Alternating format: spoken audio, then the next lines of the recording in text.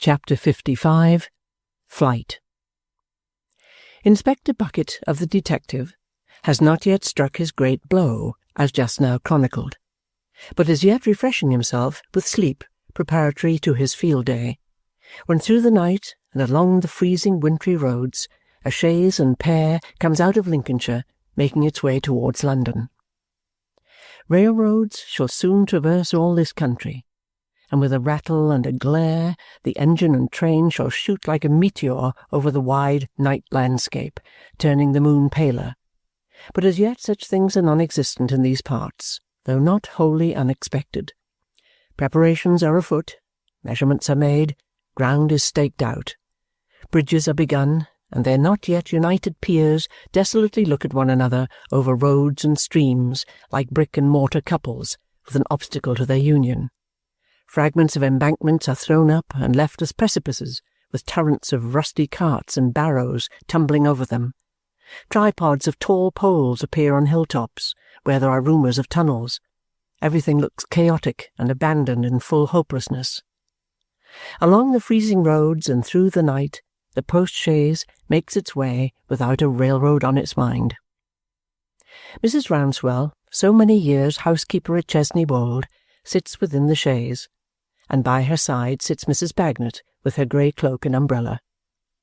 The old girl would prefer the bar in front, as being exposed to the weather in a primitive sort of perch, more in accordance with her usual course of travelling, but Mrs. Rouncewell is too thoughtful of her comfort to admit of her proposing it. The old lady cannot make enough of the old girl. She sits in her stately manner, holding her hand, and regardless of its roughness, puts it often to her lips. "You are a mother, my dear soul," says she many times, "and you found out my George's mother."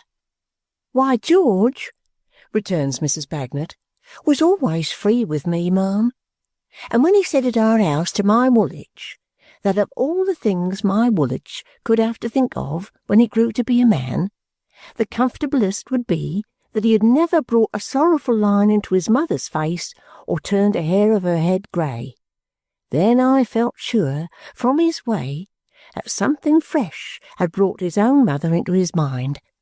I had often known him say to me in past times that he had behaved bad to her." "Never, my dear," returns Mrs. Rouncewell, bursting into tears. "My blessing on him, never. He was always fond of me, and loving to me was my George.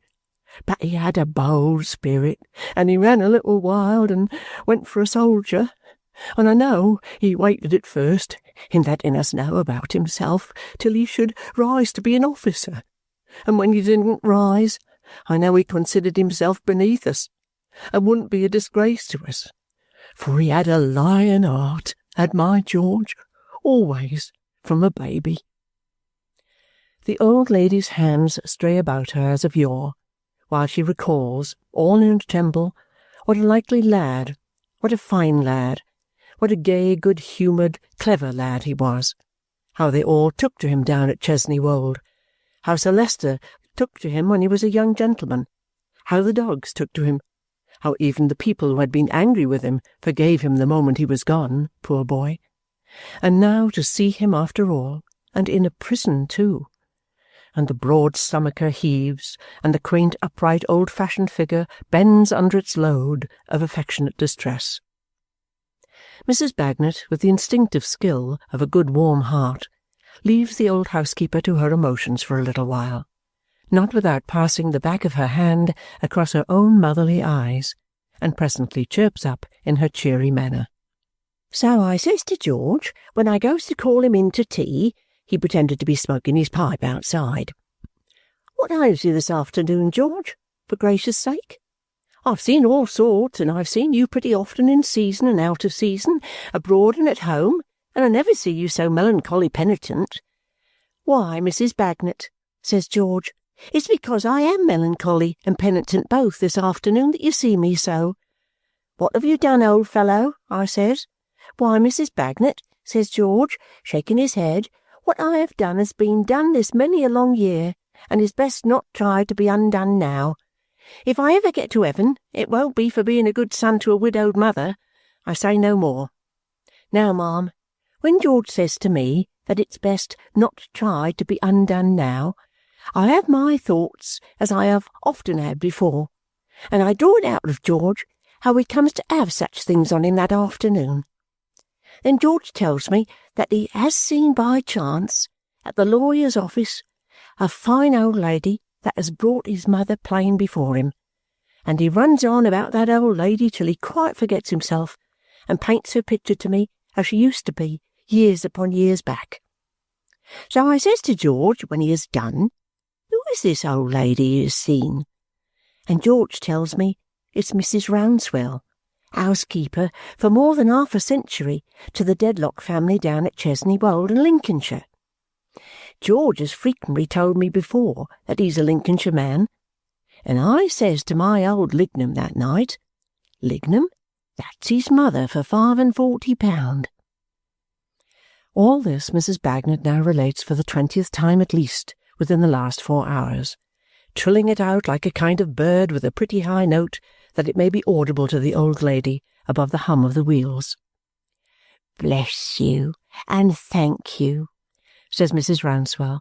"Bless you, and thank you, my worthy soul." "Dear heart," cries Mrs. Bagnet in the most natural manner. "No thanks to me, I'm sure. Thanks to yourself, ma'am, for being so ready to pay 'em. And mind, once more, ma'am, what you had best do on finding George to be your own son is to make him, for your sake, have every sort of help to put himself in the right, and clear himself of a charge of which he is as innocent as you or me. It won't do to have truth and justice on his side. He must have law and lawyers," exclaims the old girl, apparently persuaded that the latter form a separate establishment, and have dissolved partnership with truth and justice for ever and a day. "He shall have," says Mrs. Rouncewell, "all the help that can be got for him in the world, my dear. I will spend all I have, and thankfully, to procure it. Sir Leicester will do his best. The whole family will do their best. I know something, my dear, and will make my own appeal, as his mother, parted from him all these years, and finding him in a jail at last."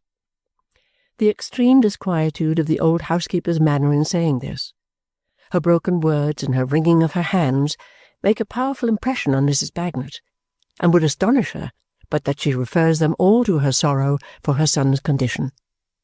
And yet Mrs. Bagnet wonders too why Mrs. Rouncewell should murmur so distractedly, "My lady, my lady, my lady," over and over again.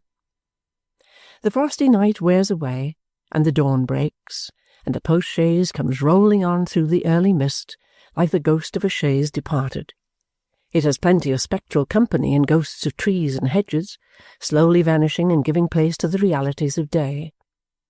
London reached, the travellers alight, the old housekeeper in great tribulation and confusion, Mrs. Bagnet quite fresh and collected, as she would be if her next point, with no new equipage and outfit, were the Cape of Good Hope, the Island of Ascension, Hong Kong, or any other military station. But when they set out for the prison where the trooper is confined, the old lady has managed to draw about her, with her lavender-coloured dress, much of the staid calmness which is its usual accompaniment. A wonderfully grave, precise, and handsome piece of old china she looks, though her heart beats fast and her stomacher is ruffled more than even the remembrance of this wayward son has ruffled it these many years. Approaching the cell, they find the door opening and a warder in the act of coming out. The old girl promptly makes a sign of entreaty to him to say nothing. Assenting with a nod, he suffers them to enter as he shuts the door. So George, who is writing at his table, supposing himself to be alone, does not raise his eyes, but remains absorbed. The old housekeeper looks at him, and those wandering hands of hers are quite enough for Mrs. Bagnet's confirmation, even if she could see the mother and the son together, knowing what she knows, and doubt their relationship. Not a rustle of the housekeeper's dress, Not a gesture, not a word betrays her. She stands looking at him as he writes on, all unconscious, and only her fluttering hands give utterance to her emotions. But they are very eloquent. Very, very eloquent. Mrs. Bagnet understands them. They speak of gratitude, of joy, of grief, of hope, of inextinguishable affection, cherished with no return since this stalwart man was a stripling, of a better son loved less, and this son loved so fondly and so proudly, and they speak in such touching language that Mrs. Bagnet's eyes brim up with tears, and they run glistening down her sun-brown face. "George Rouncewell, oh, my dear child, turn and look at me." The trooper starts up, clasps his mother round the neck, and falls down on his knees before her. Whether in a late repentance, whether in the first association that comes back upon him, he puts his hands together as a child does when it says its prayers, and raising them towards her breast, bows down his head and cries, "My George, my dearest son, always my favourite, and my favourite still. Where have you been these cruel years and years? Grown such a man, too, grown such a fine, strong man, grown so like what I knew he must be, if it pleased God he was alive." She can ask, and he can answer, nothing connected for a time. All that time the old girl, turned away, leans one arm against the whitened wall, leans her honest forehead upon it, wipes her eyes with her serviceable grey cloak, and quite enjoys herself, like the best of old girls as she is. "Mother," says the trooper when they are more composed, "forgive me, first of all, for I know my need of it." Forgive him? He does it with all her heart and soul. She always has done it. She tells him how she has had it written in her will these many years that he was her beloved son George. She has never believed any ill of him, never.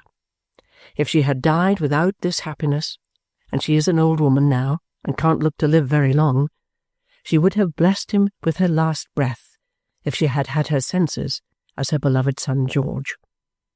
"Mother, I've been an undutiful trouble to you, and I have my reward. But of late years I have had a kind of glimmering of a purpose in me too.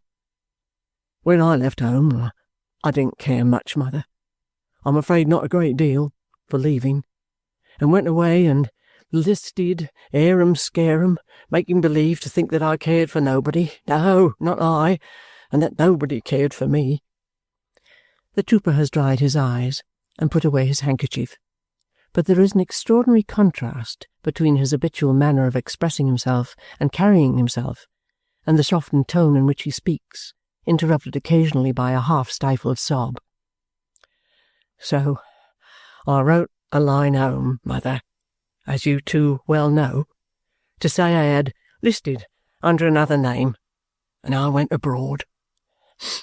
Abroad, at one time, I thought I would write home next year, when I might be better off, and when that year was out, I thought I would write home next year, when I might be better off. And when that year was out again, perhaps I didn't think much about it.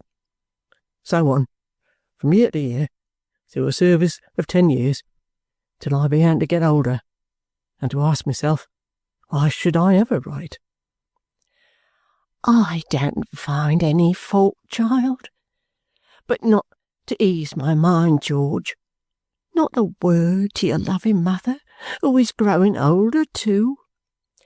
This almost overturns the trooper afresh, but he sets himself up with a great, rough, sounding clearance of his throat.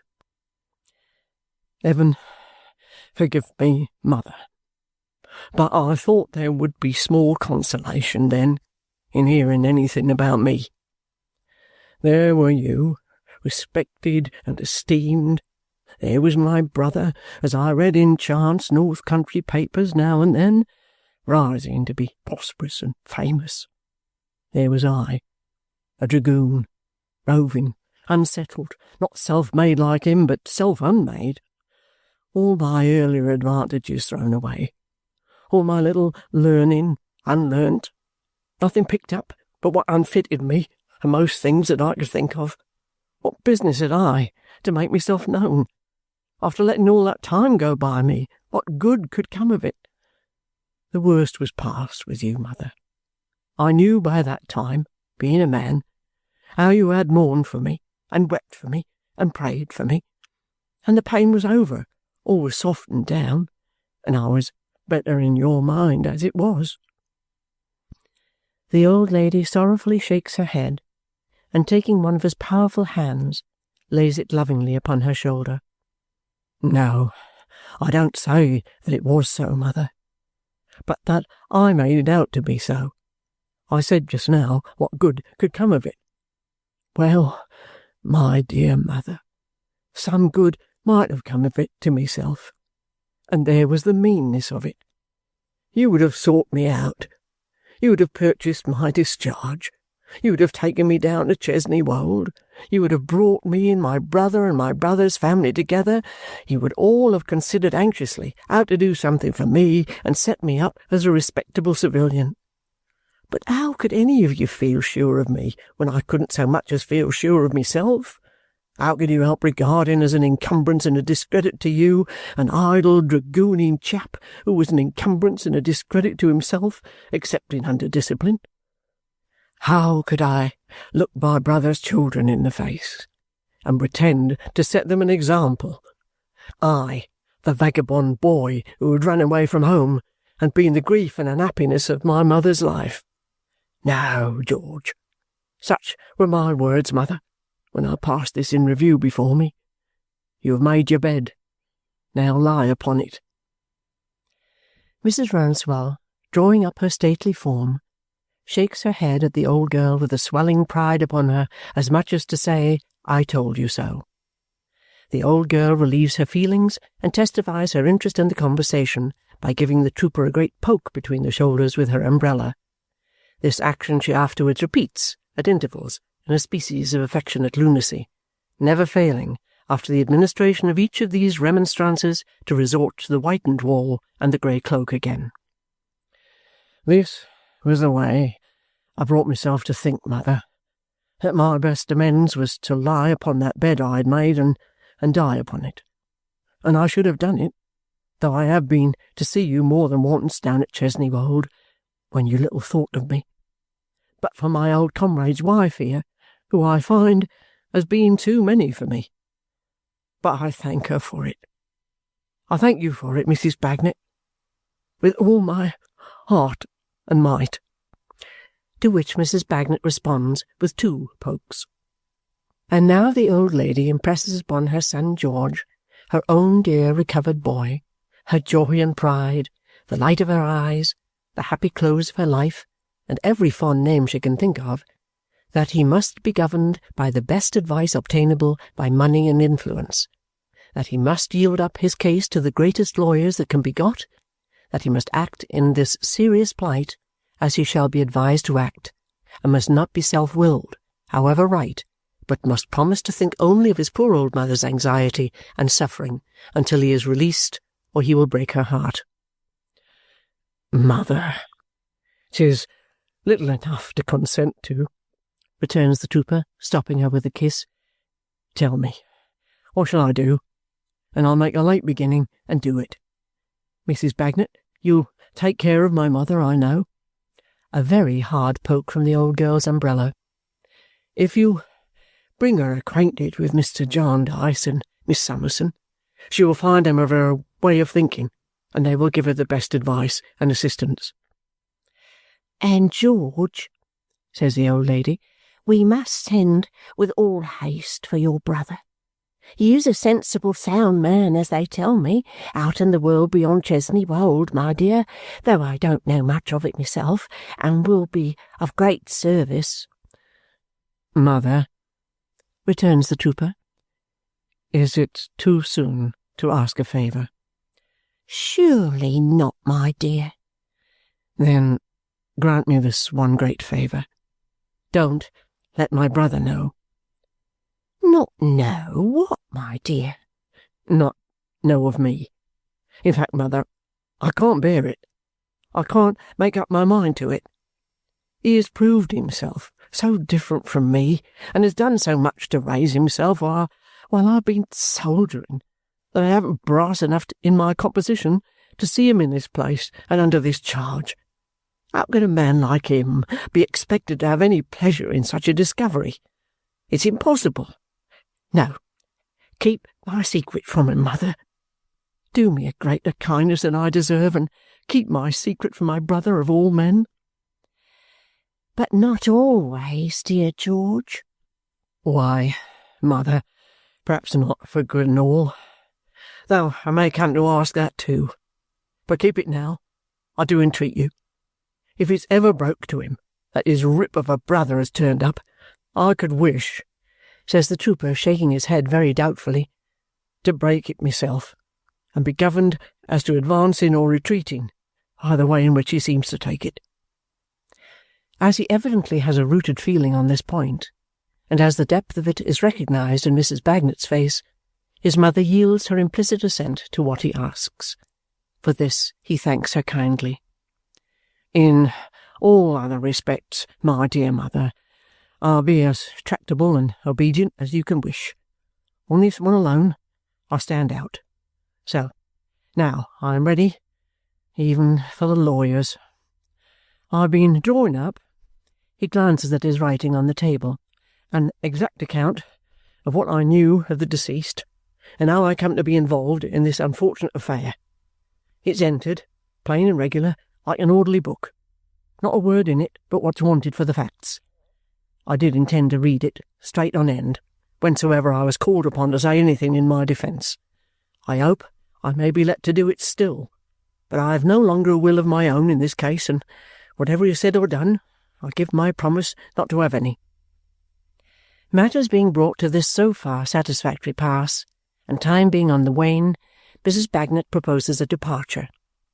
Again and again the old lady hangs upon her son's neck, and again the trooper holds her to his broad chest. "Where are you going to take my mother, Mrs. Bagnet?" "I'm going to the town house, my dear, the family house. I have some business there that must be looked to directly," Mrs. Rouncewell answers. "Will you see my mother safe there in a coach, Mrs. Bagnet?" "But of course, I know you will. Why should I ask it?" "Why, indeed?" Mrs. Bagnet expresses with the umbrella. "Take her, my old friend, and take my gratitude along with you.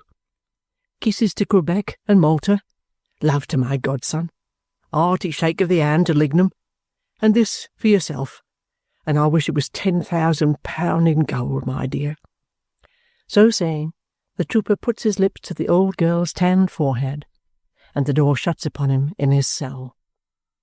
No entreaties on the part of the good old housekeeper will induce Mrs. Bagnet to retain the coach for her own conveyance home. Jumping out cheerfully at the door of the Dedlock mansion, and handing Mrs. Rouncewell up the steps, the old girl shakes hands and trudges off, arriving soon afterwards in the bosom of the Bagnet family, and falling to washing the greens as if nothing had happened. My lady is in that room in which she held her last conference with the murdered man, and is sitting where she sat that night, and is looking at the spot where he stood upon the hearth studying her so leisurely, when a tap comes at the door. Who is it?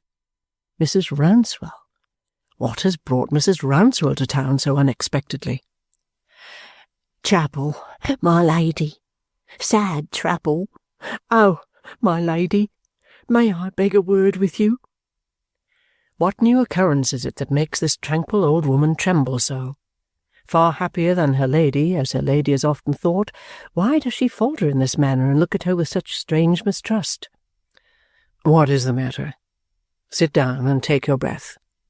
"Oh, my lady, my lady, I have found my son, my youngest, who went away for a soldier so long ago, and he is in prison." "For debt?"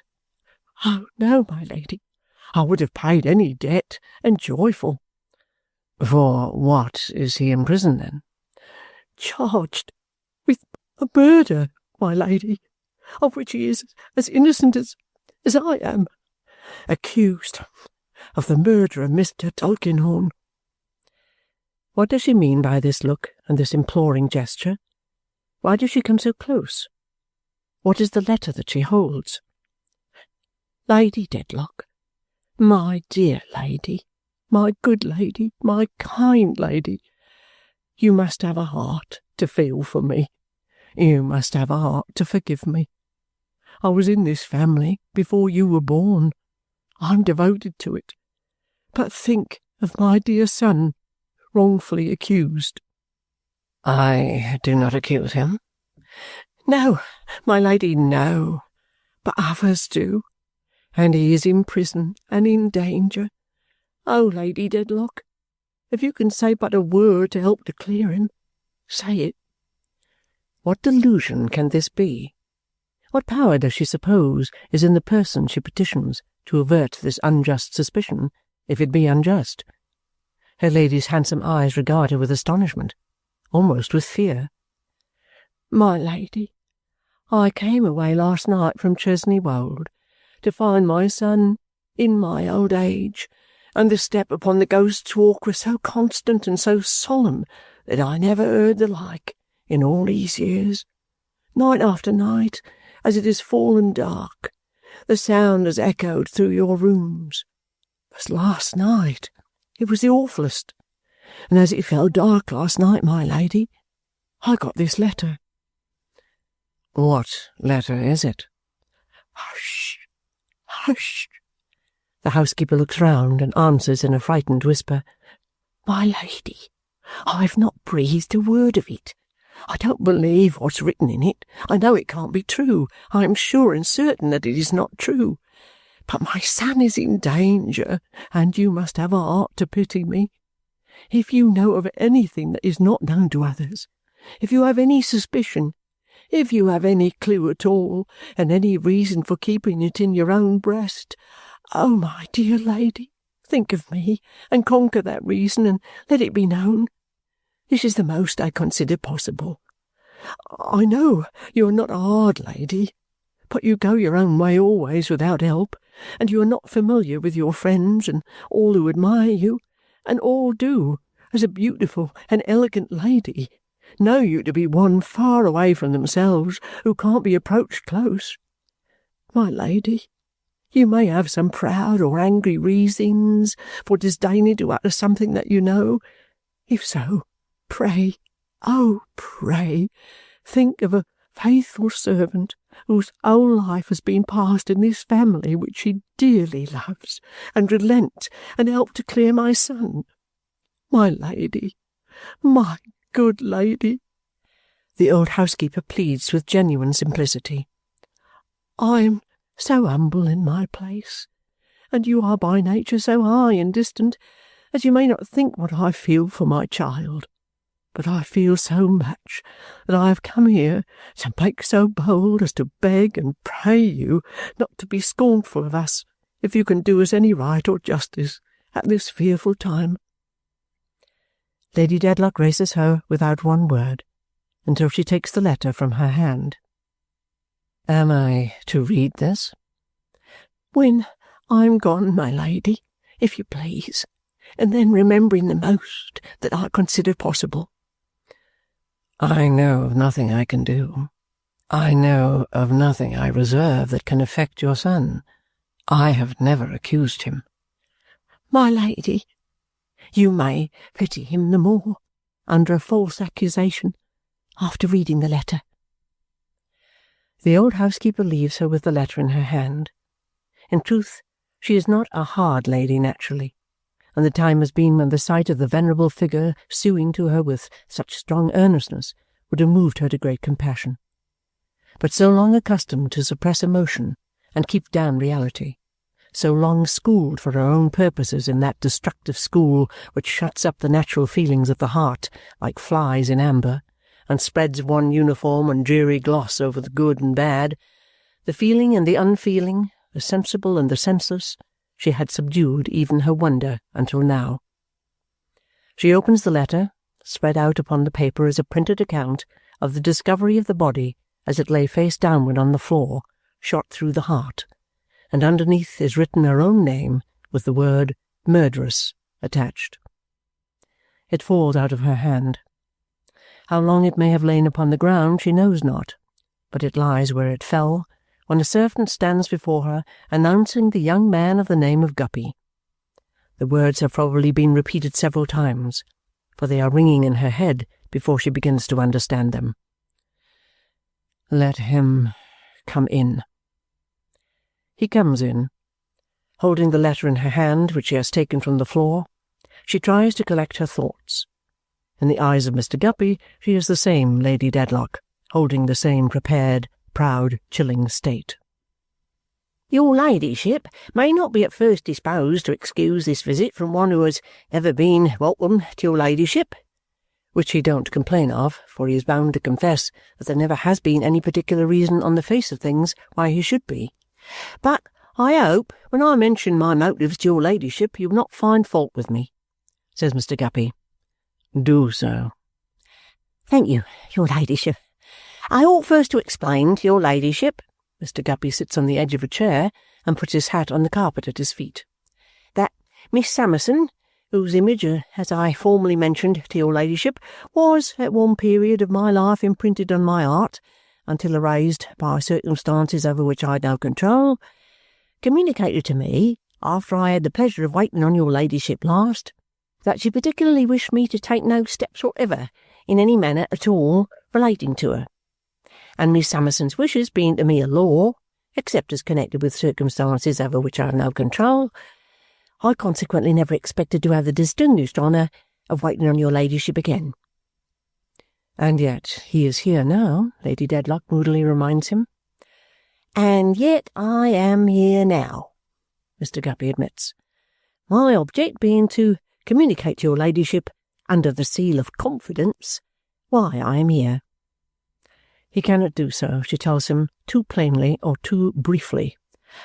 Nor can I, Mr. Guppy returns with a sense of injury upon him, to particularly request your ladyship to take particular notice that it's no personal affair of mine that brings me here.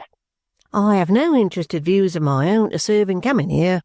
If it was not for my promise to Miss Summerson and my keeping of it sacred, I, in point of fact, shouldn't have darkened these doors again, but should have seen them further first. Mr. Guppy considers this a favourable moment for sticking up his hair with both hands. Your ladyship will remember, when I mention it, that the last time I was here, I ran against a party very eminent in our profession, and whose loss we all deplore.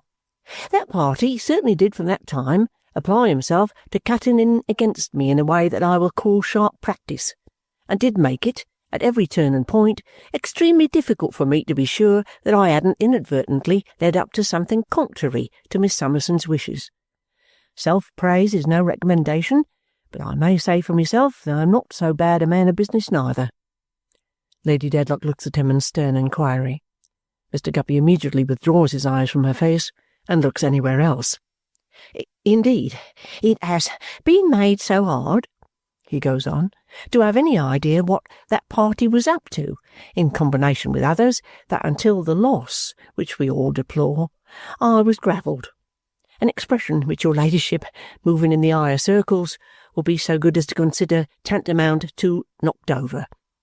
Small, likewise, a name by which I refer to another party, a friend of mine that your ladyship is not acquainted with, got to be so close and double-faced that at times it wasn't easy to keep one's hands off his head.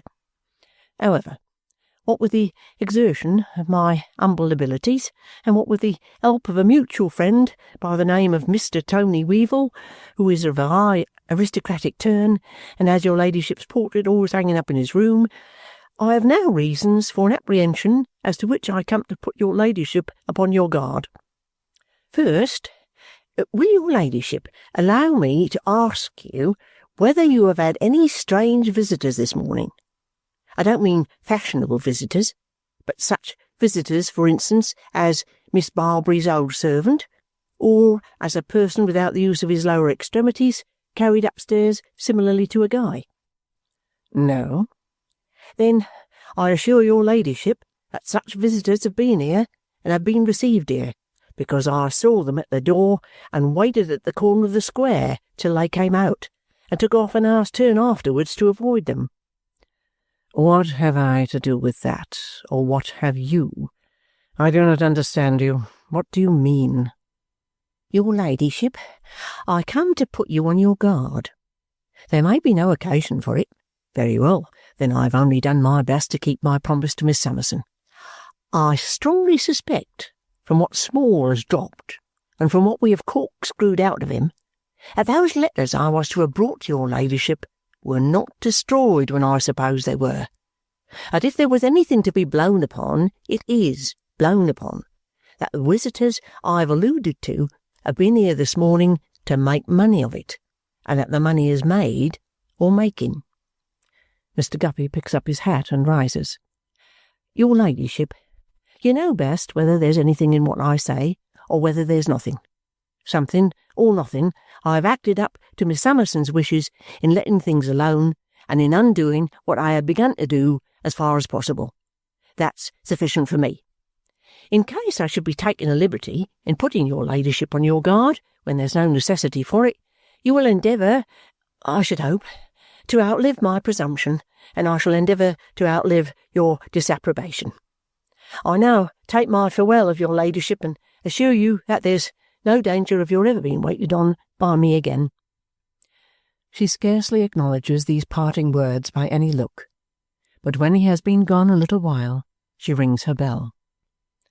"Where is Sir Leicester?" Mercury reports that he is at present shut up in the library alone.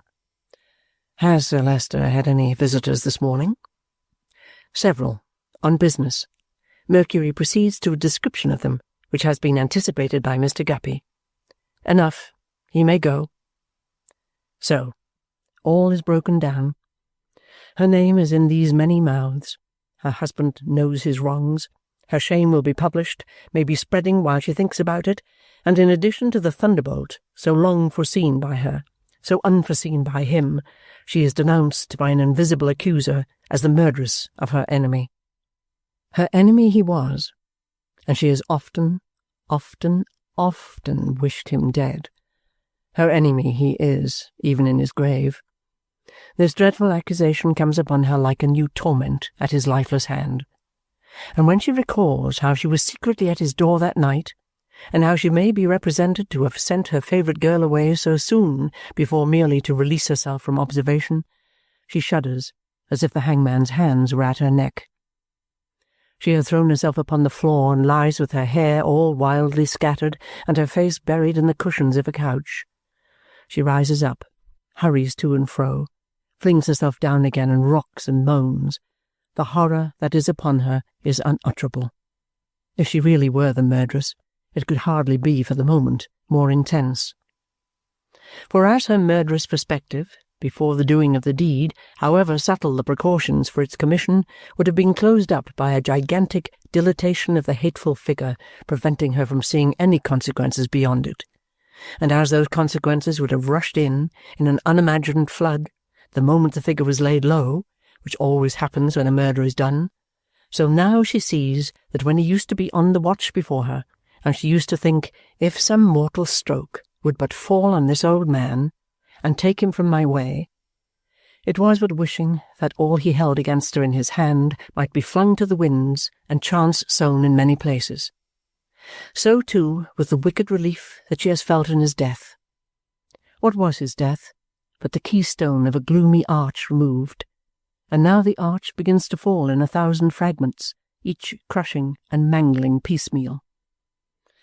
Thus a terrible impression steals upon and overshadows her, that from this pursuer, living or dead, obdurate and imperturbable before her in his well-remembered shape, or not more obdurate and imperturbable in his coffin bed, there is no escape but in death. Hunted, she flies. The complication of her shame, her dread, remorse, and misery overwhelms her at its height, and even her strength of self-reliance is overturned and whirled away like a leaf before a mighty wind. She hurriedly addresses these lines to her husband, seals, and leaves them on her table. If I am sought for, or accused of, his murder, Believe that I am wholly innocent. Believe no other good of me, for I am innocent of nothing else that you have heard, or will hear, laid to my charge. He prepared me, on that fatal night, for his disclosure of my guilt to you. After he had left me, I went out on pretence of walking in the garden where I sometimes walk, but really to follow him and make one last petition, that he would not protract the dreadful suspense on which I have been racked by him. You do not know how long, but would mercifully strike next morning. I found his house dark and silent. I rang twice at his door, but there was no reply, and I came home. I have no home left. I will encumber you no more. May you, in your just resentment, be able to forget the unworthy woman on whom you have wasted a most generous devotion, who avoids you only with a deeper shame than that with which she hurries from herself, and who writes this last adieu. She veils and dresses quickly, leaves all her jewels and her money, listens, goes downstairs at a moment when the hall is empty, opens and shuts the great door, flutters away in the shrill, frosty wind.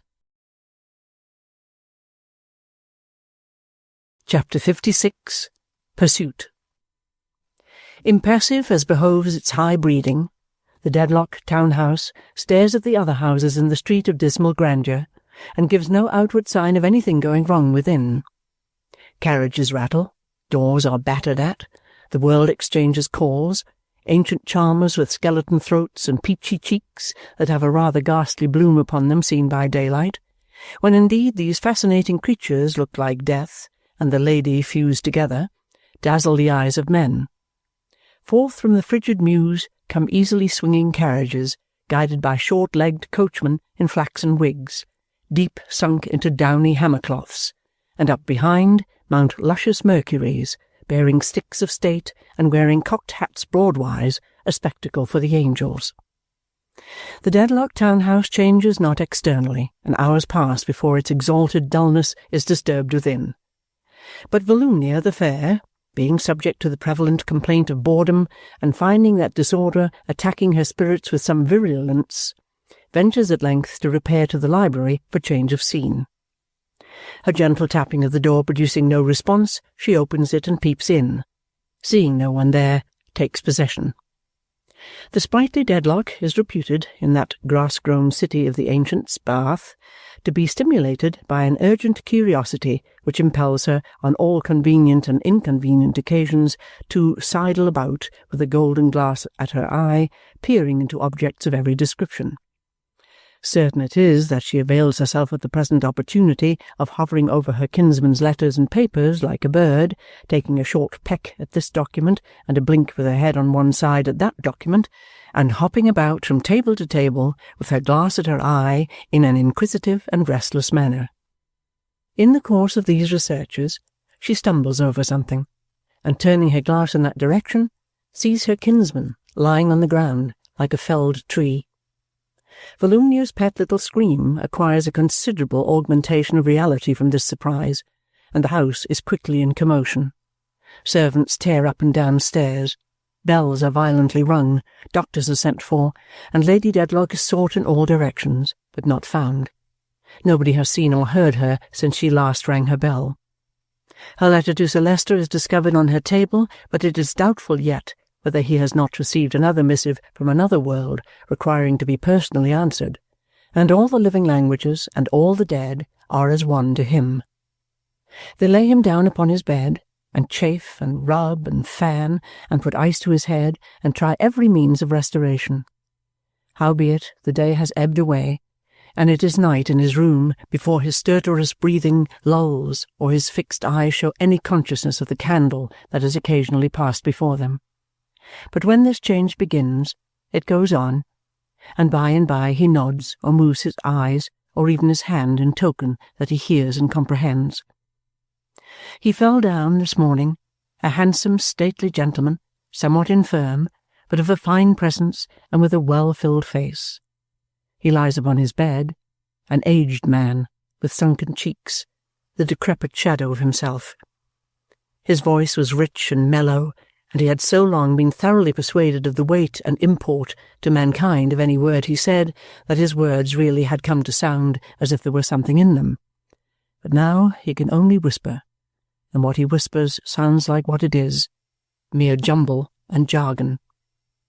His favourite and faithful housekeeper stands at his bedside. It is the first act he notices, and he clearly derives pleasure from it. After vainly trying to make himself understood in speech, he makes signs for a pencil, so inexpressively that they cannot at first understand him. It is his old housekeeper who makes out what he wants, and brings in a slate. After pausing for some time, he slowly scrawls upon it in a hand that is not his, Chesney Wold. No, she tells him, he is in London. He was taken ill in the library this morning. Right thankful she is that she happened to come to London, and is able to attend upon him. It is not an illness of any serious consequence, Sir Leicester. You'll be much better tomorrow, Sir Leicester. All the gentlemen say so. This with the tears coursing down her fair old face. After making a survey of the room, and looking with particular attention all round the bed where the doctors stand, he writes, My Lady. My lady went out, Sir Leicester, before you were taken ill, and don't know of your illness yet. He points again, in great agitation, at the two words. They all try to quiet him, but he points again with increased agitation. On their looking at one another, not knowing what to say, he takes the slate once more and writes, My Lady, for God's sake, where? And makes an imploring moan. It is thought better that his old housekeeper should give him Lady Dedlock's letter, the contents of which no one knows or can surmise. She opens it for him, and puts it out for his perusal. Having read it twice by a great effort, he turns it down so that it shall not be seen, and lies moaning. He passes into a kind of relapse, or into a swoon, and it is an hour before he opens his eyes, reclining on his faithful and attached old servant's arm. The doctors know that he is best with her, and when not actively engaged about him, stand aloof. The slate comes into requisition again, but the word he wants to write he cannot remember. His anxiety, his eagerness and affliction at this pass are pitiable to behold. It seems as if he must go mad, and the necessity he feels for haste, and the inability under which he labours of expressing to do what or to fetch whom. He has written the letter B, and there stopped. Of a sudden, in the height of his misery, he puts Mr. before it. The old housekeeper suggests, Bucket? Thank heaven, that's his meaning. Mr. Bucket is found to be downstairs by appointment. Shall he come up? There is no possibility of misconstruing Sir Leicester's burning wish to see him, or the desire he signifies to have the room cleared of every one but the housekeeper. It is speedily done, and Mr. Bucket appears. Of all men upon earth, Sir Leicester seems fallen from his high estate to place his sole trust and reliance upon this man. Sir Leicester Dedlock, Baronet, I'm sorry to see you like this. I hope you'll cheer up. I'm sure you will, on account of the family credit. Sir Leicester puts her letter in his hands, and looks intently in his face while he reads it. A new intelligence comes into Mr. Bucket's eye as he reads on. With one hook of his finger, while that eye is still glancing over the words, he indicates, Sir Leicester Dedlock, Baronet, I understand you. Sir Leicester writes upon the slate, Full forgiveness, find. Mr. Bucket stops his hand.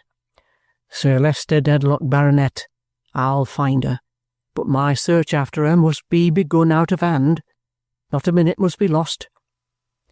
With the quickness of thought, he follows Sir Leicester Dedlock's look towards a little box upon a table. Bring it here, Sir Leicester Dedlock, Baronet? Certainly.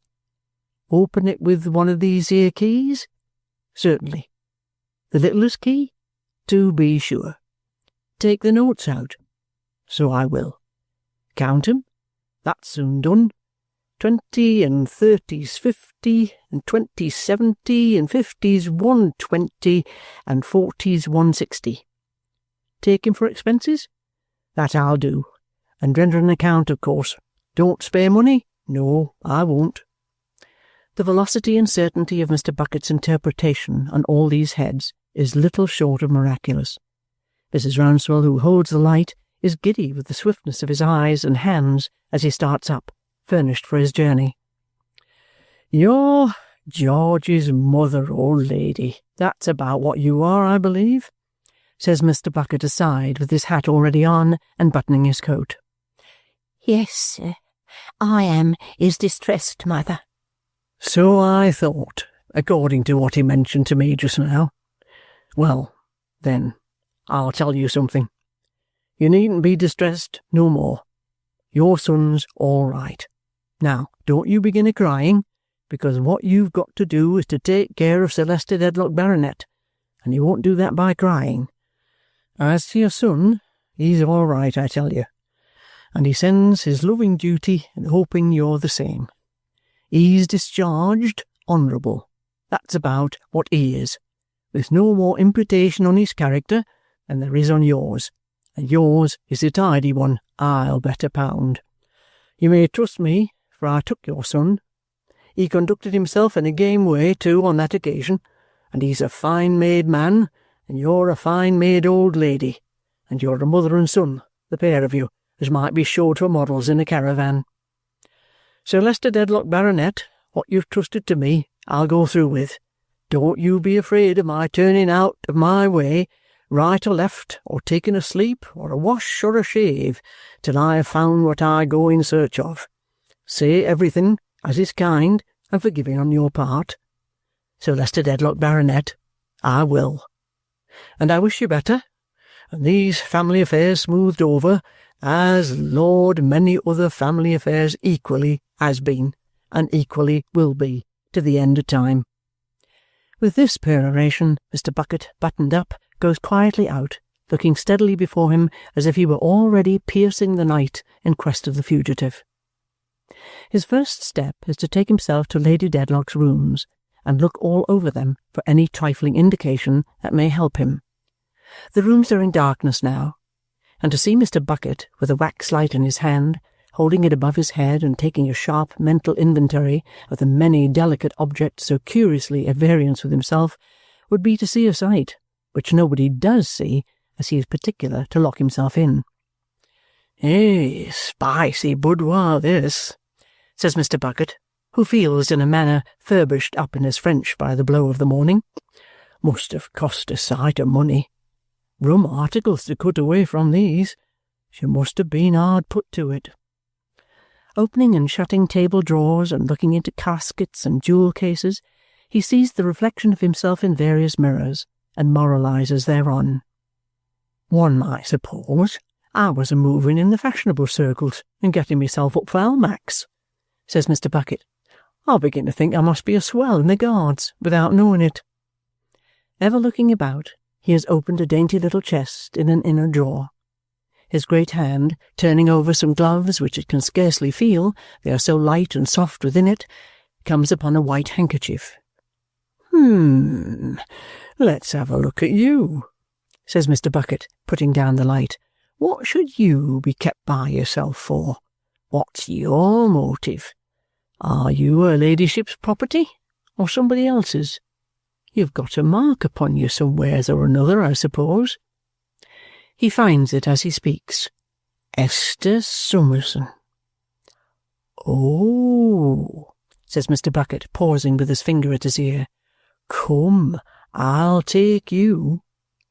He completes his observations as quietly and carefully as he has carried them on, leaves everything else precisely as he found it, glides away after some 5 minutes in all, and passes into the street. With a glance upward at the dimly lighted windows of Sir Leicester's room, he sets off, full swing, to the nearest coach-stand, picks out the horse for his money, and directs to be driven to the shooting gallery. Mr. Bucket does not claim to be a scientific judge of horses, but he lays out a little money on the principal events in that line, and generally sums up his knowledge of the subject in the remark that when he sees a horse as can go, he knows him. His knowledge is not at fault in the present instance. clattering over the stones at a dangerous pace, yet thoughtfully bringing his keen eyes to bear on every slinking creature whom he passes in the midnight streets, and even on the lights in upper windows where people are going or gone to bed, and on all the turnings that he rattles by, and alike on the heavy sky, and on the earth where the snow lies thin, for something may present itself to assist him, anywhere. He dashes to his destination at such a speed that when he stops, the horse half smothers him in a cloud of steam. Unbear him half a moment to freshen him up, and I'll be back. He runs up the long wooden entry and finds the trooper smoking his pipe. I thought I should, George, after what you've gone through, my lad. I haven't a word to spare. Now, honour, all to save a woman. Miss Summerson, that was here when Gridley died. That was the name, I know. All right. Where does she live? The trooper has just come from there, and gives him the address near Oxford Street. You won't repent it, George. Good night. He is off again, with an impression of having seen Phil sitting by the frosty fire, staring at him open-mouthed, and gallops away again, and gets out in a cloud of steam again.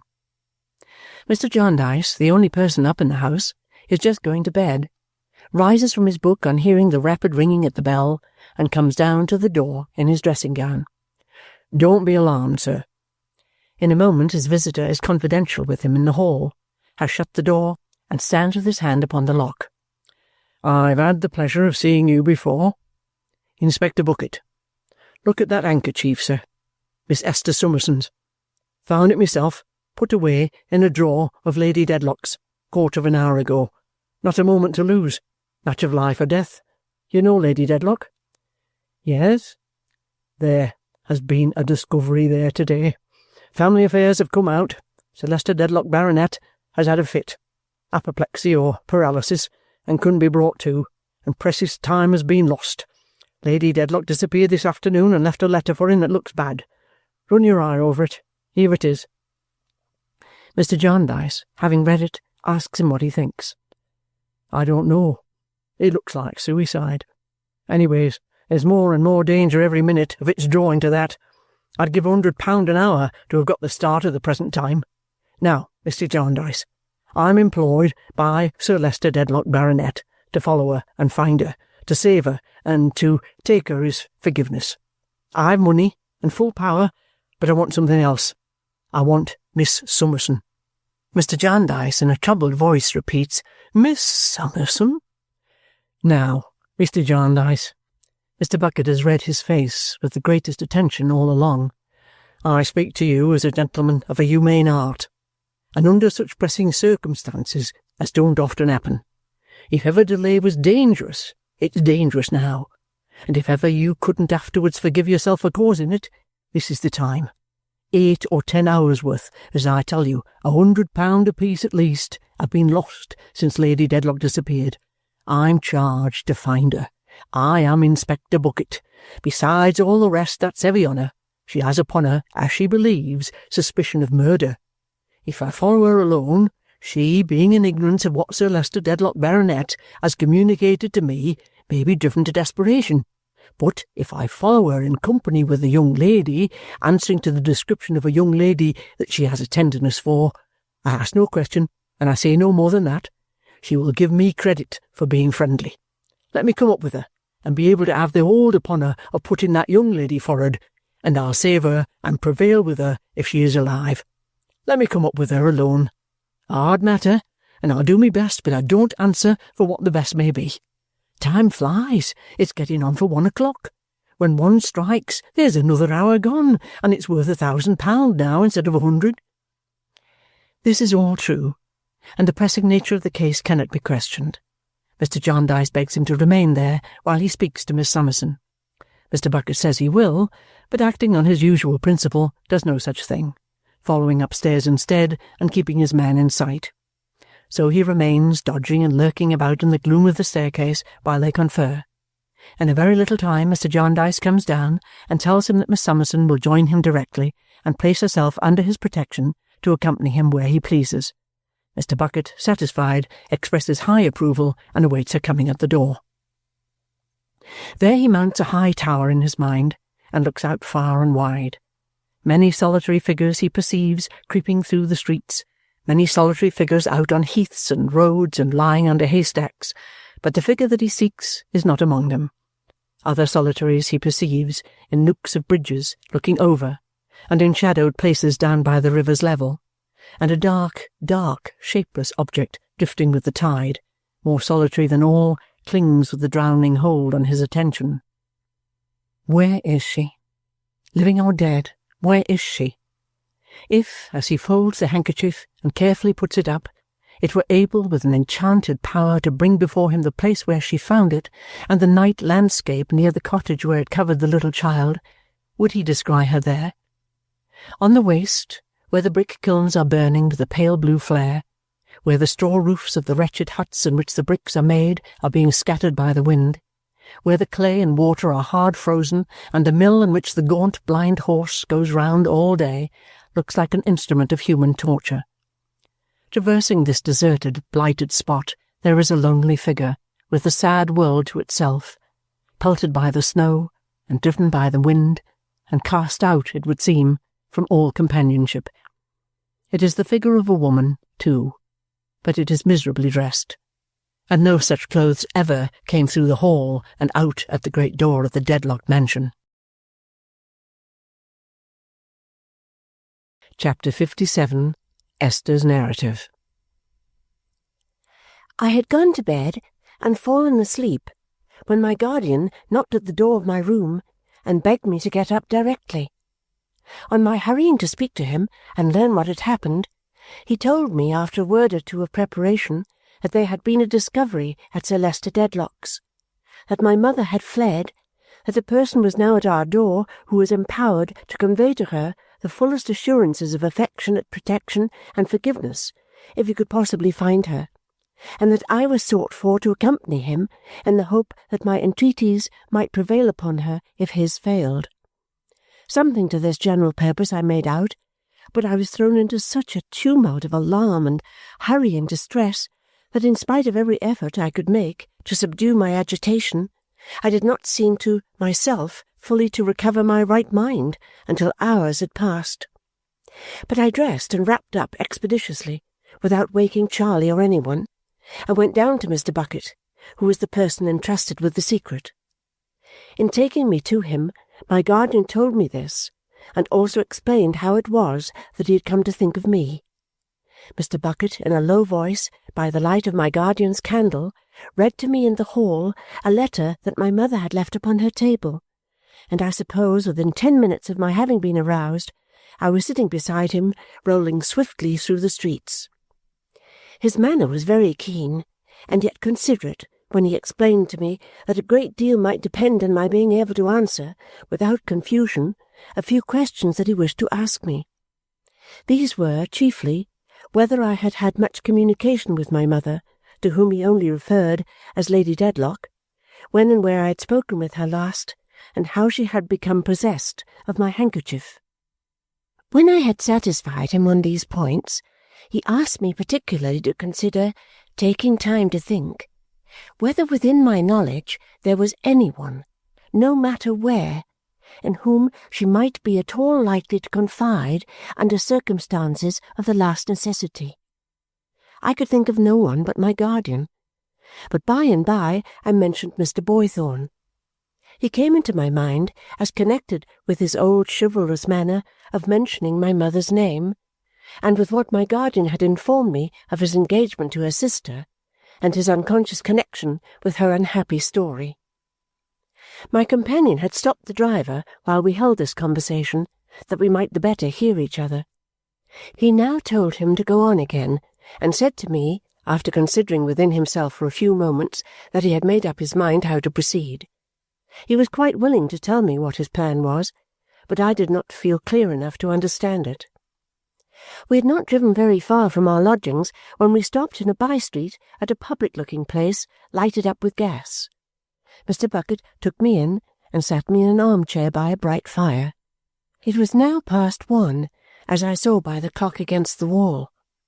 2 police officers, looking in their perfectly neat uniform, not at all like people who were up all night, were quietly writing at a desk, and the place seemed very quiet altogether, except for some beating and calling out at distant doors underground, to which nobody paid any attention.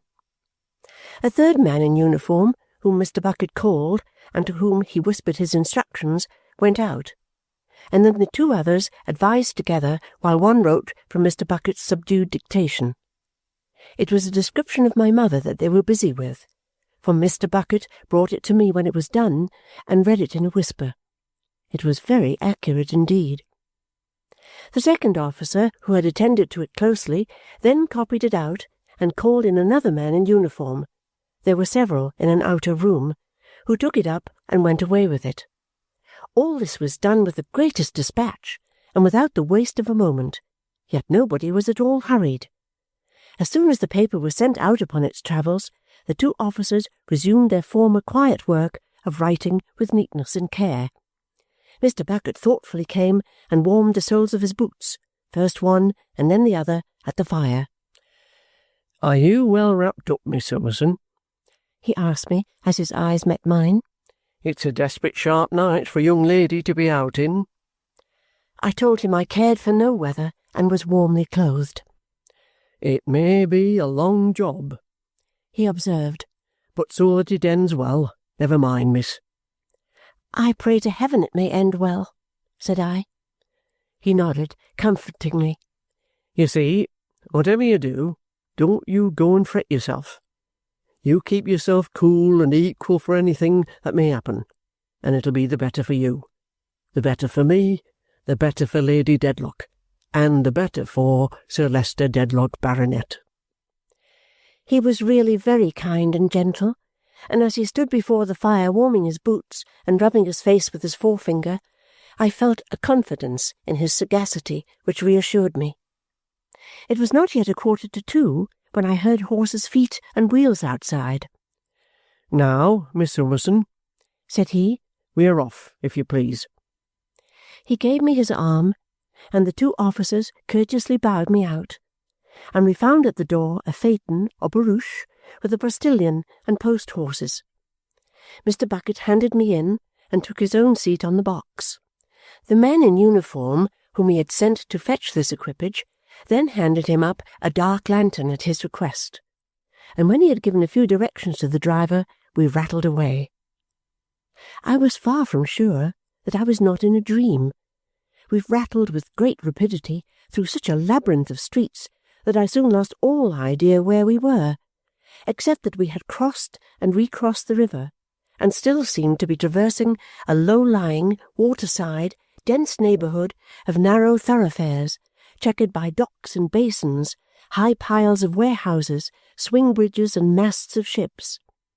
At length we stopped at the corner of a little slimy turning, which the wind from the river, rushing up it, did not purify, and I saw my companion, by the light of his lantern, in conference with several men who looked like a mixture of police and sailors. Against the mouldering wall by which they stood, there was a bill on which I could discern the words, "Found drowned," and this, and an inscription about drags, possessed me with the awful suspicion shadowed forth in our visit to that place. I had no need to remind myself that I was not there by the indulgence of any feeling of mine to increase the difficulties of the search, or to lessen its hopes, or enhance its delays. I remained quiet, but what I suffered in that dreadful spot I never can forget, and still it was like the horror of a dream. A man, yet dark and muddy, in long swollen sodden boots, and a hat like them, was called out of a boat, and whispered with Mr. Bucket, who went away with him down some slippery steps, as if to look at something secret that he had to show. They came back, wiping their hands upon their coats, after turning over something wet. But, thank God, it was not what I feared.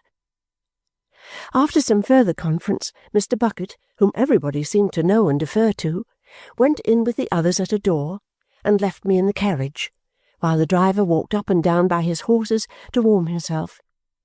The tide was coming in, as I judged from the sound it made, and I could hear it break at the end of the alley with a little rush towards me. It never did so, and I thought it did so, hundreds of times, in what could have been, at the most, 1/4 of an hour, and probably was less. But the thought shuddered through me that it would cast my mother at the horse's feet. Mr. Bucket came out again, exhorting the others to be vigilant, darkened his lantern, and once more took his seat.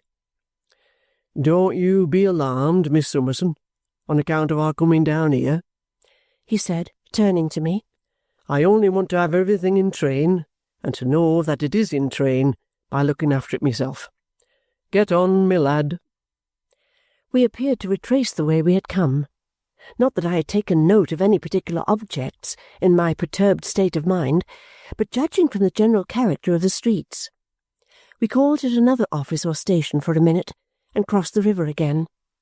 During the whole of this time, and during the whole search, my companion, wrapped up on the box, never relaxed in his vigilance a single moment. But when we crossed the bridge he seemed, if possible, to be more on the alert than before. He stood up to look over the parapet. He alighted and went back after a shadowy female figure that flitted past us, and he gazed into the profound black pit of water with a face that made my heart die within me. The river had a fearful look, so overcast and secret, creeping away so fast between the low flat lines of shore, so heavy with indistinct and awful shapes, both of substance and shadow, so death-like and mysterious. I have seen it many times since then, by sunlight and by moonlight, but never free from the impressions of that journey. In my memory, the lights upon the bridge are always burning dim. The cutting wind is eddying round the homeless woman whom we pass. The monotonous wheels are whirling on, and the light of the carriage lamps, reflected back, looks palely in upon me, a face rising out of the dreaded water. Clattering and clattering through the empty streets, we came at length from the pavement on to dark smooth roads, and began to leave the houses behind us.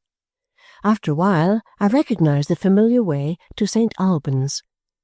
At Barnet fresh horses were ready for us, and we changed and went on. It was very cold indeed, and the open country was white with snow, though none was falling then. "An old acquaintance of yours, this road, Miss Summerson?" said Mr. Bucket cheerfully. "Yes," I returned. "Have you gathered any intelligence?" "None that can be quite depended on as yet," he answered, "but it's early times as yet." He had gone into every late or early public house where there was a light. They were not a few at that time, the road being then much frequented by drovers, and had got down to talk to the turnpike keepers. I had heard him ordering drink and chinking money, and making himself agreeable and merry everywhere, but whenever he took his seat upon the box again, his face resumed its watchful steady look, and he always said to the driver, in the same business tone, "Get on, my lad." With all these stoppages, it was between 5 and 6 o'clock, and we were yet a few miles short of St. Albans, when he came out of one of these houses and handed me in a cup of tea. "Drink it, Miss Summerson. It'll do you good. You're beginning to get more yourself now, ain't you?" I thanked him, and said I hoped so. "You was what you may call stunned at first," he returned, "and, Lord, no wonder. Don't speak loud, my dear. It's all right. She's on ahead." I don't know what joyful exclamation I made, or was going to make, but he put up his finger, and I stopped myself. "Passed through here on foot this evening, about 8 or 9. I heard of her first at the archway toll over at Highgate, but couldn't make quite sure. Traced her all along, on and off, picked her up at one place, and dropped her at another, but she's before us now, safe. Take hold of this cup and saucer, ostler. Now, if you wasn't brought up to the butter trade, look out and see if you can catch 1/2 crown in your t'other hand. 1, 2, 3, and there you are. Now, my lad, try a gallop." We were soon in St. Albans, and alighted a little before day, when I was just beginning to arrange and comprehend the occurrences of the night, and really to believe that they were not a dream. Leaving the carriage at the posting-house, and ordering fresh horses to be ready, my companion gave me his arm, and we went towards home. "As this is your regular abode, Miss Summerson, you see," he observed. I should like to know whether you've been asked for by any stranger answering the description, or whether Mr. Jarndyce has. I don't much expect it, but it might be." As we ascended the hill, he looked about him with a sharp eye. The day was now breaking, and reminded me that I had come down it one night, as I had reason for remembering, with my little servant and poor Joe, whom he called Tuffy. I wondered how he knew that. "When you passed a man upon the road just yonder, you know," said Mr. Bucket. Yes, I remember that too very well. "That was me," said Mr. Bucket. Seeing my surprise, he went on, "I drove down in a gig that afternoon to look after that boy.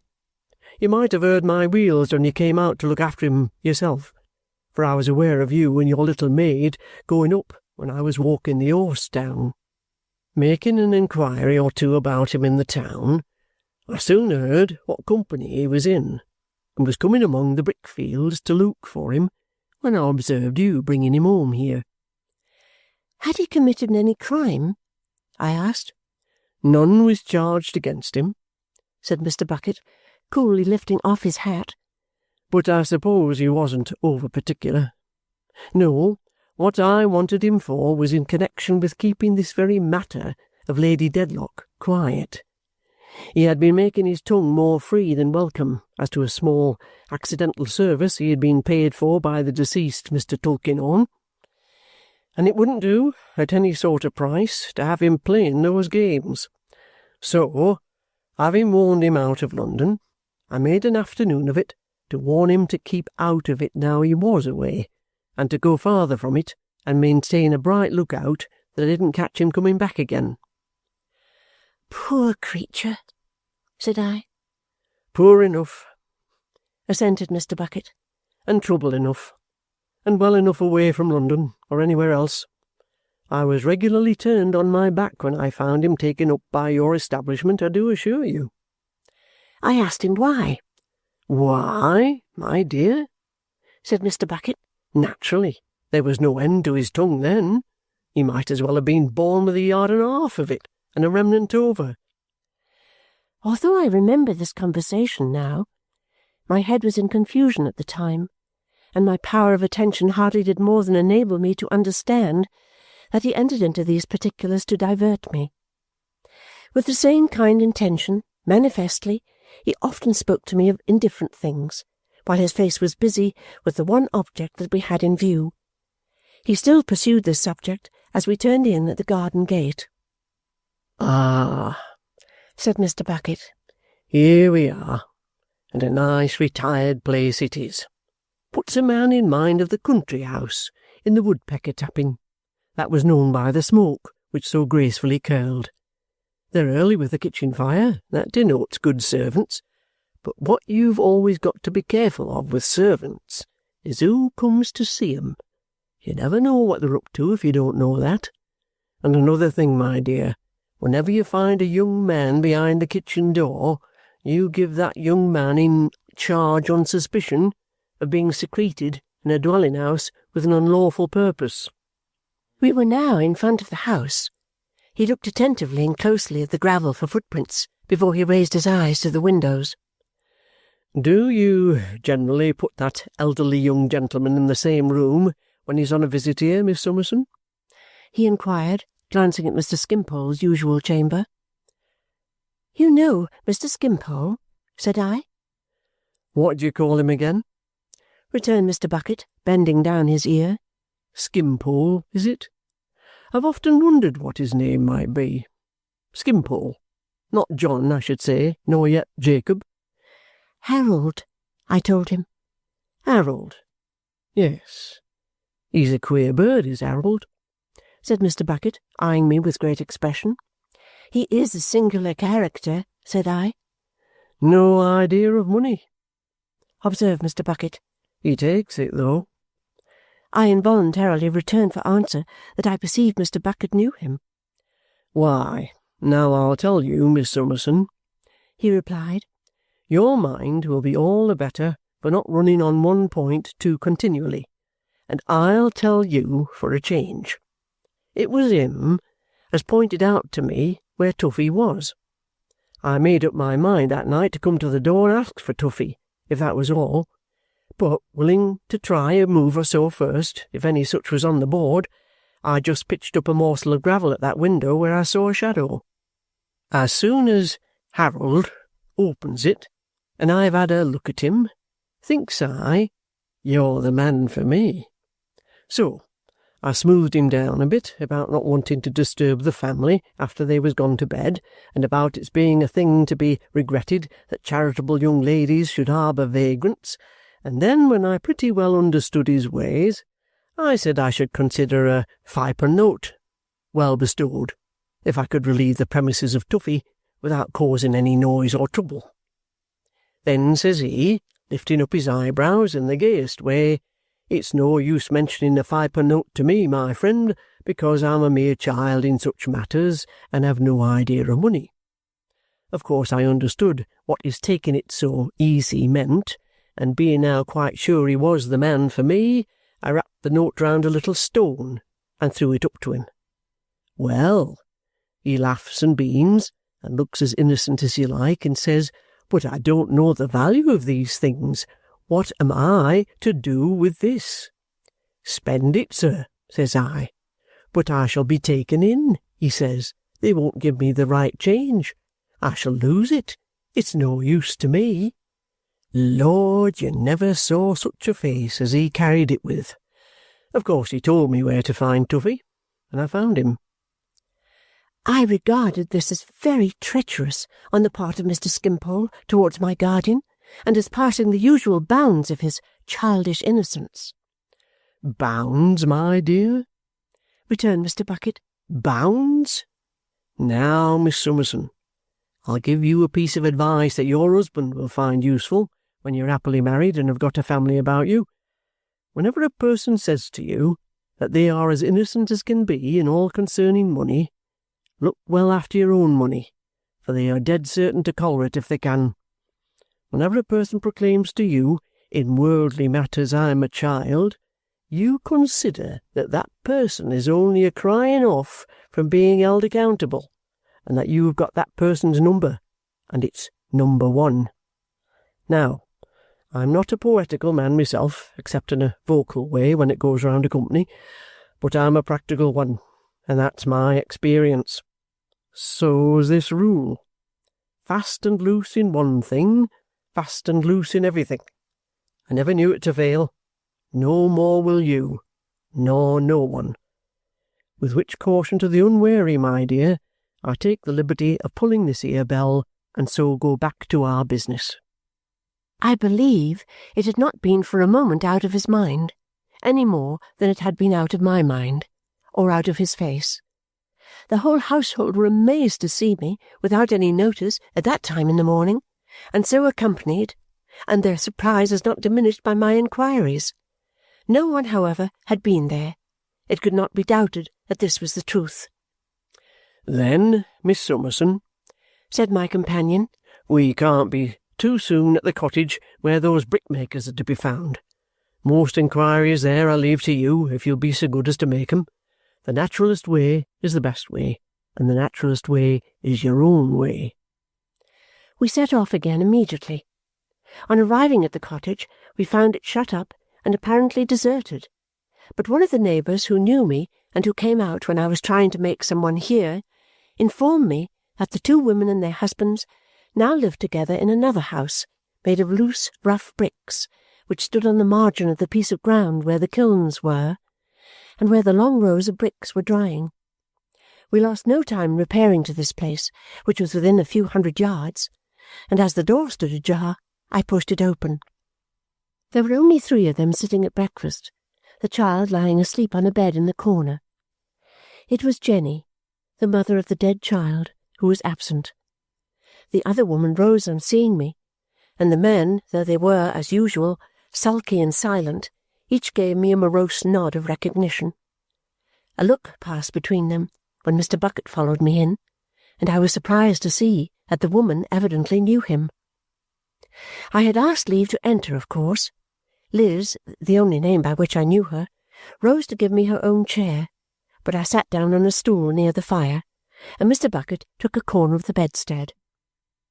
Now that I had to speak, and was among people with whom I was not familiar, I became conscious of being hurried and giddy. It was very difficult to begin, and I could not help bursting into tears. "Liz," said I have come a long way in the night, and through the snow, to inquire after a lady."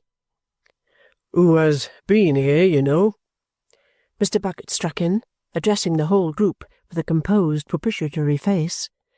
"That's the lady, the young lady means. The lady that was here last night, you know." "And who told you as there was anybody here?" inquired Jenny's husband, who had made a surly stop in his eating to listen, and now measured him with his eye. "A person of the name of Michael Jackson, with a blue velveteen waistcoat, with a double row of mother-of-pearl buttons," Mr. Bucket immediately answered. "He had as good mind his own business, whoever he is," growled the man. "He's out of employment, I believe," said Mr. Bucket apologetically for Michael Jackson, "and so gets talking." The woman had not resumed her chair, but stood faltering with her hand upon its broken back, looking at me. I thought she would have spoken to me privately if she had dared.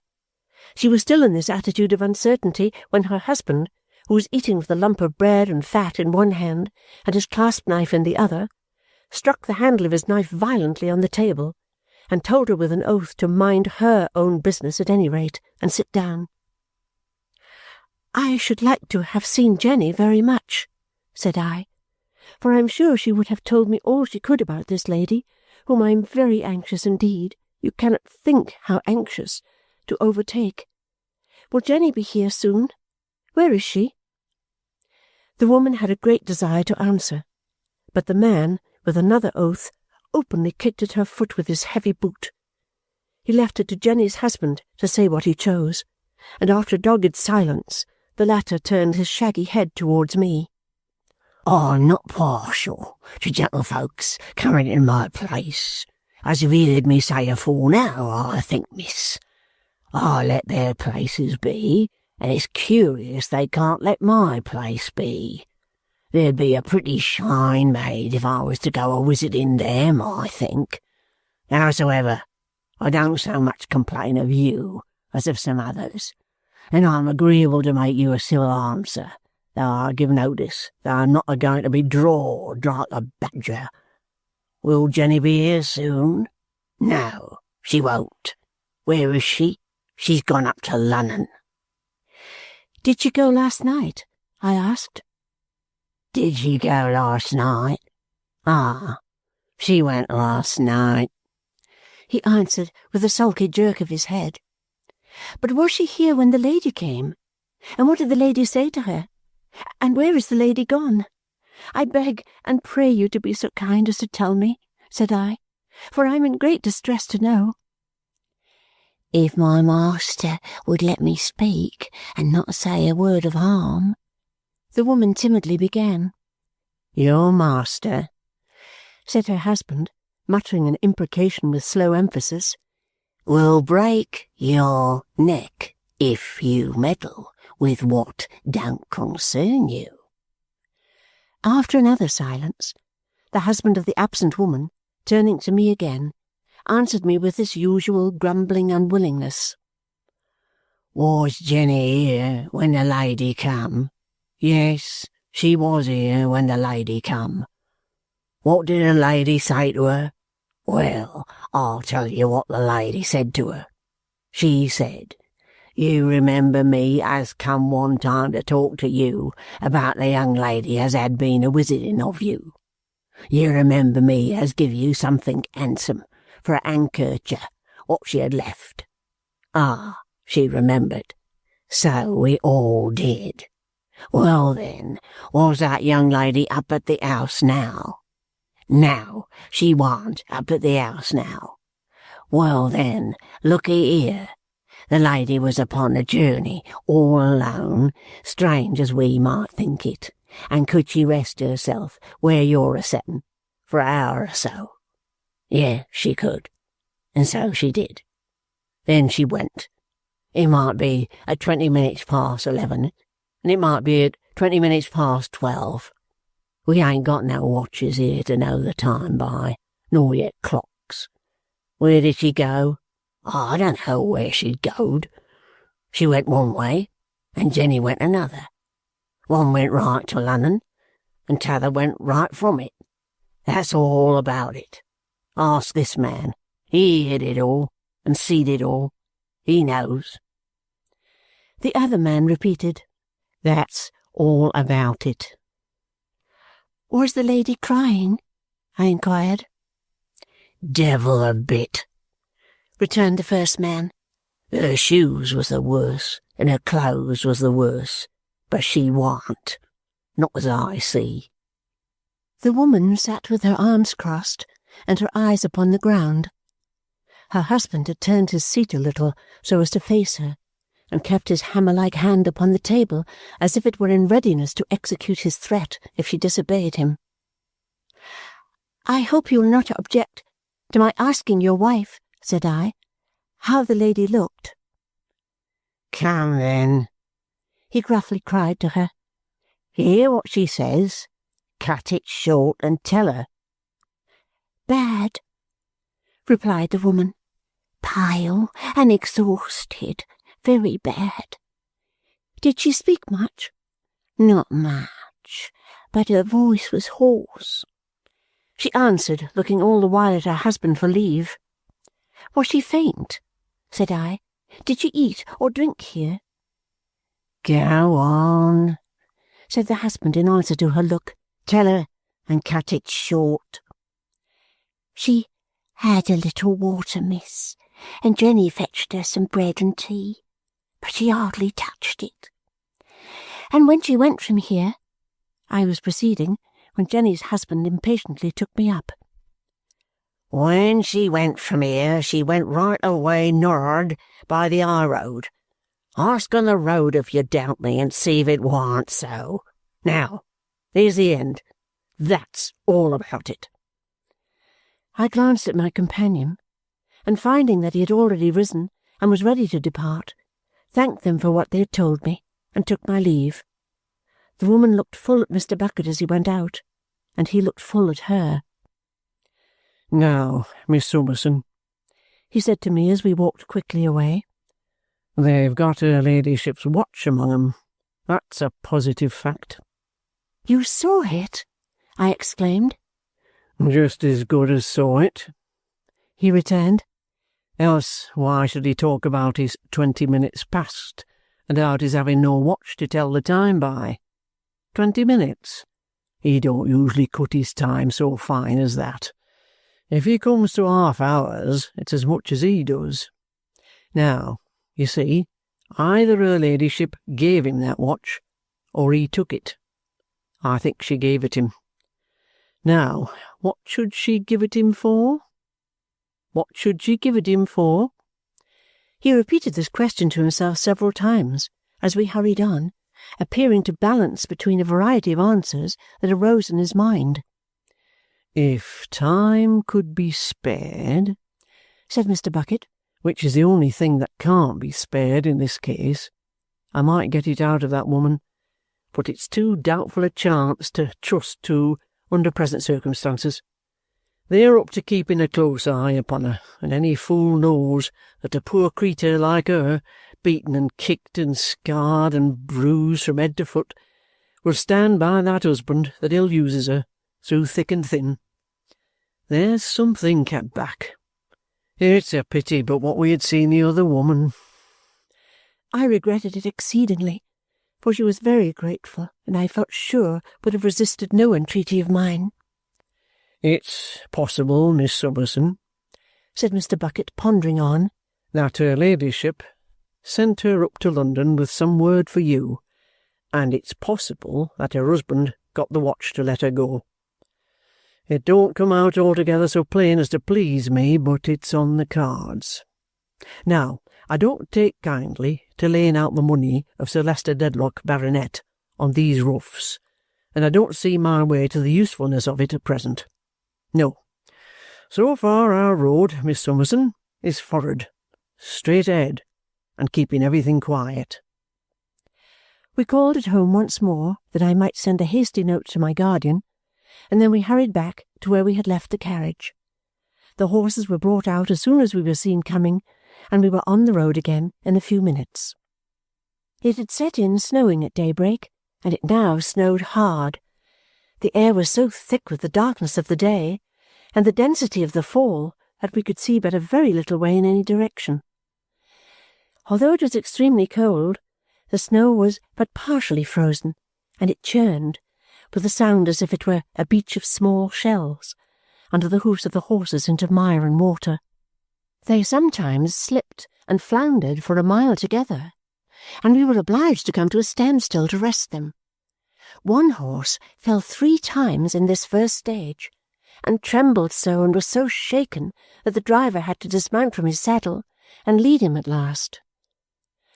I could eat nothing and could not sleep. I grew so nervous under those delays, and the slow pace at which we travelled, that I had an unreasonable desire upon me to get out and walk. Yielding to my companion's better sense, however, I remained where I was.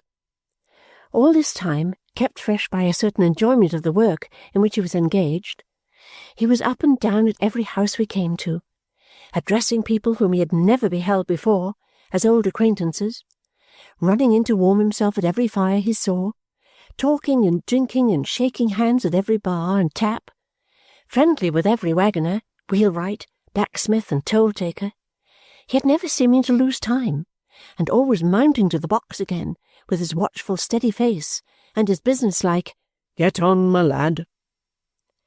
When we were changing horses the next time, he came from the stable-yard, with the wet snow encrusted upon him and dropping off him, plashing and crashing through it to his wet knees, as he had been doing frequently since we left St. Albans, and spoke to me at the carriage-side. "Keep up your spirits. It's certainly true that you came on here, Miss Summerson. There's not a doubt of the dress by this time, and the dress has been seen here." "Still on foot?" said I. "Still on foot. I think the gentleman you mentioned must be the point she's aiming at. And yet I don't like his living down in her own part of the country neither." "I know so little," said I. "There may be someone else nearer here of whom I never heard." "That's true. But whatever you do, don't you fall a-crying, my dear, and don't you worry yourself no more than you can help. Get on, my lad." The sleet fell all that day unceasingly. A thick mist came on early, and it never rose or lightened for a moment. Such roads as I had never seen. I sometimes feared we had missed the way, and got into the ploughed grounds or the marshes. If I ever thought of the time I had been out, it presented itself as an indefinite period of great duration, and I seemed, in a strange way, never to have been free from the anxiety under which I then laboured. As we advanced, I began to feel misgivings that my companion lost confidence. He was the same as before, with all the roadside people, but he looked graver when he sat by himself on the box. I saw his finger uneasily going across and across his mouth during the whole of one long weary stage. I overheard that he began to ask the drivers of coaches and other vehicles coming towards us what passengers they had seen in other coaches and vehicles that were in advance. Their replies did not encourage him.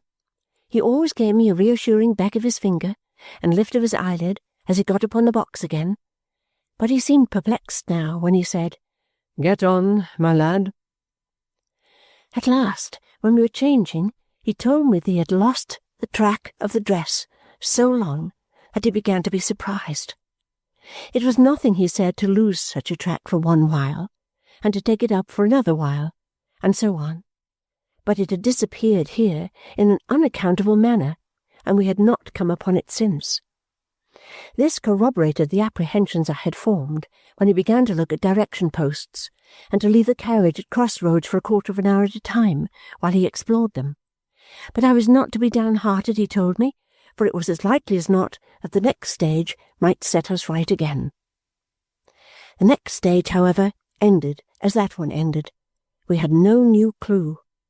There was a spacious inn here, solitary, but a comfortable, substantial building, and as we drove in under a large gateway, before I knew it, where a landlady and her pretty daughters came to the carriage door, entreating me to alight and refresh myself while the horses were making ready, I thought it would be uncharitable to refuse.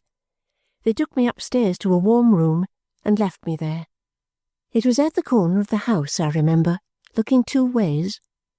On one side to a stable-yard open to a by-road, where the ostlers were unharnessing the splashed and tired horses from the muddy carriage, and beyond that to the by-road itself, across which the sign was heavily swinging, on the other side to a wood of dark pine trees. Their branches were encumbered with snow, and it silently dropped off in wet heaps while I stood at the window.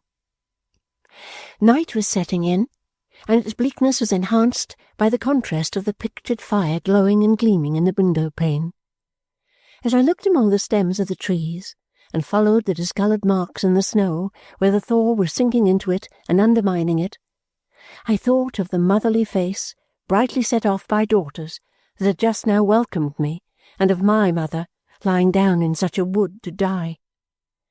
I was frightened when I found them all about me, but I remembered that before I fainted I tried very hard not to do it, and that was some little comfort. They cushioned me up on a large sofa by the fire, and then the comely landlady told me that I must travel no further to-night, but must go to bed.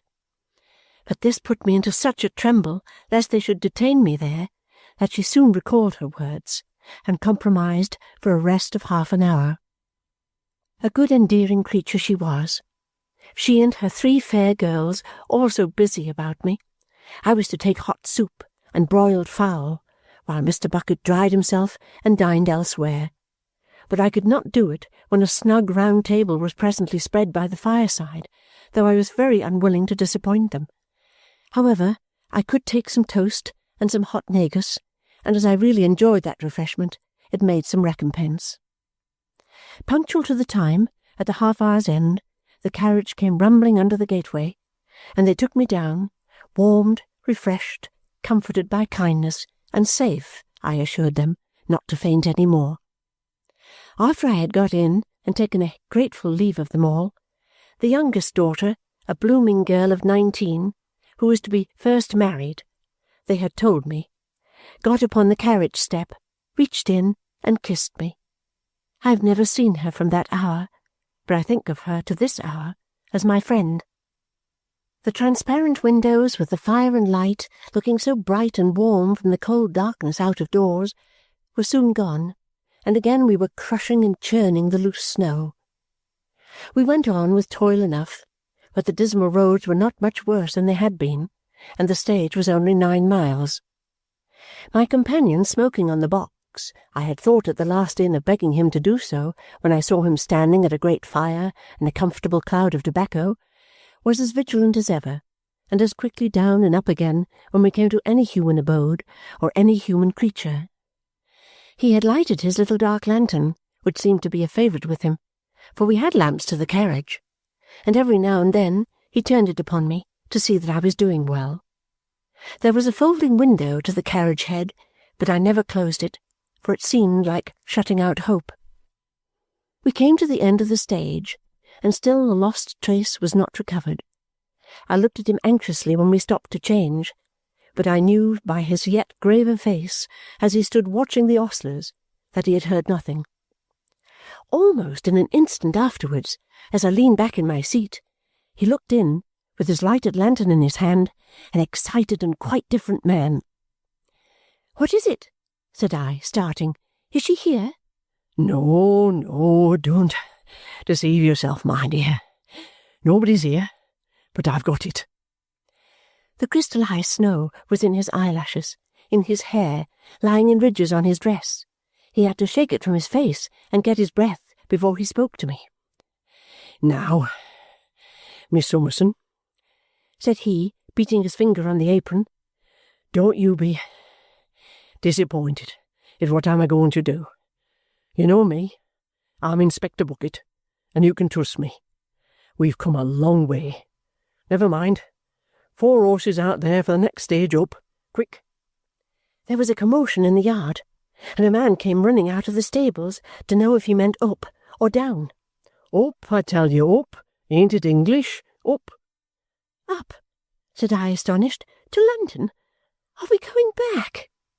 "Miss Summerson," he answered, "back, straight back as a die. You know me.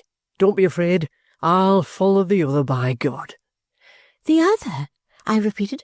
"Who?" "You called her Jenny, didn't you? I'll follow her. Bring those two pair out here for a crown, my man. Wake up, some of you." "You will not desert this lady we are in search of? You will not abandon her on such a night, and in such a state of mind as I know her to be in?" said I, in an agony, and grasping his hand. "You're right, my dear. I won't. But I'll follow the other. Look alive here with them horses. Send a man forward in the saddle to the next stage, and let him send another forward again, and order 4 on, up, right through. My darling, don't you be afraid." These orders, and the way in which he ran about the yard, urging them, caused a general excitement that was scarcely less bewildering to me than the sudden change. But in the height of the confusion, a mounted man galloped away to order the relays, and our horses were put to with great speed. "My dear," said Mr. Bucket, jumping to his seat and looking in again, "you'll excuse me if I'm too familiar. Don't you fret and worry yourself no more than you can help. I say nothing else at present, but you know me, my dear. Now, don't you?" I endeavoured to say that I knew he was far more capable than I of deciding what we ought to do, but was he sure that this was right? Could I not go forward by myself in search of— I grasped his hand again in my distress, and whispered it to him. "Of my own mother?" "My dear," he answered, I know. And would I put you wrong, do you think? Inspector Bucket. Now you know me, don't you?" What could I say but yes? "Then you keep up as good a heart as you can, and you rely upon me for standing by you, no less than by Sir Leicester Dedlock, Baronet. Now, are you right there?" "All right, sir." "Off she goes, then, and get on, my lads." We were again upon the melancholy road by which we had come, tearing up the miry sleet and thawing snow as if they were torn up by a water-wheel. Chapter 58. A Wintry Day and Night. Still impassive, as behoves its breeding, the Dedlock town house carries itself as usual towards the street of dismal grandeur. There are powdered heads from time to time in the little windows of the hall, looking out at the untaxed powder falling all day from the sky, and in the same conservatory there is peach blossom turning itself exotically to the great hall fire from the nipping weather out of doors. It is given out that my Lady has gone down into Lincolnshire, but is expected to return presently. Rumour, busy overmuch, however, will not go down into Lincolnshire. It persists in flitting and chattering about town. It knows that that poor unfortunate man, Sir Leicester, has been sadly used. It hears, my dear child, all sorts of shocking things. It makes the world of 5 miles round quite merry. Not to know that there is something wrong at the Dedlocks is to augur yourself unknown. One of the peachy-cheeked charmers with the skeleton throats is already apprised of all the principal circumstances that will come out before the Lords on Sir Leicester's application for a bill of divorce. At Blaze and Sparkles, the jewellers, and at Sheen and Gloss's, the mercers, it is and will be for several hours the topic of the age, the feature of the century. The patronesses of those establishments, albeit so loftily inscrutable, being as nicely weighed and measured there as any other article of the stock in trade, are perfectly understood in this new fashion by the rawest hand behind the counter. "Our people, Mr. Jones," says Blaze and Sparkle to the hand in question, on engaging him, "our people, sir, are sheep, mere sheep. Where 2 or 3 marked ones go, all the rest follow. Keep those 2 or 3 in your eye, Mr. Jones, and you have the flock. So likewise Sheen and Gloss to their Jones, in reference to knowing where to have the fashionable people and how to bring what they, sheen and gloss, choose into fashion, on similar unerring principles, Mr. Sladdery, the librarian, and indeed the great farmer of gorgeous sheep, admits this very day. "Why, yes, sir, there certainly are reports concerning Lady Dedlock, very current indeed among my high connection, sir. You see, my high connection must talk about something, sir, and it's only to get a subject into vogue with one or two ladies I could name to make it go down with the whole. Just what I should have done with those ladies, sir, in the case of any novelty you had left to me to bring in, they have done of themselves in this case through knowing Lady Dedlock and being perhaps a little innocently jealous of her too, sir. You'll find, sir, that this topic will be very popular among my high connection. If it had been a speculation, sir, it would have brought money. And when I say so, you may trust to my being right, sir, for I have made it my business to study my high connection and to be able to wind it up like a clock, sir." Thus rumour thrives in the capital, and will not go down into Lincolnshire. By 5:30, post-meridian, Horse Guards time, it has been elicited a new remark from the Honourable Mr. Stables, which bids fair to outshine the old one, on which he has so long rested his colloquial reputation. This sparkling sally is to the effect that although he always knew she was the best groomed woman in the stud, he had no idea she was a bolter. It is immensely received in turf circles. At feasts and festivals also, in firmaments she has often graced, and among constellations she outshone but yesterday, she is still the prevalent subject. What is it? Who is it? When was it? Where was it? How was it? She is discussed by her dear friends with all the genteelest slang in vogue, with the last new word, the last new manner, the last new drawl, and the perfection of polite indifference.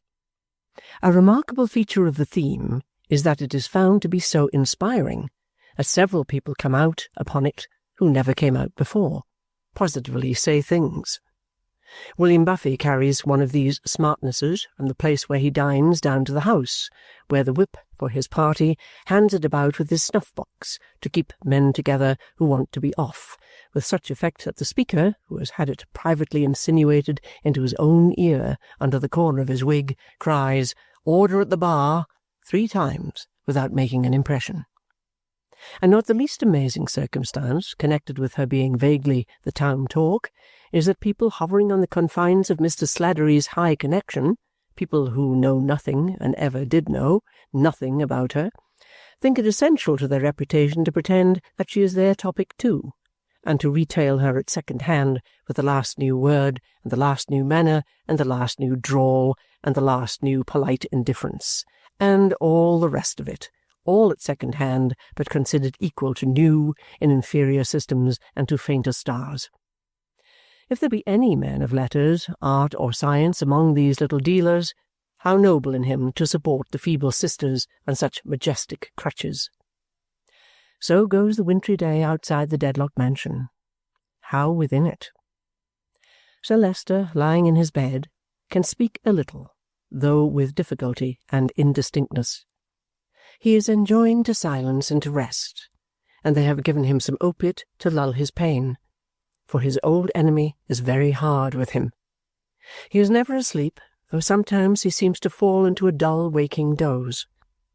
He caused his bedstead to be moved out nearer to the window when he heard it was such inclement weather, and his head to be so adjusted that he could see the driving snow and sleet. He watches it as it falls throughout the whole wintry day. Upon the least noise in the house, which is kept hushed, his hand is at the pencil. The old housekeeper sitting by him knows what he would write and whispers, "No, he's not come back yet, Sir Leicester. It was late last night when he went. He has been but a little time gone yet." He withdraws his hand and falls to looking at the sleet and snow again, until they seem, by being looked at, to fall so thick and fast that he is obliged to close his eyes for a minute on the giddy whirl of white flakes and icy blots. He began to look at them as soon as it was light. The day is not yet far spent when he conceives it to be necessary that her rooms should be prepared for her. It is very cold and wet. Let there be good fires, Let them know that she is expected. Please see to it yourself. He writes to this purpose on his slate, and Mrs. Rouncewell, with a heavy heart, obeys. For I dread, George, the old lady says to her son, who waits below to keep her company when she has a little leisure. I dread, my dear, that my lady will never more set foot within these walls. That's a bad presentiment, mother. Nor yet within the walls of Chesney Wold, my dear. That's worse. But why, mother? When I saw my lady yesterday, George, she looked to me, and I may say at me too, as if the step on the Ghost's Walk had almost walked her down. Come, come. You'll arm yourself with old story fears, mother.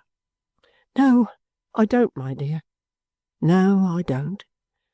It's going on for 60 year that I've been in this family, and I never had any fears for it before.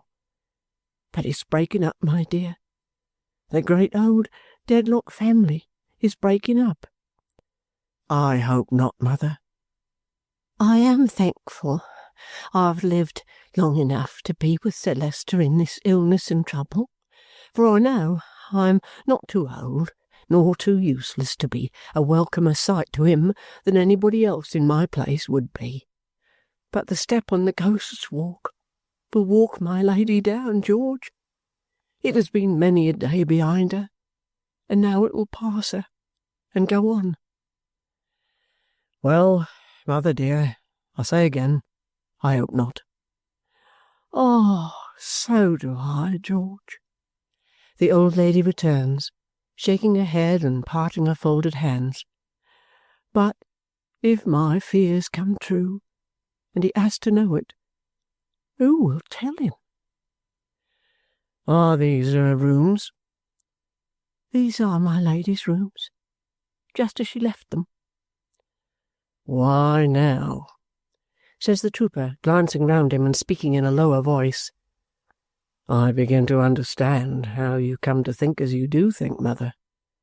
Rooms get an awful look about them when they're fitted up, like these, with one person you are used to seeing them, and that person is away under any shadow, let alone being God knows where. He is not far out. As all partings foreshadow the great final one, so empty rooms, bereft of a familiar presence, mournfully whisper what your room and what mine must one day be. My lady's state has a hollow look, thus gloomy and abandoned, and in the inner apartment where Mr. Bucket last night made his secret perquisition, the traces of her dresses and her ornaments, even the mirrors accustomed to reflect them when they were a portion of herself, have a desolate and vacant air. Dark and cold as the wintry day is, it is darker and colder in these deserted chambers than in many a hut that will barely exclude the weather. And though the servants heap fires in the grates, and set the couches and the chairs within the warm glass screens that let their ruddy light shoot through to the furthest corners, there is a heavy cloud upon the rooms, which no light will dispel. The old housekeeper and her son remain until the preparations are complete, and then she returns again upstairs. Volumnia has taken Mrs. Rouncewell's place in the meantime, though pearl necklaces and rouge pots, however calculated to embellish Bath, are but indifferent comforts to the invalid under present circumstances. Volumnia, not being supposed to know, and indeed not knowing, what is the matter, has found it a ticklish task to offer appropriate observations, and consequently has supplied their place with distracting smoothings of the bed linen, elaborate locomotion on tiptoe, vigilant peeping at her kinsman's eyes, and one exasperating whisper to herself of, "He is asleep," in disproof of which superfluous remark Sir Leicester has indignantly written on the slate, "I am not." Yielding, therefore, the chair at the bedside to the quaint old housekeeper, Volumnia sits at a table a little removed, sympathetically sighing. Sir Leicester watches the sleet and snow, and listens for the returning steps that he expects. In the ears of his old servant, looking as if she had stepped out of an old picture-frame to attend a summoned Dedlock to another world, The silence is fraught with echoes of her own words. Who will tell him? He has been under his valet's hands this morning to be made presentable, and is as well got up as the circumstances will allow. He is propped with pillows, his grey hair is brushed in its usual manner, his linen is arranged to a nicety, and he is wrapped in a responsible dressing-gown. His eyeglass and his watch are ready to his hand. It is necessary, less to his own dignity now perhaps than for her sake, that he should be seen as little disturbed and as much himself as may be.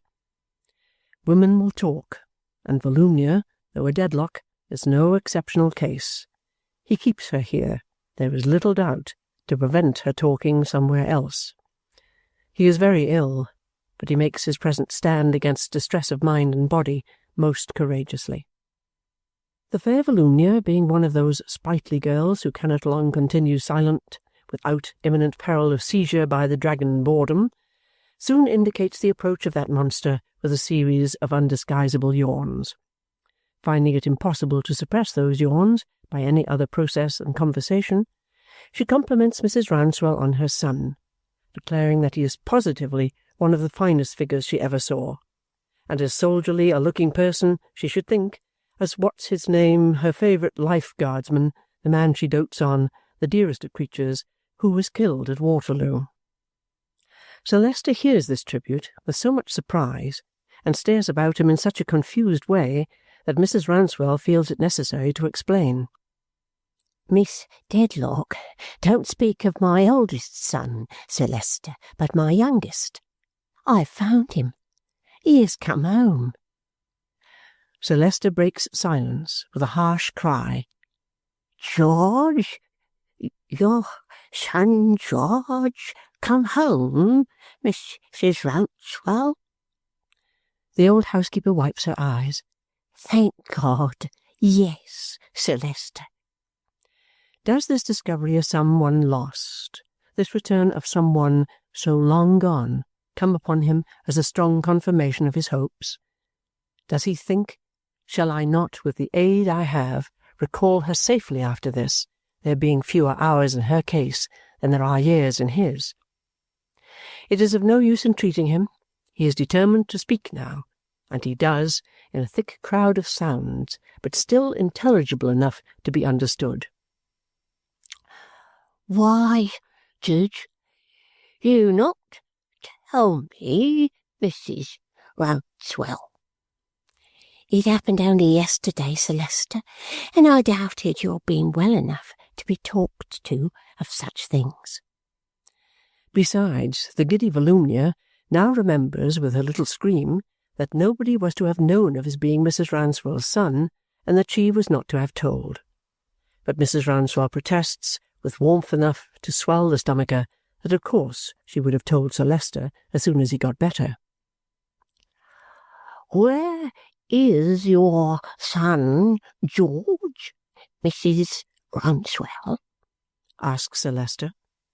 Mrs. Rouncewell, not a little alarmed by his disregard of the doctor's injunctions, replies, in London. Where in London? Mrs. Rouncewell is constrained to admit that he is in the house. Bring him here to my room. Bring him directly. The old lady can do nothing but go in search of him. Sir Leicester, with such power of movement as he has, arranges himself a little to receive him. When he has done so, he looks out again at the falling sleet and snow, and listens again for the returning steps. A quantity of straw has been tumbled down in the street to deaden the noises there, and she might be driven to the door perhaps without his hearing wheels. He is lying thus, apparently forgetful of his newer and minor surprise, when the housekeeper returns, accompanied by her trooper son. Mr. George approaches softly to the bedside, makes his bow, squares his chest, and stands, with his face flushed, very heartily ashamed of himself. Good heaven! And it is really George Rouncewell! Exclaims Sir Leicester. Do you remember me, George? The trooper needs to look at him to separate this sound from that sound before he knows what he has said. But doing this, and being a little helped by his mother, he replies, "I must have a very bad memory indeed, Sir Leicester, if I fail to remember you." When I look at you, George Rouncewell, Sir Leicester observes with difficulty, I see something of a boy at Chesney Wold. I remember well, very well. He looks at the trooper until tears come into his eyes, and then he looks at the sleet and snow again. "I ask your pardon, Sir Leicester," says the trooper, "but would you accept of my arms to raise you up? You would lie easier, Sir Leicester, if you would allow me to move you." If you please, George Rouncewell, if you will be so good. The trooper takes him in his arms like a child, lightly raises him, and turns him with his face more towards the window. Thank you. You have your mother's gentleness, returns Sir Leicester, and your own strength. Thank you. He signs to him with his hand not to go away. George quietly remains at the bedside, waiting to be spoken to. Why did you wish for secrecy? It takes Sir Leicester some time to ask this. "Truly, I'm not much to boast of, Sir Leicester, and I should still, Sir Leicester, if you was not so indisposed, which I hope you'll not be long, I should still hope for the favours of being allowed to remain unknown in general.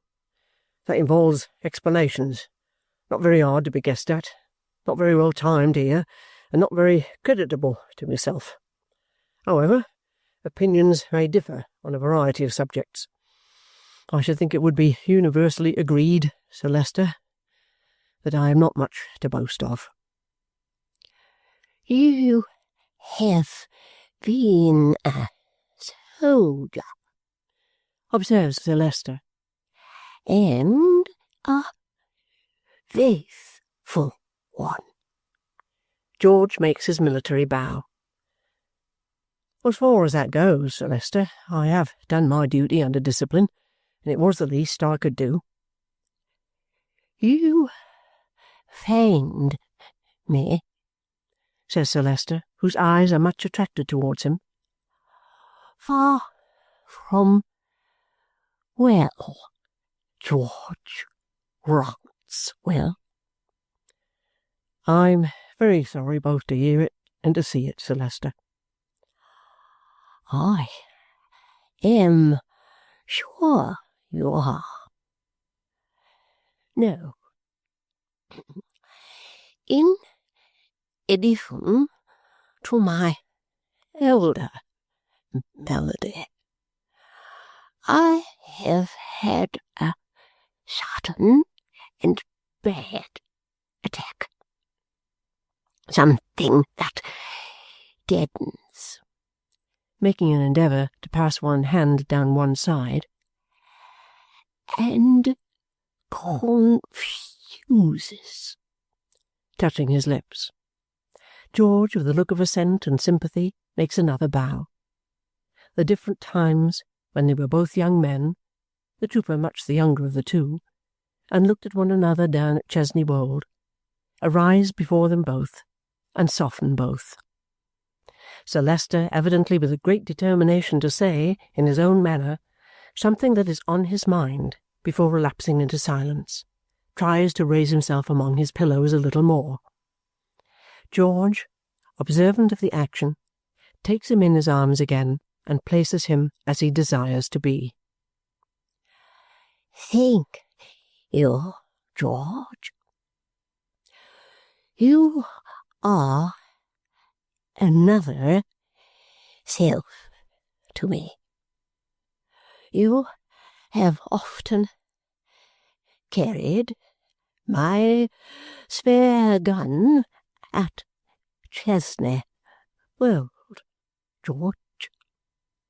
You are familiar to me in these strange circumstances. Very familiar. He has put Sir Leicester's sounder arm over his shoulder and lifting him up, and Sir Leicester is slow in drawing it away again as he says these words. I was about to add, he presently goes on, I was about to add, respecting this attack, that it was unfortunately simultaneous with a slight misunderstanding between my lady and myself. I do not mean that there was any difference between us, for there has been none, but that there was a misunderstanding of certain circumstances important only to ourselves, which deprives me for a little while of my lady's society. She has found it necessary to make a journey. I trust will shortly return. Volumnia, do I make myself intelligible? The words are not quite under my command in the manner of pronouncing them. Volumnia understands him perfectly, and in truth he delivers himself with far greater plainness than could have been supposed possible a minute ago. The effort by which he does so is written in the anxious and labouring expression of his face. Nothing but the strength of his purpose enables him to make it.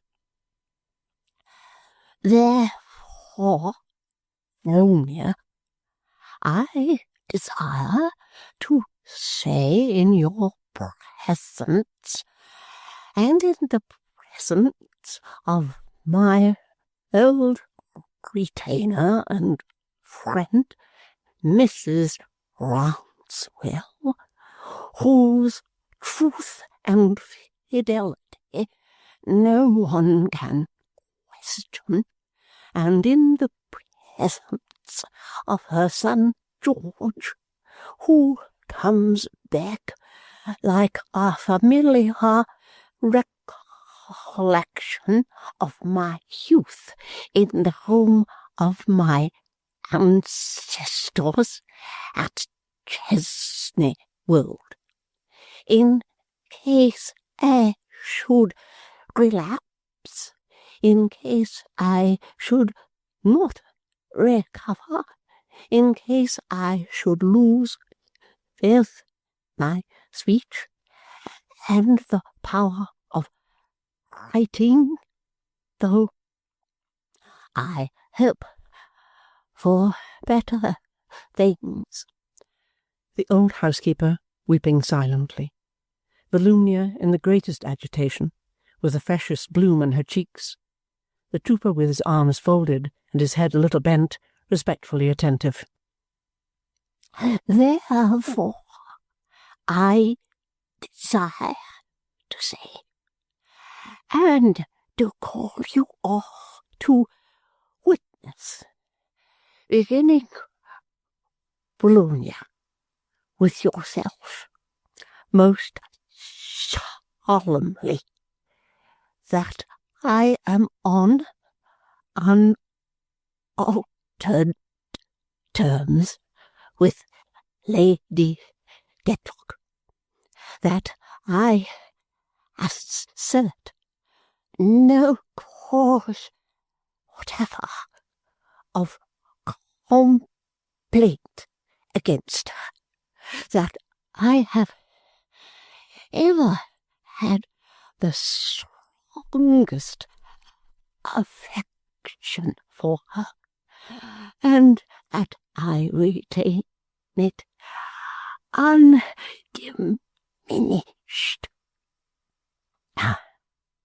Say this to herself and to everyone. If you ever say less than this, you will be guilty of deliberate falsehood to me. Volumnia tremblingly protests that she will observe his injunctions to the letter. My lady is too high in position, too handsome, too accomplished, too superior in most respects to the best of those by whom she is surrounded, not to have her enemies and traducers, I dare say. Let it be known to them, as I make it known to you, that being of sound mind, memory, and understanding, I revoke no disposition I have made in her favour. I abridge nothing I have ever bestowed upon her. I am on unaltered terms with her, and I recall having the full power to do it if I were so disposed as you see. No act I have done for her advantage and happiness. His formal array of words might have at any other time, as it has often had, something ludicrous in it, but at this time it is serious and affecting. His noble earnestness, his fidelity, his gallant shielding of her, his generous conquest of his own wrong and his own pride for her sake, are simply honourable, manly, and true. Nothing less worthy can be seen through the lustre of such qualities in the commonest mechanic. Nothing less worthy can be seen in the best-born gentleman. In such a light both aspire alike, both rise alike, both children of the dust shine equally. Overpowered by his exertions, he lays his head back on his pillows and closes his eyes for not more than a minute, when he again resumes his watching of the weather and his attention to the muffled sounds. In the rendering of those little services, and in the manner of their acceptance, The trooper has become installed as necessary to him. Nothing has been said, but it is quite understood.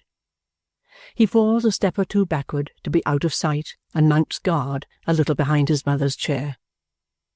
The day is now beginning to decline. The mist and the sleet, into which the snow has all resolved itself, are darker, and the blaze begins to tell more vividly upon the room walls and furniture. The gloom augments. The bright gas springs up in the streets, and the pertinacious oil lamps, which yet hold their ground there, with their source of life half frozen and half thawed, twinkle gaspingly like fiery fish out of water, as they are. The world, which has been rumbling over the straw and pulling at the bell to enquire, begins to go home, begins to dress, to dine, to discuss its dear friend with all the last new modes, as already mentioned. Now does Sir Leicester become worse, restless, uneasy, and in great pain. Volumnia, lighting a candle, with a predestined aptitude for doing something objectionable, is bidden to put it out again, for it is not yet dark enough. Yet it is very dark too, as dark as it will be all night. By and by she tries again. No, put it out. It is not dark enough yet. His old housekeeper is the first to understand that he is striving to uphold the fiction within himself, that it is not growing late. "Dear Sir Leicester, my honoured master," she softly whispers, "I must, for your own good and my duty, take the freedom of begging and praying that you will not lie here in the lone darkness, watching and waiting and dragging through the time. Let me draw the curtains and light the candles and make things more comfortable about you. The church clocks will strike the hours just the same, Sir Leicester, and the night will pass away just the same. My lady will come back just the same. I know it, Mrs. Rouncewell, but I am weak, and he has been so long gone." "Not so very long, Sir Leicester, not 24 hours yet." "But that is a long time. Oh, it is a long time." He says it with a groan that wrings her heart. She knows that this is not a period for bringing the rough light upon him. She thinks his tears too sacred to be seen, even by her. Therefore she sits in the darkness for a while without a word, and gently begins to move about, now stirring the fire, now standing at the dark window looking out. Finally he tells her, with recovered self-command, "As you say, Mrs. Rouncewell, it is no worse for being confessed. It is getting late, and they are not come. Light the room." When it is lighted and the weather shut out, it is only left to him to listen. But they find that however dejected and ill he is, he brightens when a quiet pretence is made of looking at the fires in her rooms and being sure that everything is ready to receive her. Poor pretence as it is, these allusions to her being expected keep up hope within him. Midnight comes, and with it the same blank. The carriages in the streets are few, and other late sounds in that neighbourhood there are none, unless a man so very nomadically drunk as to stray into the frigid zone goes brawling and bellowing along the pavement. Upon this wintry night it is so still that listening to the intense silence is like looking at intense darkness. If any distant sound be audible in this case, it departs through the gloom like a feeble light in that, and all is heavier than before. The corporation of servants are dismissed to bed, not unwilling to go, for they were up all last night, and only Mrs. Rouncewell and George keep watch in Sir Leicester's room. As the night lags tardily on, or rather when it seems to stop altogether, at between 2 and 3 o'clock, they find a restless craving on him to know more about the weather, and now he cannot see it. Hence George, patrolling regularly every half-hour to the rooms so carefully looked after, extends his march to the hall door, looks about him, and brings back the best report he can make of the worst of nights, the sleet still falling, and even the stone footways lying ankle-deep in icy sludge. Volumnia, in her room up a retired landing on the staircase, the second turning past the end of the carving and gilding, a cousinly room containing a fearful abortion of a portrait of Sir Leicester banished for its crimes, and commanding in the day a solemn yard planted with dried-up shrubs like antediluvian specimens of black tea, is a prey to horrors of many kinds. Not last nor least among them, possibly, is a horror of what may befall her little income in the event, as she expresses it, of anything happening to Sir Leicester. Anything in this sense meaning one thing only, and that the last thing that can happen to the consciousness of any baronet in the known world. An effect of these horrors is that Volumnia finds she cannot go to bed in her own room, or sit by the fire in her own room, but must come forth with her fair head tied up in a profusion of shawl, and her fair form enrobed in drapery, and parade the mansion like a ghost, particularly haunting the rooms, warm and luxurious, prepared for one who still does not return. Solitude under such circumstances being not to be thought of, Volumnia is attended by her maid, who, impressed from her own bed for that purpose, extremely cold, very sleepy, and generally an injured maid is condemned by circumstances to take office with a cousin, when she had resolved to be maid to nothing less than 10,000 a year, has not a sweet expression of countenance. The periodical visits of the trooper to these rooms, however, in the course of his patrolling, is an assurance of protection and company both to mistress and maid, which renders them very acceptable in the small hours of the night. Whenever he is heard advancing, they both make some little decorative preparation to receive him. At other times they divide their watches into short scraps of oblivion and dialogues not wholly free from acerbity as to whether Miss Dedlock, sitting with her feet upon the fender, was or was not falling into the fire when rescued, to her great displeasure, by her guardian genius the maid. "How is Sir Leicester now, Mr. George?" inquires Volumnia, adjusting her cowl over her head. "Why, Sir Leicester's much the same, miss. He's very low and ill, and he even wanders a little sometimes." "Has he asked for me?" inquires Volumnia tenderly. Why, no, I can't say he has, miss. Not within my hearing, that is to say." "This is a truly sad time, Mr. George." "It is indeed, miss. Hadn't you better go to bed?" "You had a deal better go to bed, Miss Dedlock," quoth the maid sharply. But Volumnia answers, no, no. She may be asked for, she may be wanted at a moment's notice. She never could forgive herself if anything was to happen, and she was not on the spot. She declines to enter on the question, mooted by the maid, how the spot comes to be there, and not in her room, which is nearer to Sir Leicester's, but staunchly declares that on the spot she will remain. Volumnia further makes a merit of not having closed an eye, as if she had 20 or 30, though it is hard to reconcile this statement with her having most indisputably opened 2 within 5 minutes.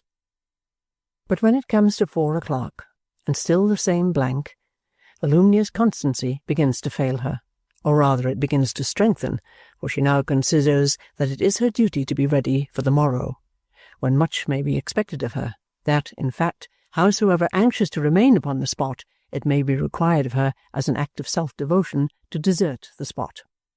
So when the trooper reappears with his "Hadn't you better go to bed, miss?" and when the maid protests more sharply than before, "You had a deal better go to bed, Miss Dedlock," she meekly rises and says, "Do with me what you think best." Mr. George undoubtedly thinks it best to escort her on his arm to the door of her cousinly chamber, and the maid as undoubtedly thinks it best to hustle her into bed with mighty little ceremony. Accordingly these steps are taken, and now the trooper in his rounds has the house to himself. There is no improvement in the weather. From the portico, from the eaves, from the parapet, from every ledge and post and pillar drips the thawed snow.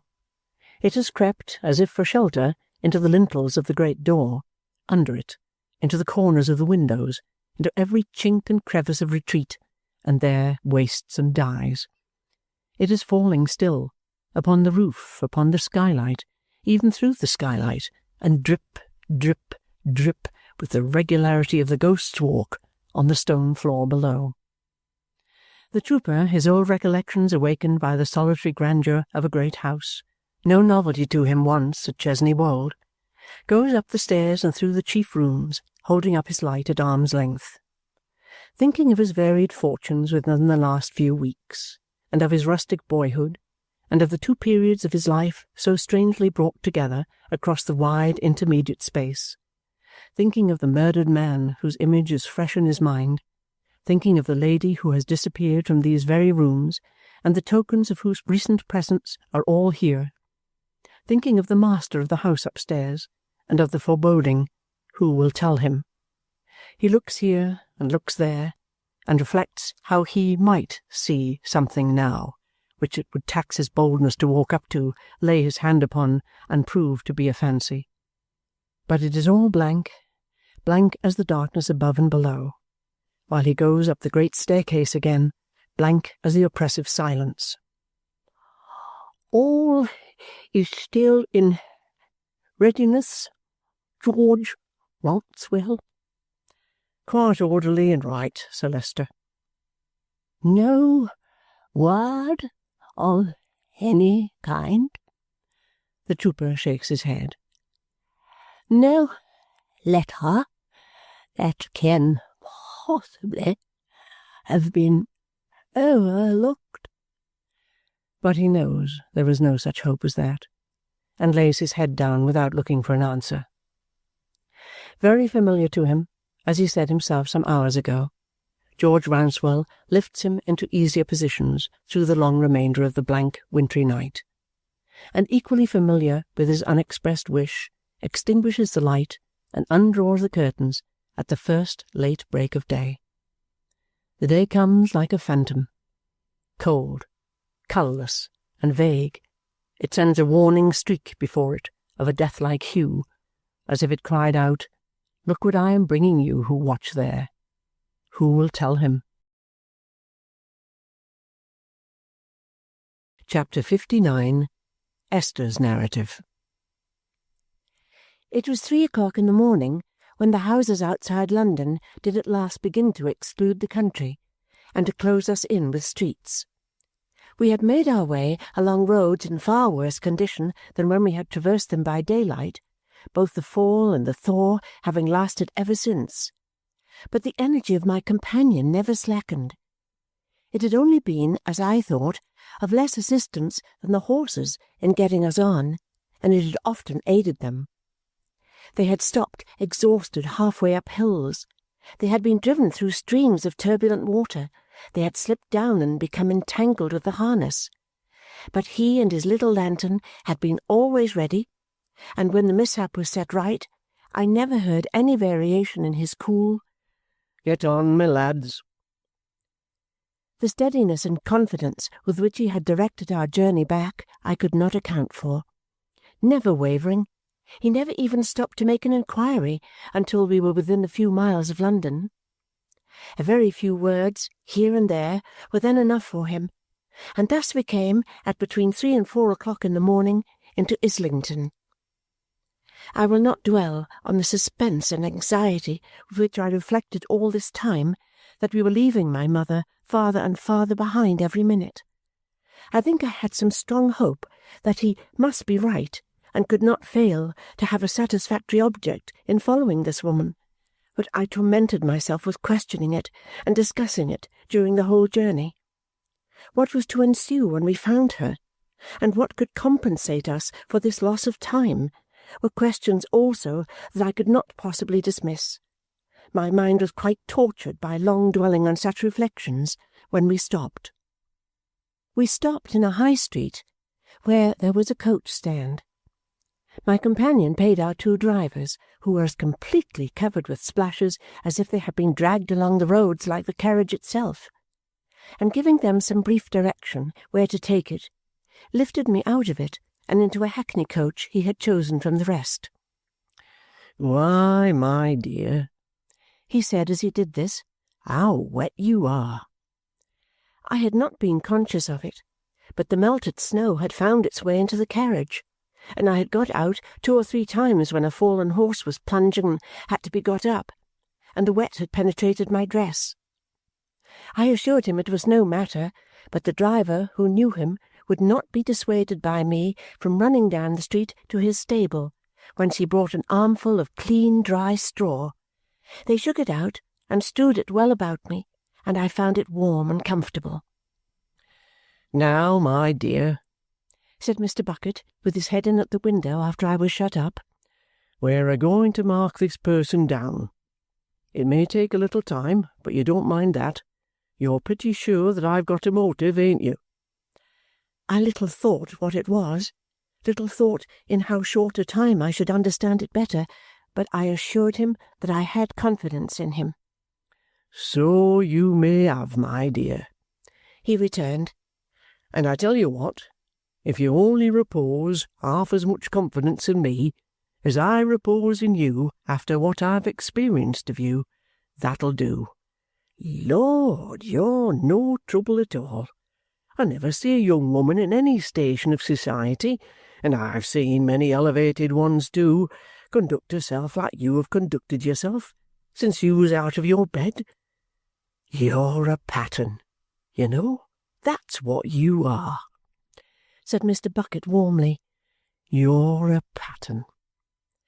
I told him I was very glad, as indeed I was, to have been no hindrance to him, and that I hoped I should be none now. "My dear," he returned, "when a young lady is as mild as she's game, and as game as she's mild, that's all I ask, and more than I expect. She then becomes a queen, and that's about what you are yourself." With these encouraging words, they really were encouraging to me under those lonely and anxious circumstances, he got upon the box, and we once more drove away. Where we drove, I neither knew then nor have ever known since, but we appeared to seek out the narrowest and worst streets in London. Whenever I saw him directing the driver, I was prepared for our descending into a deeper complication of such streets, and we never failed to do so. Sometimes we emerged upon a wider thoroughfare, or came to a larger building than the generality, well lighted. Then we stopped at offices, like those we had visited when we began our journey, and I saw him in consultation with others. Sometimes he would get down by an archway or at a street corner, and mysteriously show the light of his little lantern. This would attract similar lights from various dark quarters, like so many insects, and a fresh consultation would be held. By degrees we appeared to contract our search within narrower and easier limits. Single police officers on duty could now tell Mr. Bucket what he wanted to know, and point to him where to go. At last we stopped for a rather long conversation between him and one of these men, which I supposed to be satisfactory from his manner of nodding from time to time. When it was finished, he came to me, looking very busy and very attentive. "Now, Miss Summerson," he said to me, "you won't be alarmed, whatever comes off, I know. It's not necessary for me to give you any further caution, and to tell you that we have marked this person down, and that you may be of use to me before I know it myself. I don't like to ask such a thing, my dear, but would you walk a little way?" Of course I got out directly and took his arm. "It ain't so easy to keep your feet," said Mr. Bucket, "but take time." Although I looked about me confusedly and hurriedly as we crossed the street, I thought I knew the place. "Are we in Holborn?" I asked him. "Yes," said Mr. Bucket. "Do you know this turning?" "It looks like Chancery Lane." "And was christened so, my dear," said Mr. Bucket. We turned down it, and as we went shuffling through the sleet, I heard the clocks strike 5:30. We passed on in silence and as quickly as we could, with such a foothold, when someone coming towards us on the narrow pavement, wrapped in a cloak, stopped and stood aside to give me room. In the same moment I heard an exclamation of wonder, and my own name from Mr. Woodcourt. I knew his voice very well. It was so unexpected and so, I don't know what to call it, whether pleasant or painful, to come upon it after my feverish wandering journey, and in the midst of the night, that I could not keep back the tears from my eyes. It was like hearing his voice in a strange country. "My dear Miss Summerson, that you should be out at this hour, and in such weather!" He had heard from my guardian of my having been called away on some uncommon business, and said so to dispense with any explanation. I told him that we had but just left a coach and were going, but then I was obliged to look at my companion. "Why, you see, Mr. Woodcourt," he had caught the name from me, "we are a-going at present into the next street. Inspector Bucket." Mr. Woodcourt, disregarding my remonstrances, had hurriedly taken off his cloak and was putting it about me. "That's a good move, too," said Mr. Bucket, assisting. "A very good move." "May I go with you?" said Mr. Woodcourt. I don't know whether to me or to my companion. "Why, Lord!" exclaimed Mr. Bucket, taking the answer on himself. "Of course you may." It was all said in a moment, and they took me between them, wrapped in the cloak. "I have just left Richard," said Mr. Woodcourt. "I have been sitting with him since 10 o'clock last night." "Oh, dear me! He is ill?" "No, no, believe me, not ill, but not quite well. He was depressed and faint. You know, he gets so worried and so worn sometimes, and Ada sent to me, of course. And when I came home, I found her note and came straight here. Well, Richard revived so much after a little while, and Ada was so happy and so convinced of its being my doing, though God knows I had little enough to do with it, that I remained with him until he had been fast asleep some hours. As fast asleep as she is now, I hope." His friendly and familiar way of speaking of them, his unaffected devotion to them, the grateful confidence with which I knew he had inspired my darling, and the comfort he was to her, could I separate all this from his promise to me? How thankless I must have been if it had not recalled the words he said to me when he was so moved by the change in my appearance. "I will accept him as a trust, and it shall be a sacred one." We now turned into another narrow street. "Mr. Woodcourt," said Mr. Bucket, who had eyed him closely as we came along, "our business takes us to a law stationer's here, a certain Mr. Snagsby. What? You know him, do you?" He was so quick that he saw it in an instant. "Yes, I know a little of him, and have called upon him at this place." "Indeed, sir," said Mr. Bucket. "Then you will be so good as to let me leave Miss Summerson with you for a moment, while I go and have half a word with him." The last police officer with whom he had conferred was standing silently behind us. I was not aware of it until he struck in on my saying I heard someone crying. "Don't be alarmed, miss," he cried. "It's Snagsby's servant." "Why, you see," said Mr. Bucket, "the girl's subject to fits, and has 'em bad upon her to-night. A most contrary circumstance it is, for I want certain information out of that girl, and she must be brought to reason somehow. At all events, they wouldn't be up yet if it wasn't for her, Mr. Bucket," said the other man. "She's been at it pretty well all night, sir." "Well, that's true," he returned. "My light's burnt out. Show yours a minute." All this passed in a whisper a door or two from the house in which I could faintly hear crying and moaning. In the little round of light produced for the purpose, Mr. Bucket went up to the door and knocked. The door was opened after he had knocked twice, and he went in, leaving us standing in the street.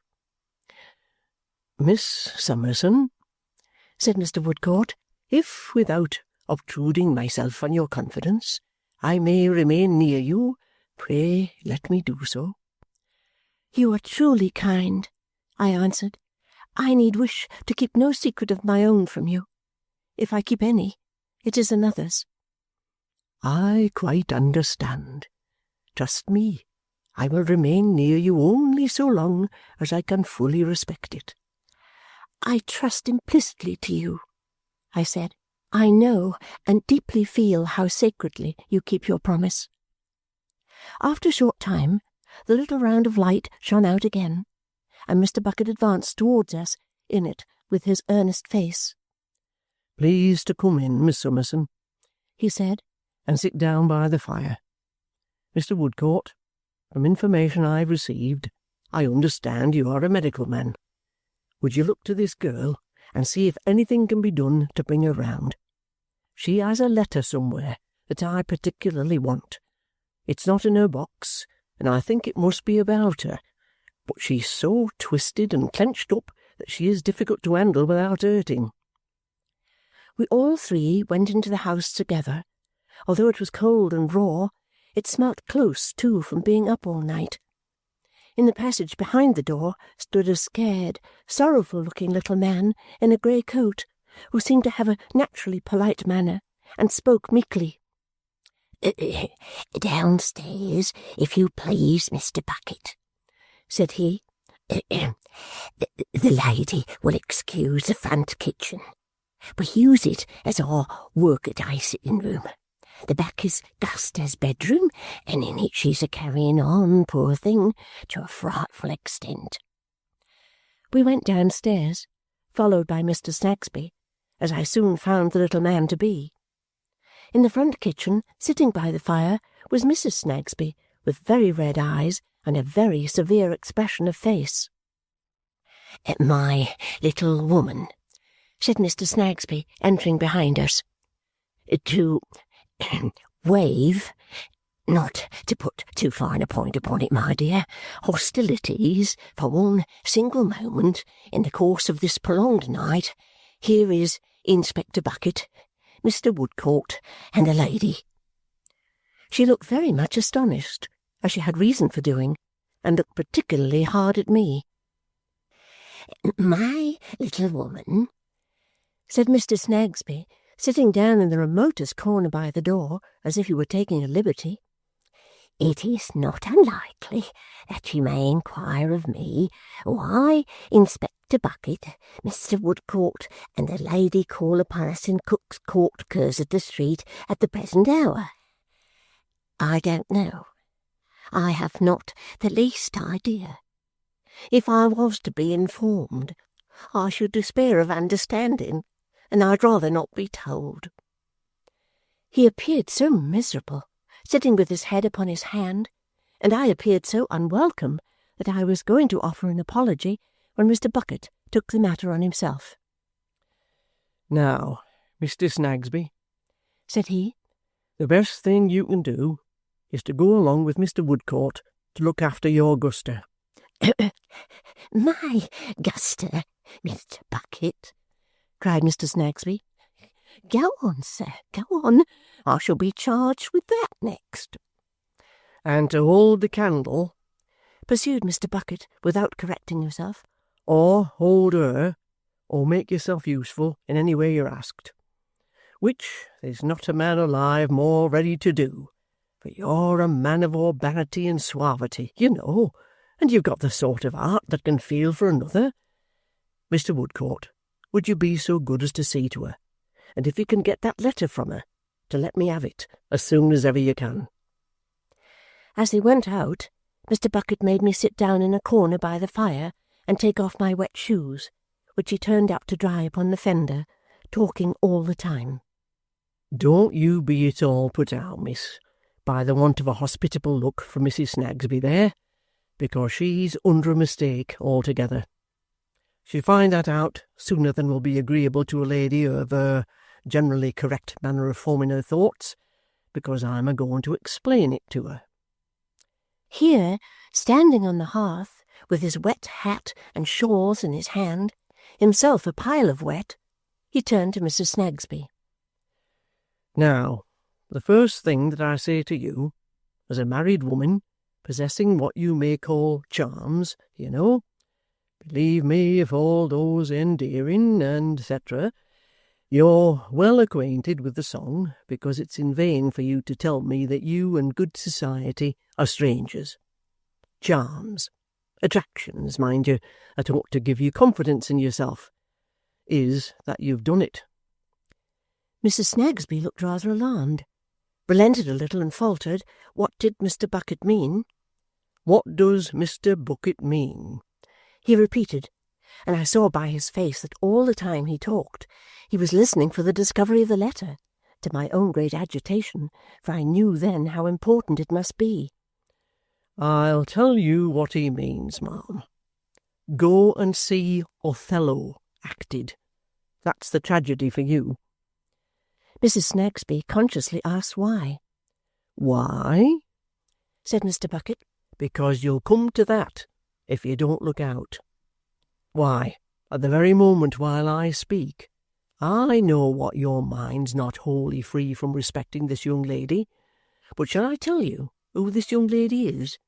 Now, come, you're what I call an intellectual woman, with your soul too large for your body, if you come to that, and chafing it, and you know me, and you recollect where you saw me last, and what was talked of in that circle, don't you? Yes. Very well. This young lady is that young lady. Mrs. Snagsby appeared to understand the reference better than I did at the time. And Tuffy, him as you call Joe, was mixed up in the same business, and no other. And the law writer that you know of was mixed up in the same business, and no other. And your husband, with no more knowledge of it than your great-grandfather, was mixed up by Mr. Tulkinghorn, deceased, his best customer, in the same business, and no other. And the whole biling of people was mixed up in the same business, and no other. And yet, a married woman, possessing your attractions, shuts her eyes, and sparklers too, and goes and runs her delicate-formed head against a wall. Why, I'm ashamed of you. I expected Mr. Woodcourt might have got it by this time. Mrs. Snagsby shook her head and put her handkerchief to her eyes. Is that all? Said Mr. Bucket excitedly. No. See what happens. Another person mixed up in that business and no other. A person in a wretched state comes here to-night and is seen a-speaking to your maidservant, and between her and your maidservant there passes a paper that I would give £100 for down. What do? You hide, and you watch 'em, and you pounce upon that maidservant, knowing what she's subject to, and what a little thing will bring 'em on, in that surprising manner, and with that severity that, by the Lord, she goes off and keeps off, when her life may be hanging upon that girl's words. He so thoroughly meant what he said now, that I involuntarily clasped my hands, and felt the room turning away from me. But it stopped. Mr. Woodcourt came in, put a paper into his hand, and went away again. Now, Mrs. Snagsby, the only amends you can make, said Mr. Bucket, rapidly glancing at it, is to let me speak a word to this young lady in private here.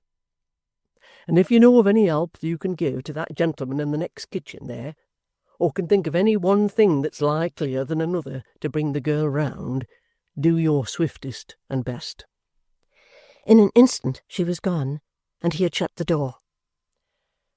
Now, my dear, you're steady and quite sure of yourself? Quite, said I. Whose writing is that? It was my mother's. A pencil writing on a crushed and torn piece of paper, blotted with wet, folded roughly like a letter, and directed to me at my guardian's. You know the hand, he said, and if you're firm enough to read it to me, do, but be particular to a word. It had been written in portions at different times. I read what follows. I came to the cottage with two objects. First, to see the dear one, if I could, once more, but only to see her, not to speak to her or let her know that I was near. The other object, to elude pursuit and to be lost. Do not blame the mother for her share. The assistance that she rendered me, she rendered on my strongest assurance that it was for the dear one's good. You remember her dead child? The men's consent I bought, but her help was freely given. I came, that was written, said my companion. when she rested there. It bears out what I made of it. I was right. The next was written at another time. I have wandered a long distance, and for many hours, and I know that I must soon die.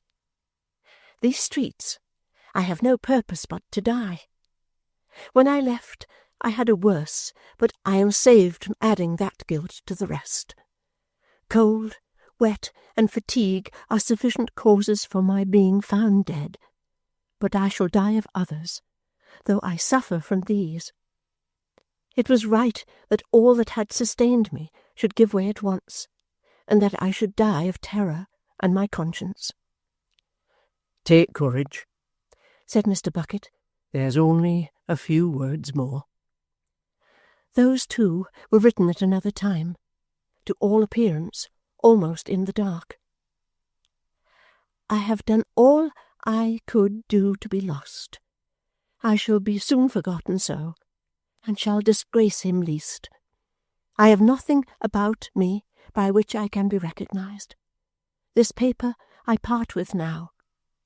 The place where I shall lie down, if I can get so far, has been often in my mind. Farewell. Forgive. Mr. Bucket, supporting me with his arm, lowered me gently into my chair. Cheer up. Don't think me hard with you, my dear, but as soon as ever you feel equal to it, get your shoes on and be ready. I did as he required, but I was left there a long time, praying for my unhappy mother. They were all occupied with the poor girl, and I heard Mr. Woodcourt directing them and speaking to her often. At length he came in with Mr. Bucket, and said that, as it was important to address her gently, he thought it best that I should ask her for whatever information we desired to obtain. There was no doubt that she could now reply to questions if she were soothed and not alarmed. The questions, Mr. Bucket said, were how she came by the letter, what passed between her and the person who gave her the letter, and where the person went. Holding my mind as steadily as I could to these points, I went into the next room with them. Mr. Woodcourt would have remained outside, but at my solicitation went in with us. The poor girl was sitting on the floor where they had laid her down. They stood around her, though at a little distance, that she might have air. She was not pretty, and looked weak and poor, but she had a plaintive and a good face, though it was still a little wild. I kneeled on the ground beside her, and put her poor head upon my shoulder, whereupon she drew her arm round my neck, and burst into tears. "My poor girl," said I, laying my face against her forehead, for indeed I was crying too, and trembling. "It seems cruel to trouble you now, but more depends on our knowing something about this letter than I could tell you in an hour." She began piteously declaring that she didn't mean any harm. She didn't mean any harm, Mrs. Snagsby. "We are all sure of that," said I, "but pray tell me how you got it." "Yes, dear lady, I will. I tell you true. I'll tell true indeed, Mrs. Snagsby." "I am sure of that," said I. "And how was it?" "I had been out on an errand, dear lady, long after it was dark, quite late, and when I came home I found a common-looking person, all wet and muddy, looking up at our house. When she saw me coming in at the door, she called me back and said, did I live here? And I said yes, and she said she knew only one or two places about here, but had lost her way and couldn't find them. Oh, what shall I do? What shall I do? They won't believe me. She didn't say any harm to me. I didn't say any harm to her, indeed, Mrs. Snagsby."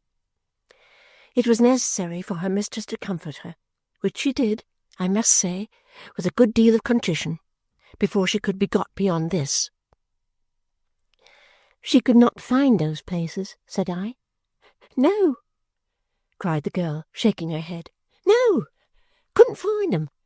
And she was so faint and lame and miserable, oh, so wretched, that if you'd seen 'em, Mr. Snagsby, you'd have given her half a crown, I know." "Well, Guster, my girl," said he, at first not knowing what to say, "I hope I should." "And yet she was so well-spoken," said the girl, looking at me with wide-open eyes, "that he made a person's heart bleed. And so she said to me, did I know the way to the burying-ground? And I asked her, which burying-ground? And she said, the poor burying-ground. And so I told her I had been a poor child myself, and it was according to parishes. But she said she meant a poor burying-ground not very far from here, where there was an archway, and a step, and an iron gate." As I watched her face, and soothed her to go on, I saw that Mr. Bucket received this with a look which I could not separate from one of alarm. "Oh, dear, dear!" cried the girl, pressing her hair back with her hands. "What shall I do? What shall I do? She meant the burying-ground where the man was buried that took the sleeping stuff that you came home and told us of, Mr. Snagsby. That frightened me so, Mrs. Snagsby. Oh, I am frightened again. Hold me." "You are so much better now," said I. Pray, tell me more." "Yes, I will. Yes, I will. But don't be angry with me, as a dear lady, because I've been so ill." "Angry with her? Poor soul." "There. Now I will. So she said, could I tell her how to find it? And I said yes, and I told her. And she looked at me with eyes like almost as if she was blind, and herself all waving back. And so she took out the letter and showed it me, and said if she was to put that in the post office, it would be rubbed out, and not minded, and never sent. And would I take it from her and send it, and the messenger would be paid at the house? And so I said yes, if it was no harm. And she said no harm. And so I took it from her, and she said she had nothing to give me, and I said I was poor myself, and consequently wanted nothing. And so she said, God bless you, and went." "And did she go?" "Yes," cried the girl, anticipating the inquiry. "Yes, she went the way I'd shown her. Then I came in, and Mrs. Snagsby came behind me from somewhere, and laid hold of me, and I was frightened." Mr. Woodcourt took her kindly from me. Mr. Bucket wrapped me up, and immediately we were in the street. Mr. Woodcourt hesitated, but I said, "Don't leave me now." And Mr. Bucket added, "You'll be better with us. We may want you. Don't lose time." I have the most confused impressions of that walk. I recollect that it was neither night nor day, that morning was dawning, but the street lamps were not yet put out, that the sleet was still falling, and that all the ways were deep with it. I recollect a few chilled people passing in the streets. I recollect the wet housetops, the clogged and bursting gutters and waterspouts, the mounds of blackened ice and snow over which we passed, the narrowness of the courts by which we went. At the same time, I remember that the poor girl seemed to be yet telling her story audibly and plainly in my hearing, that I could feel her resting on my arm, that the stained house fronts put on human shapes and looked at me, that great water gates seemed to be opening and closing in my head or in the air, and that the unreal things were more substantial than the real. At last we stood under a dark and miserable covered way, where one lamp was burning over an iron gate, and where the morning faintly struggled in. The gate was closed. Beyond it was a burial-ground, a dreadful spot, in which the night was very slowly stirring, but where I could dimly see heaps of dishonoured graves and stones, hemmed in by filthy houses, with a few dull lights in their windows, and on whose walls the thick humidity broke out like a disease.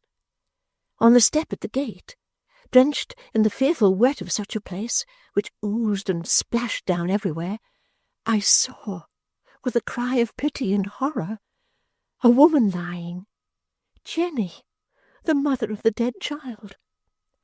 I ran forward, but they stopped me, and Mr. Woodcourt entreated me with the greatest earnestness, even with tears, before I went up to the figure, to listen for an instant to what Mr. Bucket said. I did so, as I thought. I did so, as I am sure. Miss Summerson, you'll understand me if you think a moment. They changed clothes at the cottage. They changed clothes at the cottage. I could repeat the words in my mind, and I knew what they meant of themselves, but I attached no meaning to them in any other connection. And one returned, said Mr. Bucket. And one went on. And the one that went on only went on a certain way agreed upon to deceive, and then turned across country and went home. Think a moment. I could repeat this in my mind too, but I had not the least idea what it meant. I saw before me lying on the step the mother of the dead child. She lay there with one arm creeping round a bar of the iron gate and seeming to embrace it. She lay there who had so lately spoken to my mother. She lay there, a distressed, unsheltered, senseless creature. She who had brought my mother's letter, who could give me the only clue to where my mother was. She who was to guide us to rescue and save her, whom we had sought so far, who had come to this condition by some means connected with my mother that I could not follow, and might be passing beyond our reach and help at that moment. She lay there, and they stopped me. I saw, but did not comprehend, the solemn and compassionate look in Mr. Woodcourt's face. I saw, but did not comprehend his touching the other on the breast to keep him back. I saw him stand uncovered in the bitter air, with a reverence for something, but my understanding for all this was gone. I even heard it said between them, "Shall she go?" She had better go. Her hands should be the first to touch her. They have a higher right than ours. I passed on to the gate and stooped down. I lifted the heavy head, put the long dank hair aside, and turned the face. And it was my mother, cold and dead. Chapter 60. Perspective. I proceed to other passages of my narrative. From the goodness of all about me I derived such consolation as I can never think of unmoved. I have already said so much of myself, and so much still remains, that I will not dwell upon my sorrow. I had an illness, but it was not a long one, and I would avoid even this mention of it if I could quite keep down the recollection of their sympathy. I proceed to other passages of my narrative. During the time of my illness, we were still in London, where Mrs. Woodcourt had come, on my guardian's invitation, to stay with us. When my guardian thought me well and cheerful enough to talk with him in our old way, though I could have done that sooner if he would have believed me, I resumed my work and my chair beside his. He had appointed the time himself, and we were alone. "Dame Trot," said he, receiving me with a kiss, "welcome to the growlery again, my dear. I have a scheme to develop, little woman. I propose to remain here, perhaps for 6 months, perhaps for a longer time, as it may be. Quite to settle here for a while, in short." "And in the meanwhile leave Bleak House?" said I. "Aye, aye, my dear, Bleak House," he returned, "must learn to take care of itself." I thought his tone sounded sorrowful, but looking at him, I saw his kind face lighted up by its pleasantest smile. "Bleak House," he repeated, and his tone did not sound sorrowful, I found. "Must learn to take care of itself. It is a long way from Ada, my dear, and Ada stands much in need of you." "It's like you, guardian," said I, "to have been taking that into consideration for a happy surprise to both of us." "Not so disinterested either, my dear, if you mean to extol me for that virtue, since if you were generally on the road you could be seldom with me. And besides, I wish to hear as much and as often of Ada as I can in this condition of estrangement from poor Rick. Not of her alone, but of him too, poor fellow." "Have you seen Mr. Woodcourt this morning, guardian?" "I see Mr. Woodcourt every morning, Dame Durden." "Does he still say the same of Richard?" "Just the same. He knows of no direct bodily illness that he has. On the contrary, he believes that he has none. Yet he is not easy about him. Who can be?" My dear girl had been to see us lately every day, sometimes twice in a day. But we had foreseen all along that this would only last until I was quite myself. We knew full well that her fervent heart was as full of affection and gratitude towards her cousin John as it had ever been, and we acquitted Richard of laying any injunctions upon her to stay away. But we knew on the other hand that she felt it a part of her duty to him to be sparing of her visits at our house. My guardian's delicacy had soon perceived this, and had tried to convey to her that he thought she was right. "Dear, unfortunate, mistaken Richard," said I, "when will he awake from this delusion?" "He is not in the way to do so now, my dear," replied my guardian. "The more he suffers, the more averse he will be to me, having made me the principal representative of the great occasion of his suffering." I could not help adding, "so unreasonably." "Ah, Dame Trot, Dame Trot," returned my guardian, "what shall we find reasonable in Jarndyce and Jarndyce? Unreason and injustice at the top, unreason and injustice at the heart and at the bottom, unreason and injustice from beginning to end, if it ever has an end. How should poor Rick, always hovering near it, pluck reason out of it? He no more gathers grapes from thorns or figs from thistles than older men did in old times." His gentleness and consideration for Richard, whenever he spoke of him, touched me so that I was always silent on this subject very soon. "I suppose the Lord Chancellor and the Vice-Chancellors and the whole Chancery battery of great guns would be infinitely astonished by such unreason and injustice in one of their suitors," pursued my guardian, "when those learned gentlemen begin to raise moss-roses from the powder they sow in their wigs. I shall begin to be astonished too." He checked himself in glancing towards the window to look where the wind was, and leaned on the back of my chair instead. "Well, well, little woman. To go on, my dear.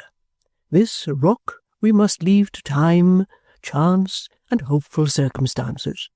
We must not shipwreck Ada upon it. She cannot afford, and he cannot afford, the remotest chance of another separation from a friend. Therefore I have particularly begged of Woodcourt, and I now particularly beg of you, my dear, not to move this subject with Rick. Let it rest. Next week, next month, next year, sooner or later, he will see me with clearer eyes. I can wait." But I had already discussed it with him, I confessed, and so, I thought, had Mr. Woodcourt. "So he tells me," returned my guardian. "Very good.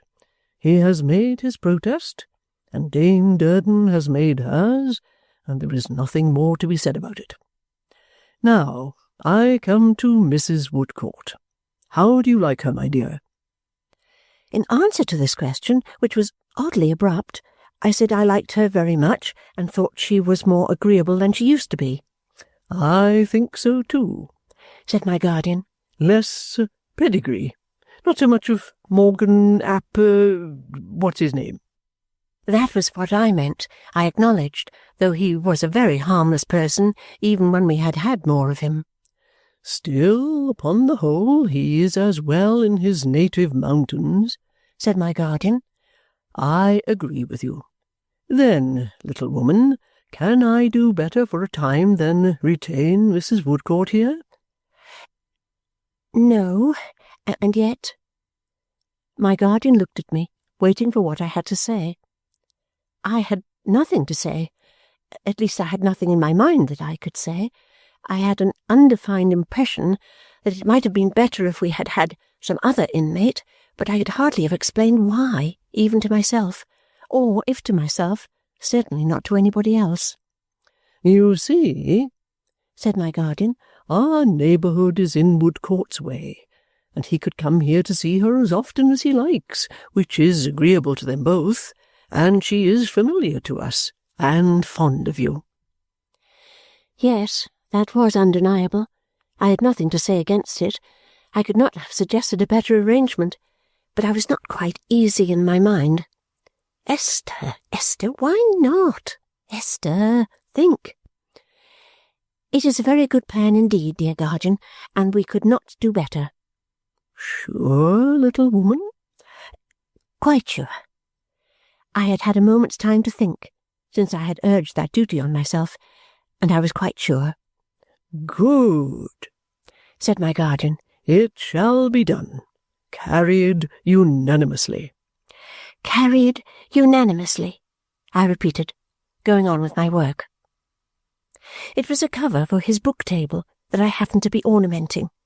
It had been laid by on the night preceding my sad journey, and never resumed.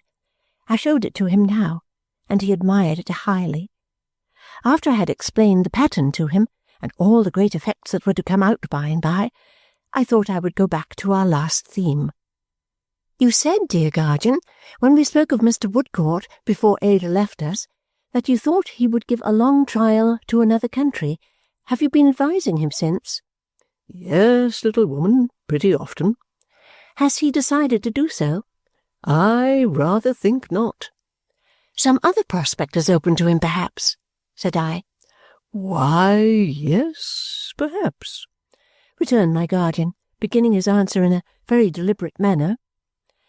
About half a year hence or so, there is a medical attendant for the poor, to be appointed at a certain place in Yorkshire. It is a thriving place, pleasantly situated, streams and streets, town and country, mill and moor, and seems to present an opening for such a man. I mean a man whose hopes and aims may sometimes lie, as most men's sometimes do, I dare say, above the ordinary level, but to whom the ordinary level will be high enough, after all, if it should prove to be a way of usefulness and good service, leading to no other. All generous spirits are ambitious, I suppose, but the ambition that calmly trusts itself to such a road, instead of spasmodically trying to fly over it, is the kind I care for. It is Woodcourt's kind. And will he get this appointment? I asked. Why, little woman, returned my guardian, smiling, not being an oracle, I cannot confidently say, but I think so. His reputation stands very high. There were people from that part of the country in the shipwreck, and strange to say, I believe the best man has the best chance. You must not suppose it to be a fine endowment. It is a very, very commonplace affair, my dear, an appointment to a great amount of work and a small amount of pay. But better things will gather about it, it may be fairly hoped. The poor of that place will have reason to bless the choice if it falls on Mr. Woodcourt, guardian. You are right, little woman. That I am sure they will. We said no more about it, nor did he say a word about the future of Bleak House. But it was the first time I had taken my seat at his side in my mourning dress, and that accounted for it, I considered. I now began to visit my dear girl every day in the dull dark corner where she lived. The morning was my usual time, but whenever I found I had an hour or so to spare, I put on my bonnet and bustled off to Chancery Lane. They were both so glad to see me at all hours, and used to brighten up so when they heard me opening the door and coming in. Being quite at home, I never knocked, that I had no fear of becoming troublesome just yet. On these occasions I frequently found Richard absent. At other times he would be writing or reading papers in the cause at that table of his, so covered with papers, which was never disturbed. Sometimes I would come upon him lingering at the door of Mr. Vholes's office. Sometimes I would meet him in the neighbourhood, lounging about and biting his nails. I often met him wandering in Lincoln's Inn, near the place where I had first seen him. Oh, how different, how different! That the money Ada brought him was melting away with the candles I used to see burning after dark in Mr. Vholes's office, I knew very well. It was not a large amount in the beginning. He had married in debt, and I could not fail to understand by this time what was meant by Mr. Vholes's shoulder being at the wheel, as I still heard it was. My dear made the best of housekeepers and tried hard to save, but I knew that they were getting poorer and poorer every day. She shone in the miserable corner like a beautiful star. She adorned and graced it so that it became another place. Paler than she had been at home, and a little quieter than I had thought natural when she was yet so cheerful and hopeful, her face was so unshadowed that I half believed she was blinded by her love for Richard to his ruinous career. I went one day to dine with them while I was under this impression. As I turned into Simon's Inn, I met little Miss Flite coming out. She had been to make a stately call upon the wards in Jarndyce, as she still called them, and had derived the highest gratification from that ceremony. Ada had already told me that she called every Monday at 5 o'clock, with one little extra white bow in her bonnet which never appeared there at any other time, and with her largest reticule of documents on her arm. "My dear," she began, "so delighted. How do you do? So glad to see you. And you are going to visit our interesting Jarndyce wards. To be sure. Our beauty is at home, my dear, and will be charmed to see you." "Then Richard is not come in yet," said I. I am glad of that, for I was afraid of being a little late. "No, he is not come in," returned Miss Flite. "He has had a long day in court. I left him there with Vholes. You don't like Vholes, I hope?" "Don't like Vholes. Dangerous man." "I am afraid you see Richard oftener than ever now," said I. "My dearest," returned Miss Flite, "daily and hourly. You know what I told you of the attraction on the Chancellor's table? My dear, next to myself, he is the most constant suitor in court. He begins quite to amuse our little party. Very friendly little party, are we not?" It was miserable to hear this from her poor mad lips, though it was no surprise.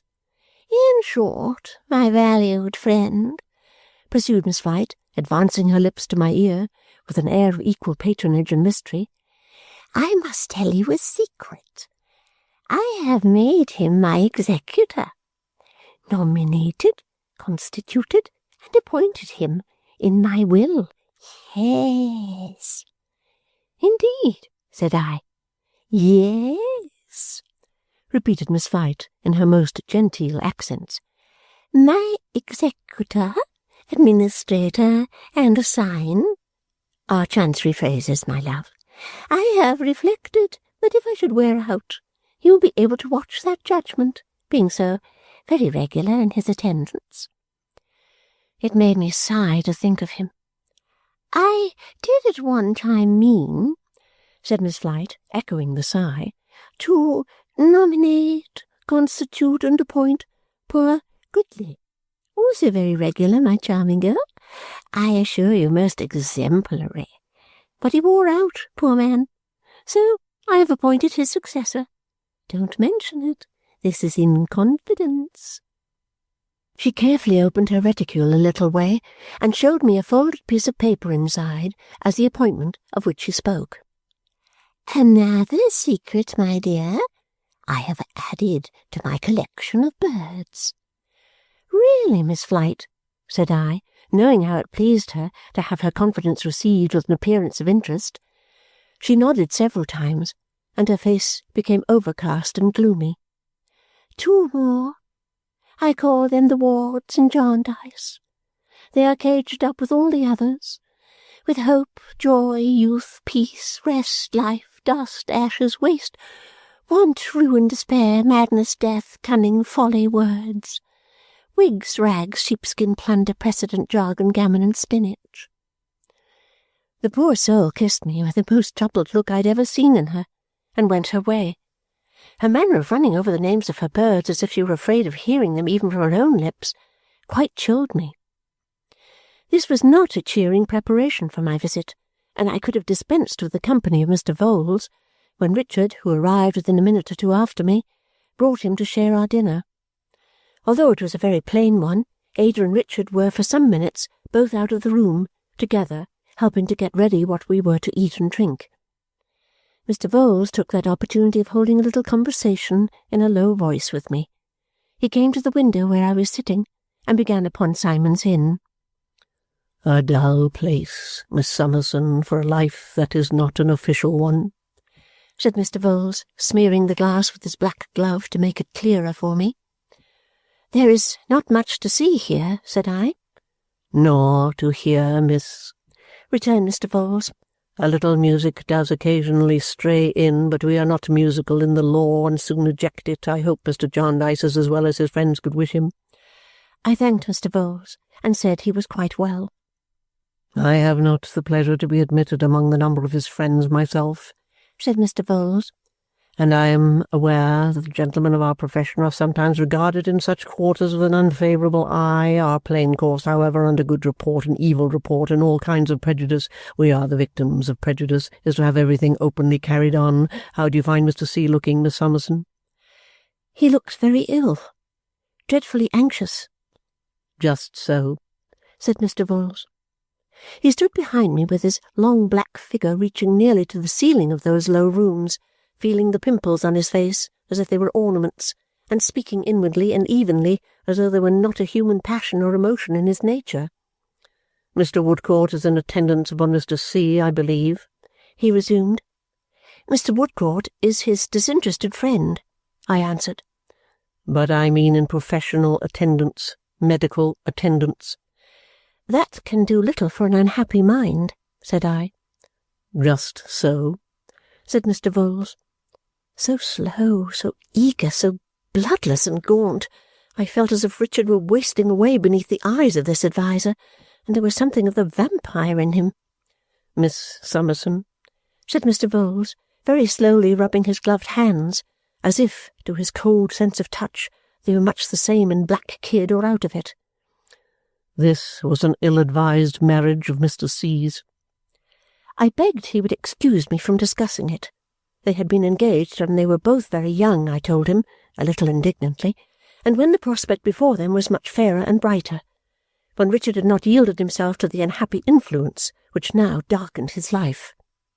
"Just so," assented Mr. Vholes again. "Still, with a view to everything being openly carried on, I will, with your permission, Miss Summerson, observe to you that I consider this a very ill-advised marriage indeed. I owe the opinion not only to Mr. C.'s connections, against whom I should naturally wish to protect myself, but also to my own reputation, dear to myself as a professional man aiming to keep respectable, dear to my 3 girls at home for whom I am striving to realize some little independence, dear, I will even say, to my aged father whom it is my privilege to support." It would become a very different marriage, a much happier and better marriage, another marriage altogether, Mr. Vholes, said I, if Richard were persuaded to turn his back on the fatal pursuit in which you are engaged with him.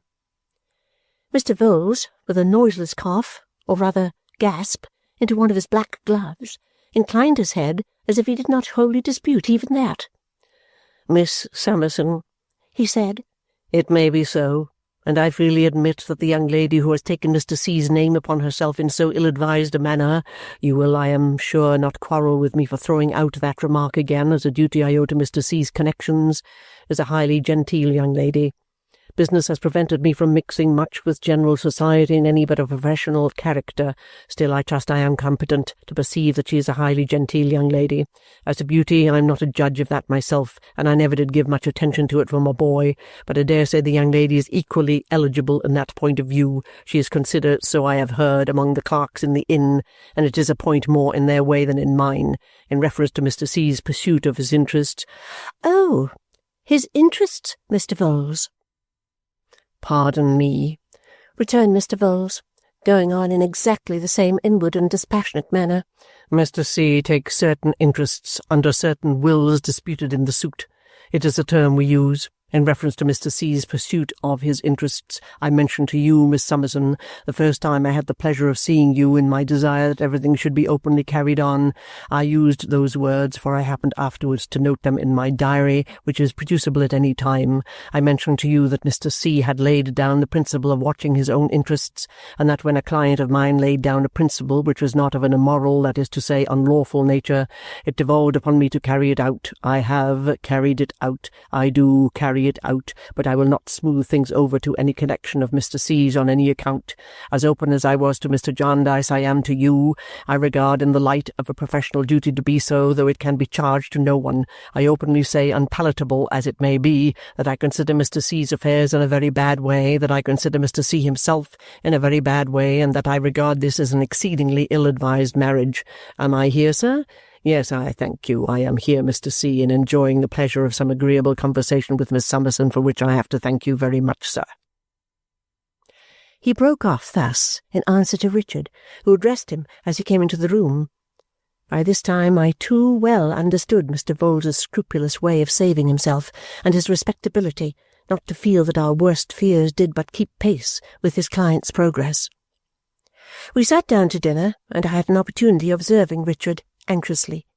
I was not disturbed by Mr. Vholes, who took off his gloves to dine, though he sat opposite to me at the small table, for I doubt if, looking up at all, he once removed his eyes from his host's face. I found Richard thin and languid, slovenly in his dress, abstracted in his manner, forcing his spirits now and then, and at other intervals relapsing into a dull thoughtfulness.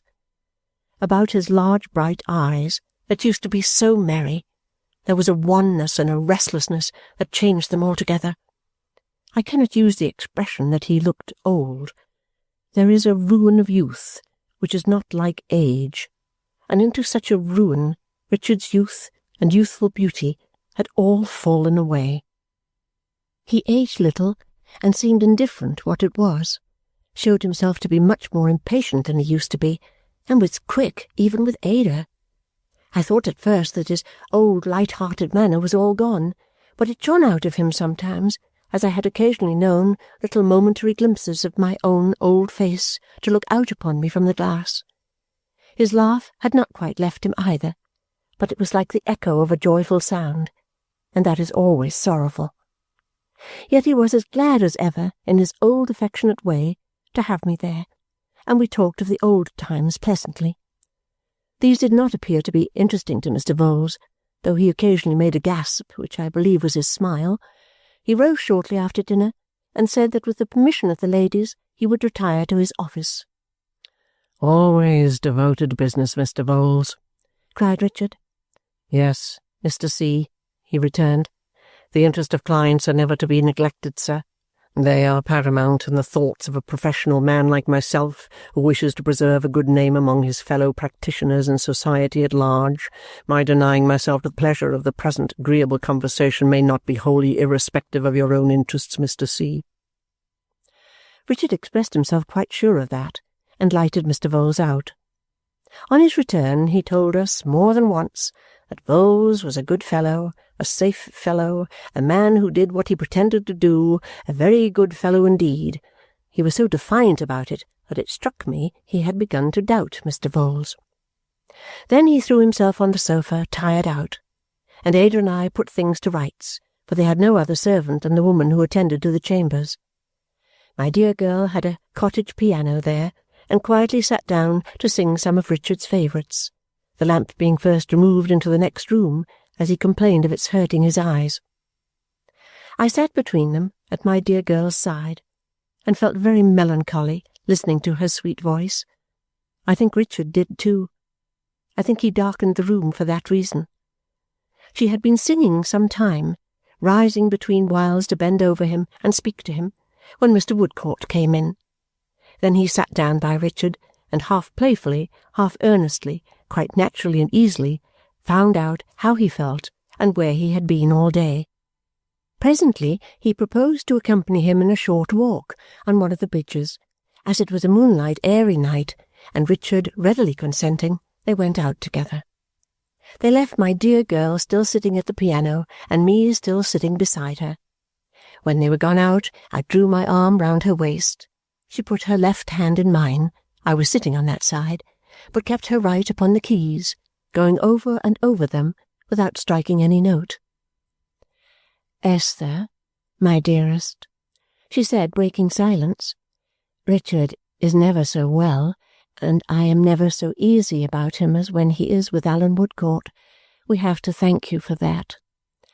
I pointed out to my darling how this could scarcely be, because Mr. Woodcourt had come to her cousin John's house and had known us all there, and because he had always liked Richard, and Richard had always liked him, and so forth. "All true," said Ada, "but that he is such a devoted friend to us, we owe to you." I thought it best to let my dear girl have her way and to say no more about it. So I said as much. I said it lightly, because I felt her trembling. "Esther, my dearest, I want to be a good wife, a very, very good wife indeed. You shall teach me." "I teach?" I said no more, for I noticed the hand that was fluttering over the keys, and I knew that it was not I who ought to speak, that it was she who had something to say to me. "When I married Richard, I was not insensible to what was before him. I had been perfectly happy for a long time with you, and I had never known any trouble or anxiety, so loved and cared for, but I understood the danger he was in, dear Esther. I know, my darling.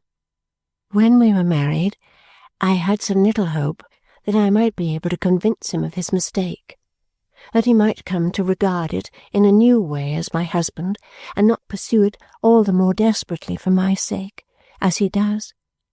But if I had not had that hope, I would have married him just the same, Esther, just the same."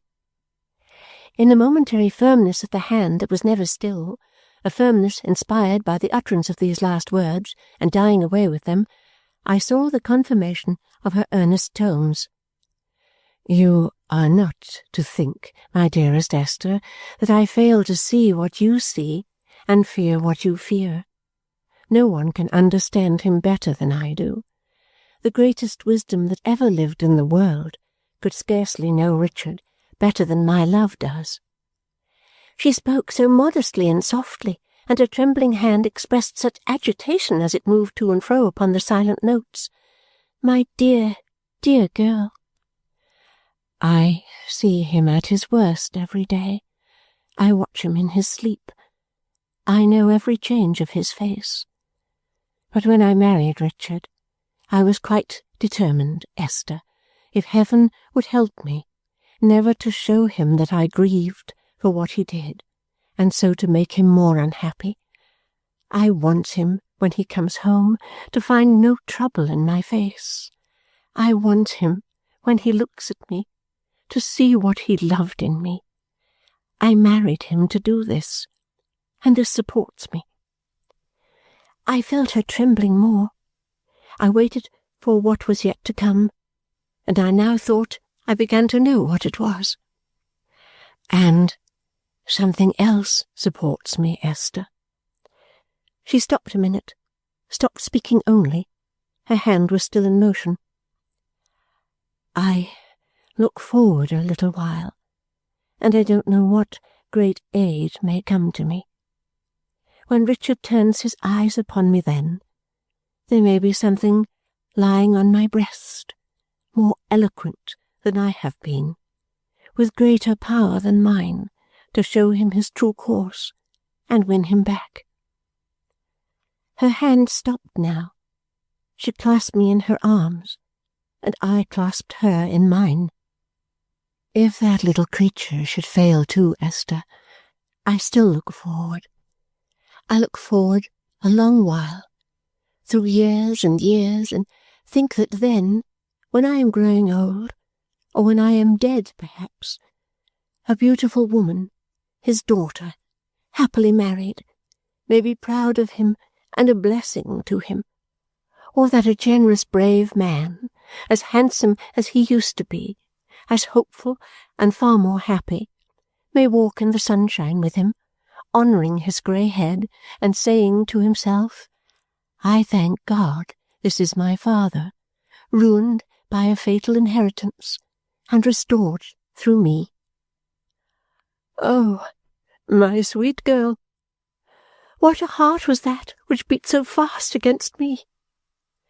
These hopes uphold me, my dear Esther, and I know they will, though sometimes even they depart from me before a dread that arises when I look at Richard. I tried to cheer my darling and ask her what it was. Sobbing and weeping, she replied, That he may not live to see his child. Chapter 61. A Discovery. The days when I frequented that miserable corner, which my dear girl brightened, can never fade in my remembrance.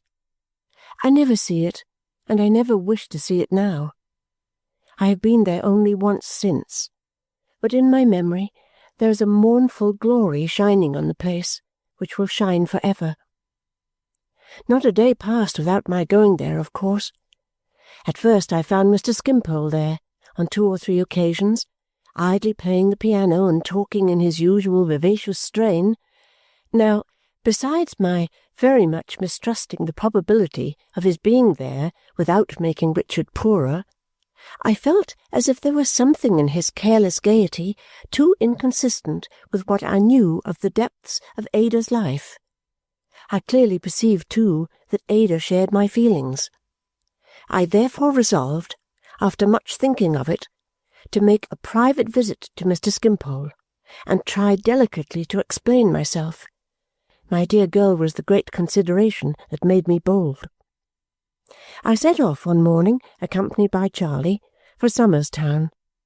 As I approached the house, I was strongly inclined to turn back, for I felt what a desperate attempt it was to make an impression on Mr. Skimpole, and how extremely likely it was that he would signally defeat me.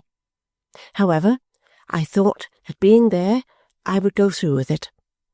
I knocked with a trembling hand at Mr. Skimpole's door, literally with a hand, for the knocker was gone, and after a long parley gained admission from an Irishwoman who was in the area when I knocked, breaking up the lid of a water-butt with a poker to light the fire with. Mr. Skimpole, lying on the sofa in his room, playing the flute a little, was enchanted to see me. "Now, who should receive me?" he asked. "Who would I prefer for mistress of the ceremonies? Would I have his comedy daughter, his beauty daughter, or his sentiment daughter, or would I have all the daughters at once in a perfect nosegay?" I replied, half defeated already, that I wished to speak to himself only if he would give me leave. "My dear Miss Summerson, most joyfully, of course," he said, bringing his chair nearer mine and breaking into his fascinating smile. "Of course, it's not business. Then it's pleasure." I said it certainly was not business that I came upon, but it was not quite a pleasant matter. "Then, my dear Miss Summerson," said he with the frankest gaiety, "don't allude to it. Why should you allude to anything that is not a pleasant matter? I never do. And you are a much pleasanter creature in every point of view than I. You are perfectly pleasant. I am imperfectly pleasant. Then, if I never allude to an unpleasant matter, how much less should you? So, that's disposed of, and we'll talk of something else." Although I was embarrassed, I took courage to intimate that I still wished to pursue the subject. "I should think it a mistake," said Mr. Skimpole, with his airy laugh, "if I thought Miss Summerson capable of making one, but I don't." "Mr. Skimpole," said I, raising my eyes to his, "I have so often heard you say that you are unacquainted with the common affairs of life."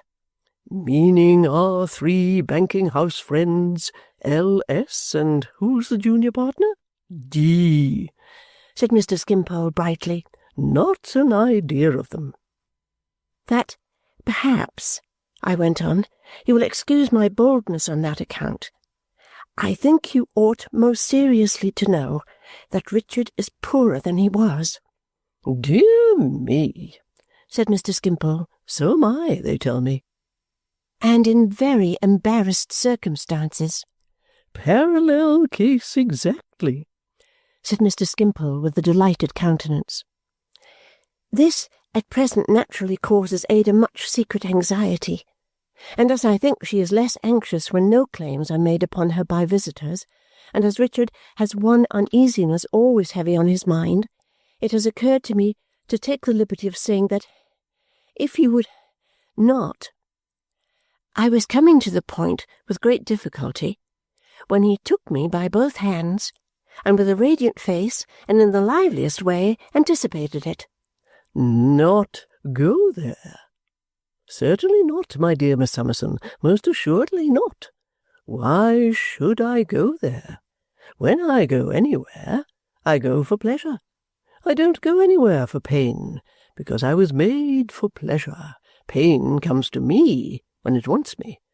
Now I have had very little pleasure at our dear Richard's lately, and your practical sagacity demonstrates why. Our young friends, losing the youthful poetry which was once so captivating in them, begin to think, this is a man who wants pounds.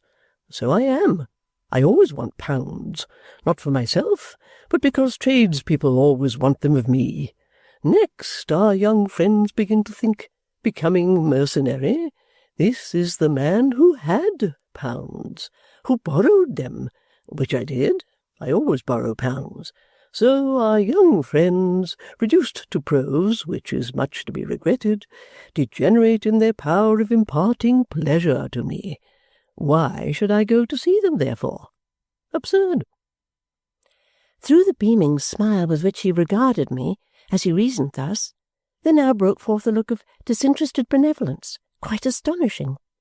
"Besides," he said, pursuing his argument in his tone of light-hearted conviction, "if I don't go anywhere for pain, which would be a perversion of the intention of my being and a monstrous thing to do, why should I go anywhere to be the cause of pain? If I went to see our young friends in their present ill-regulated state of mind, I should give them pain. The associations with me would be disagreeable. They might say, this is the man who had pounds, and who can't pay pounds, which I can't, of course. Nothing could be more out of the question. Then kindness requires that I shouldn't go near them, and I won't." He finished by genially kissing my hand and thanking me. Nothing but Miss Summerson's fine tact, he said, would have found this out for him. I was much disconcerted, but I reflected that if the main point were gained, it mattered little how strangely he perverted everything leading to it. I had determined to mention something else, however, and I thought I was not to be put off in that. "Mr. Skimpole," said I must take the liberty of saying before I conclude my visit that I was much surprised to learn, on the best authority some little time ago, that you knew with whom that poor boy left Bleak House, and that you accepted a present on that occasion. I have not mentioned it to my guardian, for I fear it would hurt him unnecessarily, but I may say to you that I was much surprised." "No? Really surprised, my dear Miss Summerson?" he returned inquiringly, raising his pleasant eyebrows. "Greatly surprised." He thought about it for a little while, with a highly agreeable and whimsical expression of face, then quite gave it up, and said in his most engaging manner, "You know what a child I am. Why surprised?" I was reluctant to enter minutely into that question, but as he begged I would, for he was really curious to know, I gave him to understand, in the gentlest words I could use, that his conduct seemed to involve a disregard of several moral obligations. He was much amused and interested when he heard this, and said, "No, really?" with ingenuous simplicity. "You know I don't intend to be responsible. I never could do it.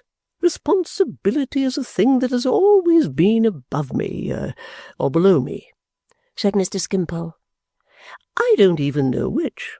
But as I understand the way in which my dear Miss Summerson, always remarkable for her practical good sense and clearness, puts this case, I should imagine it was chiefly a question of money.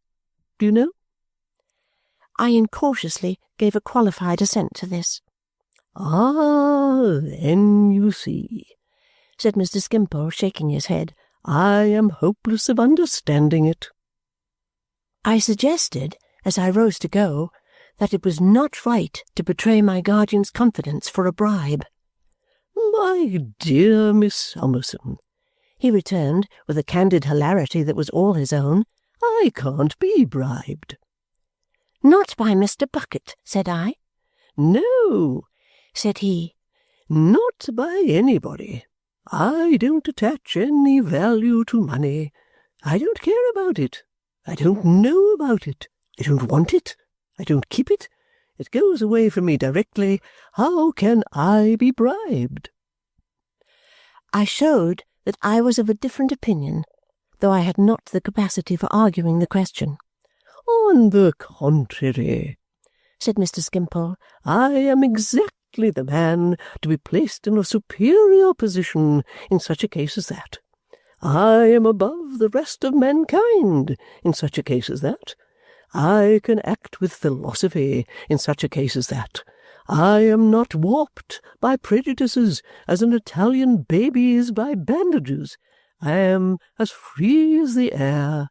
I feel myself as far above suspicion as Caesar's wife." Anything to equal the lightness of his manner, and the playful impartiality with which he seemed to convince himself, as he tossed the matter about like a ball of feathers, was surely never seen in anybody else. "Observe the case, my dear Miss Summerson.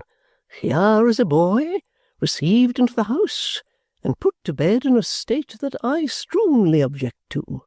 The boy being in bed, a man arrives like the house that Jack built.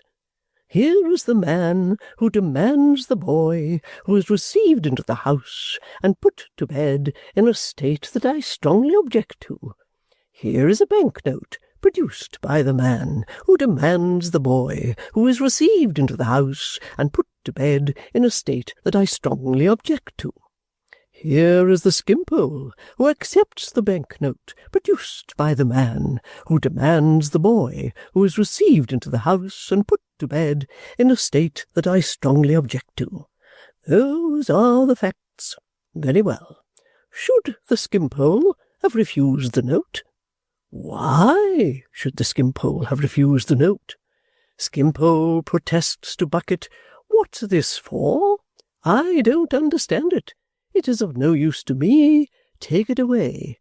Bucket still entreats Skimpole to accept it. Are there reasons why Skimpole, not being warped by prejudices, should accept it? Yes, Skimpole perceives them. What are they? Skimpole reasons with himself. This is a tamed lynx, an active police officer, an intelligent man, a person of a peculiarly directed energy and great subtlety, both of conception and execution, who discovers our friends and enemies for us when they run away, recovers our property for us when we are robbed, avenges us comfortably when we are murdered. This active police officer, an intelligent man, has acquired, in the exercise of his art, a strong faith in money. He finds it very useful to him, and he makes it very useful to society. Shall I shake that faith in Bucket because I want it myself? Shall I deliberately blunt one of Bucket's weapons? Shall I positively paralyze Bucket in his next detective operation? And again, if it is blamable in Skimpole to take the note, it is blamable in Bucket to offer the note. Much more blamable in Bucket, because he is the knowing man. Now, Skimpole wishes to think well of Bucket. Skimpole deems it essential in its little place to the general cohesion of things that he should think well of Bucket. The state expressly asks him to trust Bucket. And he does, and that's all he does. I had nothing to offer in reply to this exposition, and therefore took my leave. Mr. Skimpole, however, who is in excellent spirits, would not hear of my returning home attended only by little Coavinses, and accompanied me himself. He entertained me on the way with a variety of delightful conversation, and assured me, at parting, that he should never forget the fine tact with which I had found that out for him about our young friends. As it so happened that I never saw Mr. Skimpole again, I may at once finish what I know of his history. A coolness arose between him and my guardian, based principally on the foregoing grounds, and on his having heartlessly disregarded my guardian's entreaties, as we afterwards learnt from Ada, in reference to Richard. His being heavily in my guardian's debt had nothing to do with their separation. He died some 5 years afterwards, and left a diary behind him with letters and other materials towards his life, which was published, and which showed him to have been the victim of a combination on the part of mankind against an amiable child. It was considered very pleasant reading, but I never read more of it myself than the sentence on which I chanced to light on opening the book. It was this: Jarndyce, in common with most other men I have known, is the incarnation of selfishness. And now I come to a part of my story touching myself, very nearly indeed, and for which I was quite unprepared when the circumstances occurred. Whatever little lingerings may have now and then revived in my mind, associated with my poor old face, had only revived as belonging to a part of my life that was gone like my infancy or my childhood. I have suppressed none of my many weaknesses on that subject, but have written them as faithfully as my memory has recalled them, and I hope to do, and mean to do, the same down to the last word of these pages, which I see now not so very far before me. The months were gliding away, and my dear girl, sustained by the hopes she had confided in me, was the same beautiful star in the miserable corner. Richard, more worn and haggard, haunted the court day after day, listlessly sat there the whole day long, when he knew there was no remote chance of the suit being mentioned, and became one of the stock sights of the place.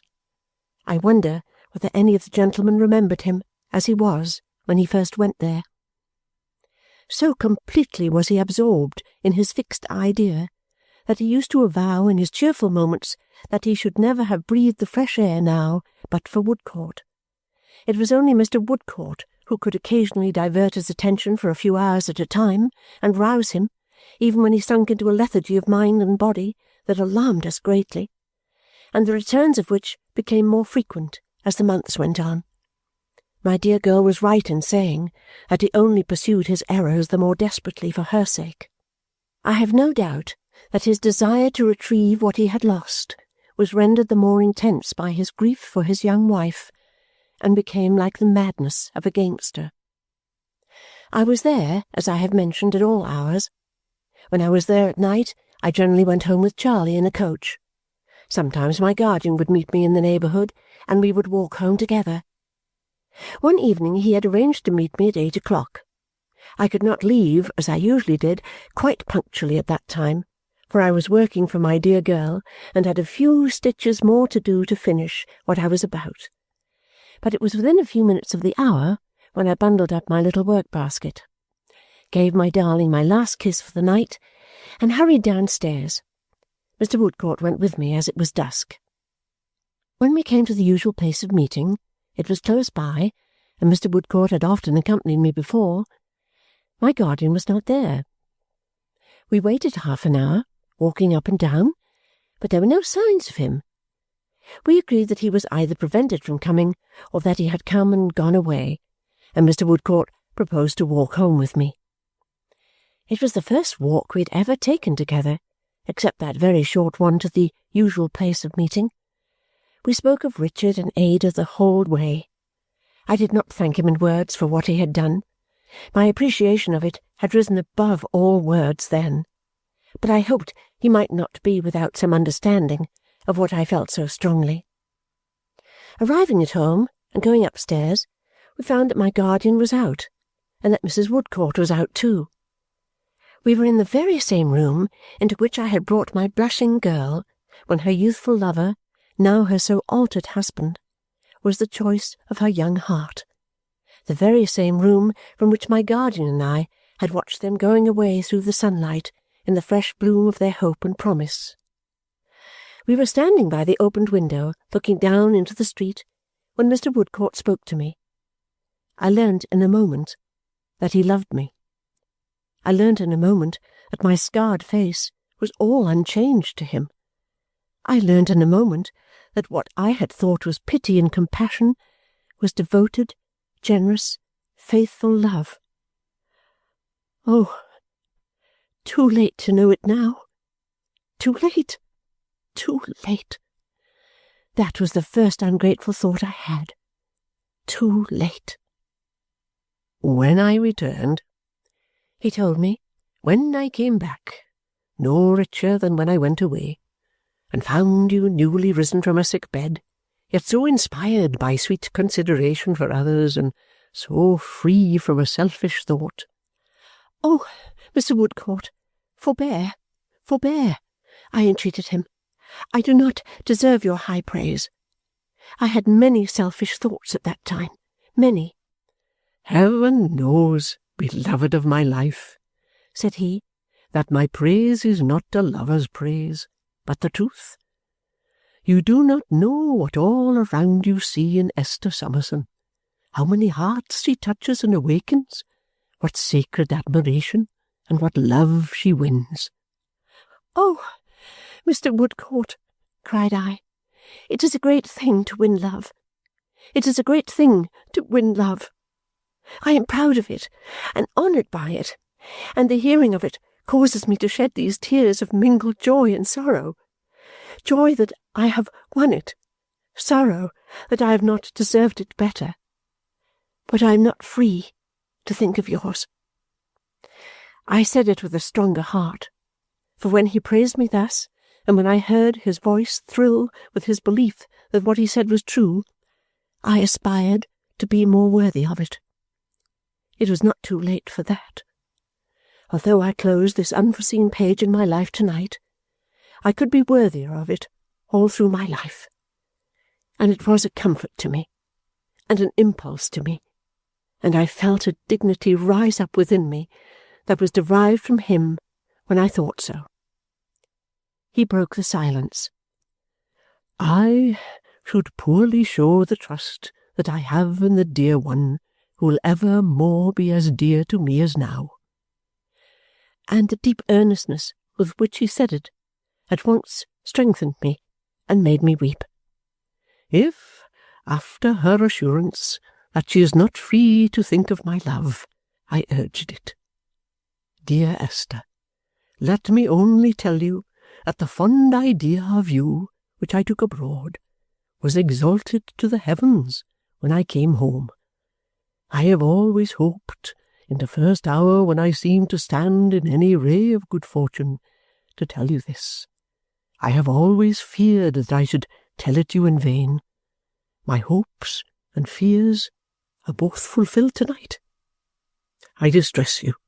I have said enough." Something seemed to pass into my place that was like the angel he thought me, and I felt so sorrowful for the loss he had sustained. I wished to help him in his trouble, as I had wished to do when he showed that first commiseration for me. Dear Mr. Woodcourt, said I, before we part tonight, something is left for me to say. I never could say it as I wish. I never shall. But I had to think again of being more deserving of his love and his affliction before I could go on. I am deeply sensible of your generosity, and I shall treasure its remembrance to my dying hour. I know full well how changed I am. I know you are not unacquainted with my history, and I know what a noble love that is which is so faithful. What you have said to me could have affected me so much from no other lips, for there are none that could give it such a value to me. It shall not be lost. It shall make me better. He covered his eyes with his hand and turned away his head. How could I ever be worthy of those tears? If, in the unchanged intercourse we shall have together, in tending Richard and Ada, and I hope in many happier scenes of life, you ever find anything in me which you can honestly think is better than it used to be, believe that it will have sprung up from tonight, and that I shall owe it to you. And never believe, dear, dear Mr. Woodcourt, never believe that I forget this night, or that while my heart beats it can be insensible to the pride and joy of having been beloved by you. He took my hand and kissed it. He was like himself again, and I felt still more encouraged. I am induced, by what you said just now, said I, to hope that you have succeeded in your endeavour. I have, he answered, with such help from Mr. Jarndyce as you, who know him so well, can imagine him to have rendered me. I have succeeded. Heaven bless him for it, said I, giving him my hand, and heaven bless you in all you do. I shall do it better for the wish, he answered. It will make me enter on these new duties as on another sacred trust from you. Ah, Richard, I exclaimed involuntarily, what will he do when you are gone? I am not required to go yet. I would not desert him, dear Miss Summerson, even if I were. One other thing I felt it needful to touch upon before he left me. I knew that I should not be worthier of the love I could not take if I reserved it. Mr. Woodcourt, said I, you will be glad to know from my lips, before I say good night, that in the future, which is clear and bright before me, I am most happy, most fortunate, have nothing to regret or desire. It was indeed a glad hearing to him, he replied. From my childhood I have been, said I, the object of the untiring goodness of the best of human beings, to whom I am so bound by every tie of attachment, gratitude, and love, that nothing I could do in the compass of a life could express the feelings of a single day. I share those feelings, he returned. You speak of Mr. Jarndyce. You know his virtues well, said I, but few can know the greatness of his character as I know it. All its highest and best qualities have been revealed to me, in nothing more brightly than in the shaping out of that future in which I am so happy.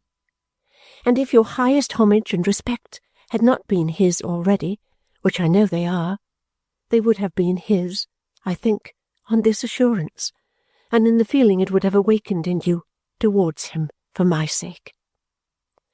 He fervently replied that indeed, indeed, they would have been. I gave him my hand again. Good night, I said. Good-bye. The first, until we meet tomorrow.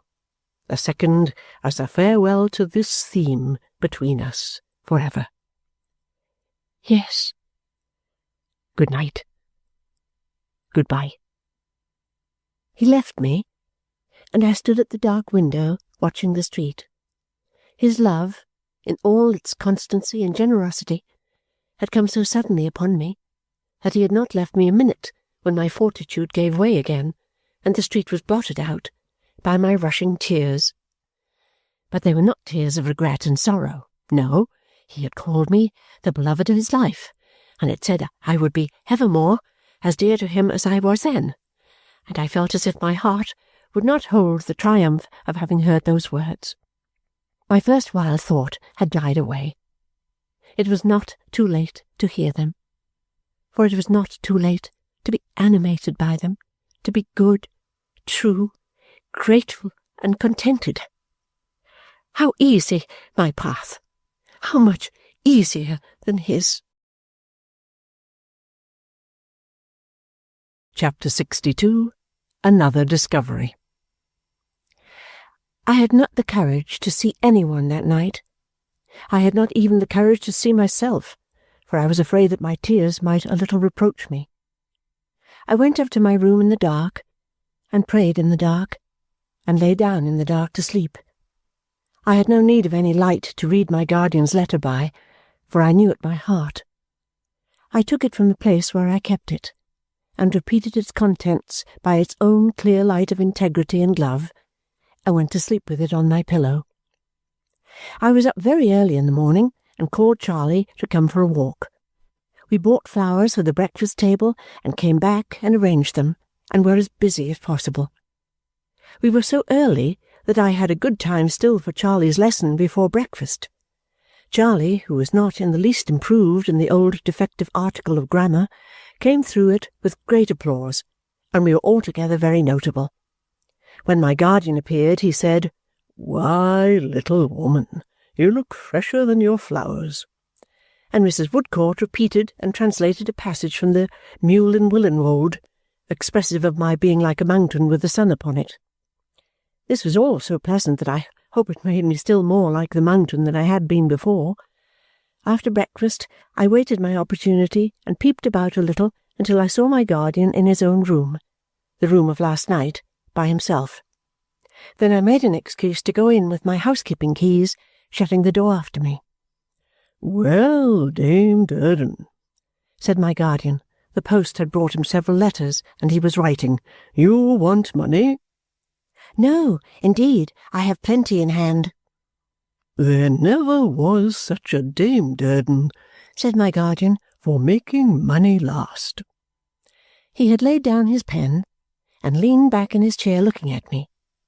I have often spoken of his bright face, but I thought I had never seen it look so bright and good. There was a high happiness upon it which made me think he has been doing some great kindness this morning. "There never was," said my guardian, musing as he smiled upon me, "such a Dame Durden for making money last." He had never altered his old manner. I loved it and him so much that when I now went up to him and took my usual chair, which was always put at his side, for sometimes I read to him, and sometimes I talked to him, and sometimes I silently worked by him. I hardly liked to disturb it by laying my hand on his breast, but I found I did not disturb it at all. "Dear guardian," said I want to speak to you. Have I been remiss in anything?" "Remiss in anything, my dear?" "Have I not been what I have meant to be since I brought the answer to your letter, guardian?" "You have been everything I could desire, my love." "I am very glad indeed to hear that," I returned. "You know, you said to me, 'Was this the mistress of Bleak House?' And I said, 'Yes.'" "Yes," said my guardian, nodding his head. He had put his arm about me, as if there were something to protect me from, and looked into my face, smiling. "Since then," said I, "we have never spoken on the subject, except once." "And then I said Bleak House was thinning fast, and so it was, my dear." "And I said," I timidly reminded him, "but its mistress remained." He still held me in the same protecting manner and with the same bright goodness in his face. "Dear guardian," said I know how you have felt all that has happened and how considerate you have been. As so much time has passed, and as you spoke only this morning of my being so well again, perhaps you expect me to renew the subject? Perhaps I ought to do so? I will be the mistress of Bleak House, when you please." "See," he returned gaily, "what a sympathy there must be between us. I have had nothing else, poor Rick excepted, it's a large exception, in my mind. When you came in, I was full of it. When shall we give Bleak House its mistress, little woman?" "When you please." "Next month?" "Next month, dear guardian." "The day on which I take the happiest and best step of my life, the day on which I shall be a man more exulting and more enviable than any other man in the world, the day on which I give Bleak House its little mistress, shall be next month, then," said my guardian. I put my arms round his neck and kissed him just as I had done on the day when I brought my answer. A servant came to the door to announce Mr. Bucket, which was quite unnecessary, for Mr. Bucket was already looking in over the servant's shoulder. "Mr. Jarndyce and Miss Summerson," said he, rather out of breath. "With all apologies for intruding. Will you allow me to order up a person that's on the stairs and that objects to being left there in case of becoming the subject of observations in his absence? Thank you. Be so good as chair that there member in this direction, will you?" said Mr. Bucket, beckoning over the banisters. This singular request produced an old man in a black skull-cap, unable to walk, who was carried up by a couple of bearers and deposited in the room near the door. Mr. Bucket immediately got rid of the bearers, mysteriously shut the door, and bolted it. "Now, you see, Mr. Jarndyce," he then began, putting down his hat and opening his subject with a flourish of his well-remembered finger. "You know me, and Miss Summerson knows me. This gentleman likewise knows me, and his name is Smallweed. The discounting line is his line principally, and he's what you may call a dealer in bills. That's about what you are, you know, ain't you?" said Mr. Bucket, stopping a little to address the gentleman in question, who was exceedingly suspicious of him. He seemed about to dispute this designation of himself when he was seized with a violent fit of coughing. "Now, moral, you know," said Mr. Bucket, improving the accident. "Don't you contradict when there ain't no occasion, and you won't be took in that way. Now, Mr. Jarndyce, I address myself to you. I've been negotiating with this gentleman on behalf of Sir Leicester Dedlock, Baronet, and one way and another I've been in and out and about his premises a deal. His premises are the premises formerly occupied by Krook, marine store dealer, a relation of this gentleman's that you saw in his lifetime, if I don't mistake." My guardian replied, "Yes." "Well, you are to understand," said Mr. Bucket, "that this gentleman, he come into Krook's property, and a good deal of magpie property there was. Vast lots of waste paper among the rest. Lord bless you, of no use to nobody." The cunning of Mr. Bucket's eye, and the masterly manner in which he contrived, without a look or a word against which his watchful auditor could protest, to let us know that he stated the case according to previous agreement, and could say much more of Mr. Smallweed if he thought it advisable, deprived us of any merit in quite understanding him. His difficulty was increased by Mr. Smallweed's being deaf, as well as suspicious, and watching his face with the closest attention. "Among them odd heaps of old papers, this gentleman, when he comes into the property, naturally begins to rummage, don't you see?" said Mr. Bucket. "To which? Say that again," cried Mr. Smallweed in a shrill, sharp voice. To rummage, repeated Mr. Bucket. Being a prudent man and accustomed to take care of your own affairs, you begin to rummage among the papers as you have come into, don't you? Of course I do, cried Mr. Smallweed. Of course you do, said Mr. Bucket conversationally. And much to blame you would be if you didn't. And so you chance to find, you know, Mr. Bucket went on, stooping over him with an air of cheerful raillery, which Mr. Smallweed by no means reciprocated. And so you chance to find, you know, a paper with the signature of Jarndyce to it, don't you? Mr. Smallweed glanced with a troubled eye at us, and grudgingly nodded assent. And, coming to look at that paper at your full leisure and convenience, all in good time, for you're not curious to read it, and why should you be? What do you find it to be but a will, you see? That's the drollery of it, said Mr. Bucket with the same lively air of recalling a joke, for the enjoyment of Mr. Smallweed, who still had the same crestfallen appearance of not enjoying it at all. What do you find it to be but a will? I don't know that it's good as a will or as anything else, snarled Mr. Smallweed. Mr. Bucket eyed the old man for a moment. He had slipped and shrunk down in his chair into a mere bundle, as if he were much disposed to pounce upon him. Nevertheless, he continued to bend over him with the same agreeable air, keeping the corner of one of his eyes upon us.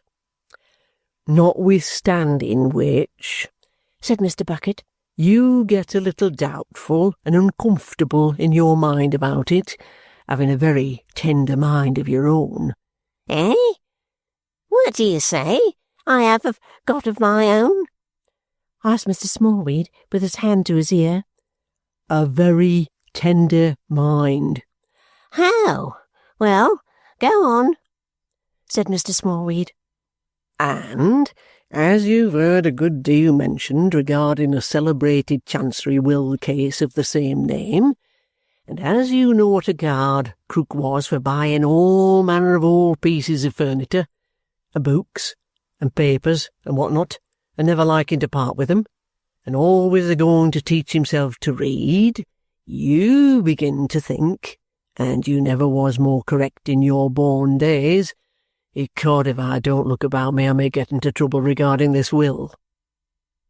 Now mind how you put it, Bucket, cried the old man, anxiously with his hand at his ear. Speak up. None of your brimstone tricks. Pick me up. I want to hear better. Oh, Lord, I'm shaken to bits. Mr. Bucket had certainly picked him up at a dart.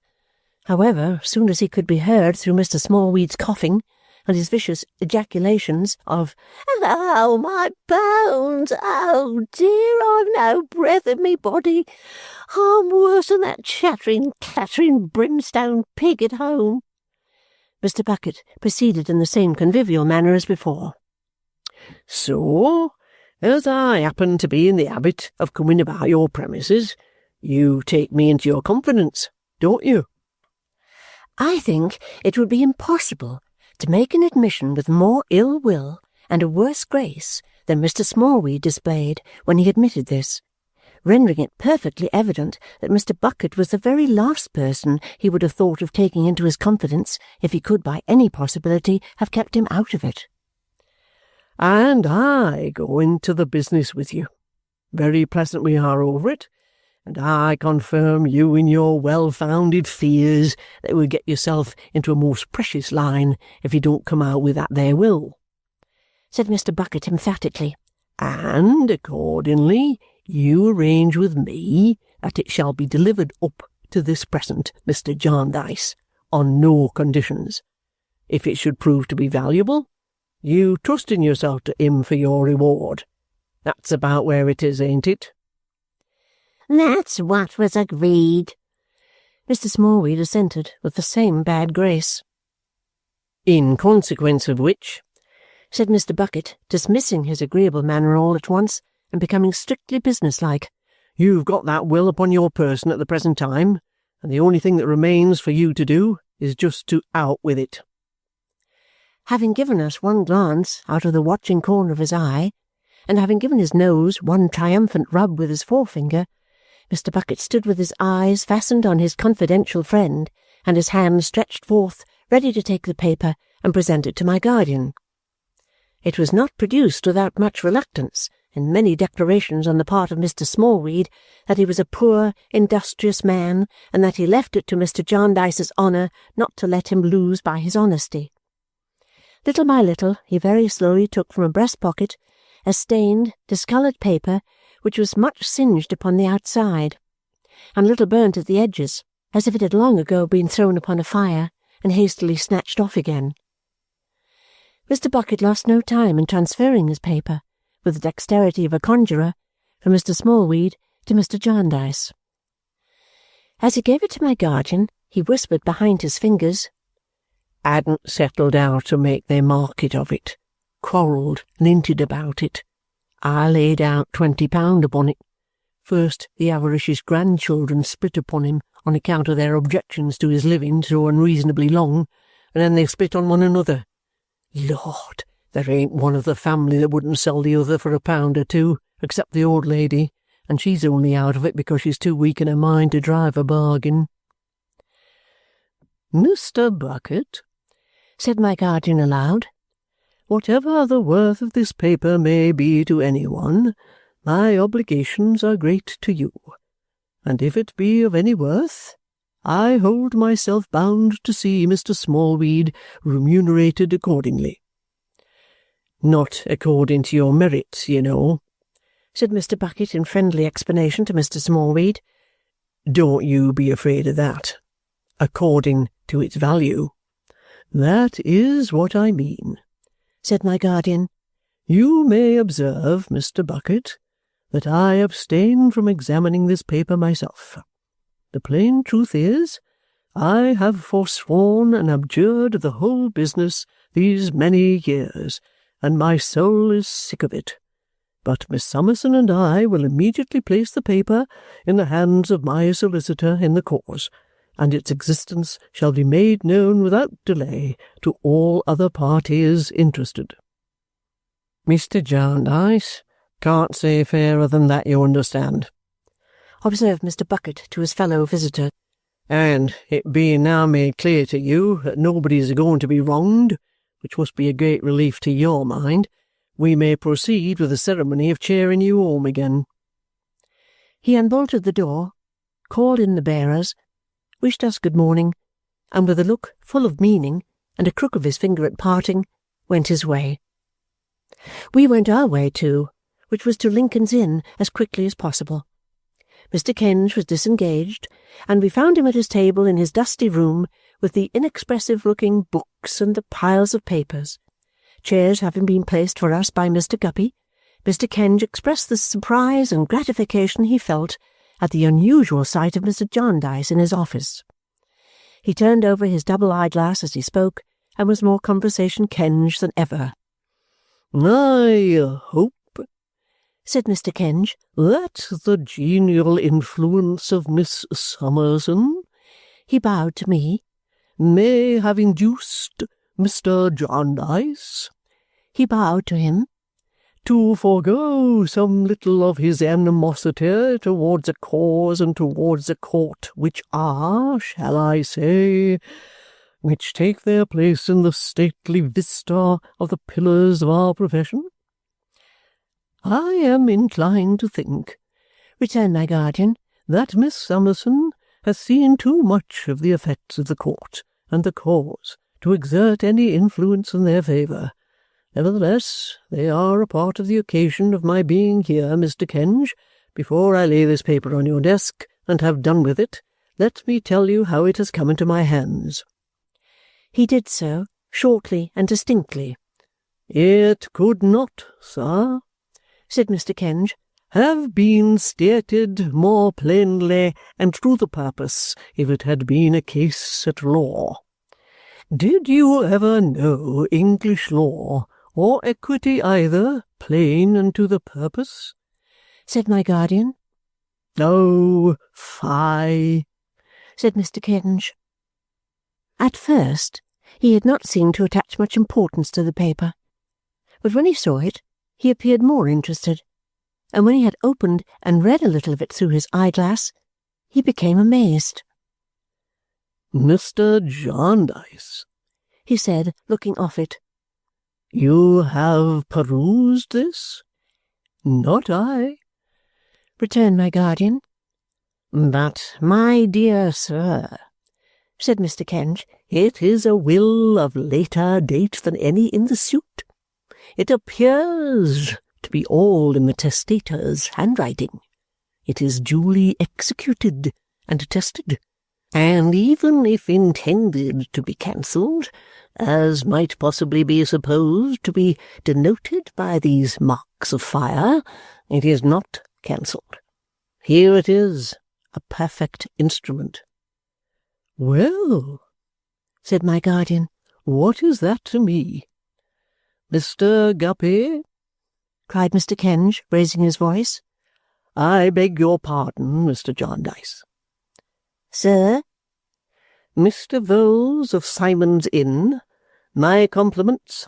Jarndyce and Jarndyce. Glad to speak with him." Mr. Guppy disappeared. "You ask me, what is this to you, Mr. Jarndyce? If you had perused this document, you would have seen that it reduces your interest considerably, though still leaving it a very handsome one, said Mr. Kenge, waving his hand persuasively and blandly. "You would further have seen that the interests of Mr. Richard Carstone and of Miss Ada Clare, now Mrs. Richard Carstone, are very materially advanced by it."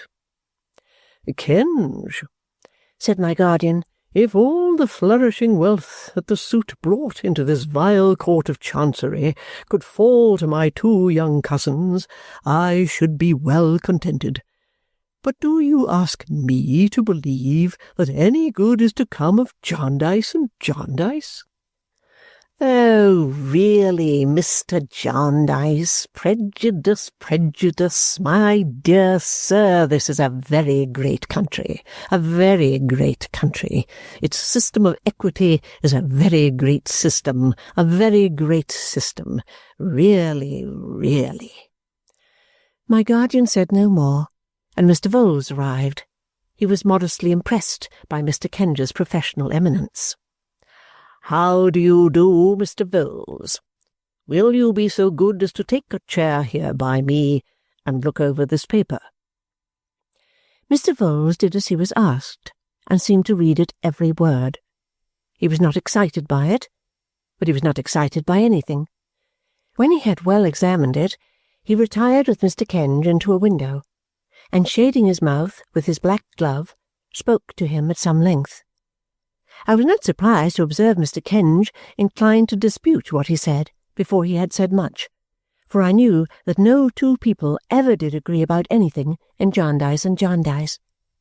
But he seemed to get the better of Mr. Kenge, too, in a conversation that sounded as if it were almost composed of the words Receiver General, Accountant General, Report, Estate, and Costs. When they had finished, they came back to Mr. Kenge's table and spoke aloud. "Well, this is a very remarkable document, Mr. Vholes," said Mr. Kenge. Mr. Vholes said, "Very much so." "And a very important document, Mr. Vholes," said Mr. Kenge. Again Mr. Vholes said, "Very much so." "And, as you say, Mr. Vholes, when the cause is in the paper next term, this document will be an unexpected and interesting feature in it," said Mr. Kenge, looking loftily at my guardian. Mr. Vholes was gratified, as a smaller practitioner striving to keep respectable, to be confirmed in any opinion of his own by such an authority. "And when," asked my guardian, rising after a pause during which Mr. Kenge had rattled his money and Mr. Vholes had picked his pimples, "when is next term?" "Next term, Mr. Jarndyce, will be next month," said Mr. Kenge. Of course, we shall at once proceed to do what is necessary with this document, and to collect the necessary evidence concerning it. And, of course, you will receive our usual notification of the cause being in the paper, to which I shall pay, of course, my usual attention. Still bent, my dear sir," said Mr. Kenge, showing us through the outer office to the door, "still bent, even with your enlarged mind, on echoing a popular prejudice? We are a prosperous community, Mr. Jarndyce, a very prosperous community. We are a great country, Mr. Jarndyce. We are a very great country. This is a great system, Mr. Jarndyce, and would you wish a great country to have a little system? Now, really, really." He said this at the stair-head, gently moving his right hand, as if it were a silver trowel, with which to spread the cement of his words on the structure of the system and consolidate it for 1,000 ages. Chapter 63. Steel and Iron. George's shooting gallery is to let, and the stock is sold off, and George himself is at Chesney Wold, attending on Sir Leicester in his rides, and riding very near his bridle rein because of the uncertain hand with which he guides his horse. But not to-day is George so occupied. He is journeying to-day into the iron country, farther north, to look about him. As he comes into the iron country farther north, such fresh green woods as those of Chesney Wold are left behind, and coal pits and ashes, high chimneys and red bricks, blighted verdure, scorching fires, and a heavy, never-lightening cloud of smoke become the features of the scenery. Among such objects rides the trooper, looking about him and always looking for something he has come to find.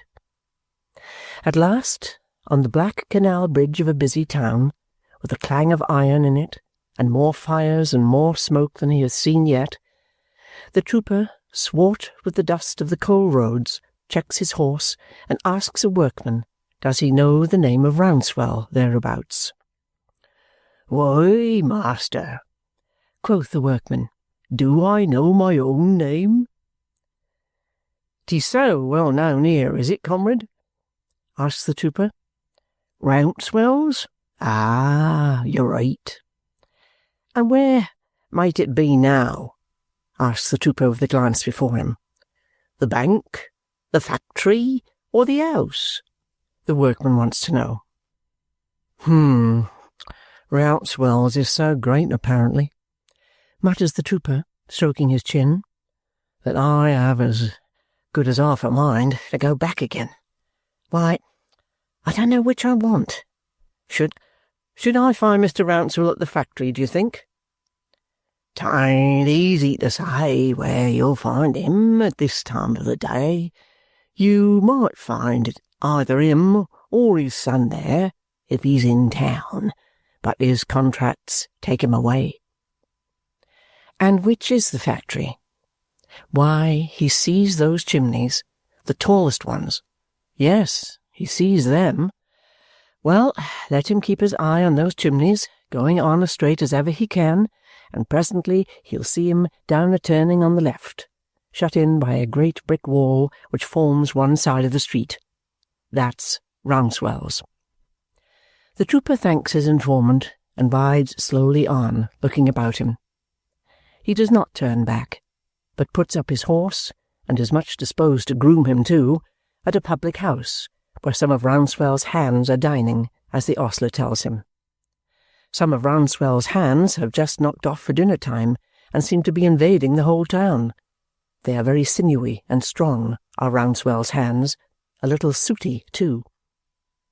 He comes to a gateway in the brick wall, looks in, and sees a great perplexity of iron lying about in every stage and in a vast variety of shapes, in bars, in wedges, in sheets, in tanks, in boilers, in axles, in wheels, in cogs, in cranks, in rails, twisted and wrenched into eccentric and perverse forms as separate parts of machinery, mountains of it broken up and rusty in its age, distant furnaces of it glowing and bubbling in its youth, bright fireworks of it showering about under the blows of the steam-hammer, red-hot iron, white-hot iron, cold black iron, an iron taste, an iron smell, and a babble of iron sounds. This is a place to make a man's head ache too," says the trooper, looking about him for a counting-house. "Who's come here? This is very like me before I was set up. This ought to be my nephew if likeness is running families." "Your servant, sir?" "Yours, sir. Are you looking for anyone?" "Excuse me. Young Mr. Rouncewell, I believe?" "Yes." "I was looking for your father, sir. I wish to have a word with him." The young man, telling him he is fortunate in his choice of time, for his father is there, leads the way to the office where he is to be found. Very like me before I was set up. Devilish like me, thinks the trooper as he follows. They come to a building in the yard with an office on an upper floor. At sight of the gentleman in the office, Mr. George turns very red. "What name shall I say to my father?" asks the young man. George, full of the idea of iron, in desperation answers, "Steel," and is so presented. He is left alone with the gentleman in the office, who sits at a table with account's books before him and some sheets of paper blotted with hosts of figures and drawings of cunning shapes. It is a bare office, with bare windows, looking on the iron view below. Tumbled together on the table are some pieces of iron, purposely broken to be tested at various periods of their service in various capacities. There is iron dust on everything, and the smoke is seen through the windows rolling heavily out of the tall chimneys to mingle with the smoke from a vaporous Babylon of other chimneys. "I am at your service, Mr. Steele," says the gentleman when his visitor has taken a rusty chair. "Well, Mr. Rouncewell," George replies, leaning forward with his left arm on his knee and his hat in his hand, and very chary of meeting his brother's eye. "I am not without my expectations that in the present visit I may prove to be more free than welcome. I have served as a dragoon in my day, and a comrade of mine that I was once rather partial to was, if I don't deceive myself, a brother of yours. I believe you had a brother who gave his family some trouble and ran away, and never did any good but in keeping away." "Are you quite sure," returns the ironmaster in an altered voice, "that your name is Steele?" The trooper falters and looks at him. His brother starts up, calls him by his name, and grasps him by both hands. "You are too quick for me," cries the trooper, with the tears springing out of his eyes. "How do you do, my dear old fellow? I never could have thought you would have been half so glad to see me as all this. How do you do, my dear old fellow? How do you do?" They shake hands and embrace each other over and over again, the trooper still coupling his "How do you do, my dear old fellow?" with his protestation that he never thought his brother would have been half so glad to see him as all this. "So far from it," he declares at the end of a full account of what has preceded his arrival there, "I had very little idea of making myself known. I thought, if you took by any means forgivingly to my name, I might gradually get myself up to the point of writing a letter. But I should not have been surprised, brother, if you had considered it anything but welcome news to hear of me." "We will show you at home what kind of news we think it, George," returns his brother. "This is a great day at home, and you could not have arrived, you bronzed old soldier, on a better.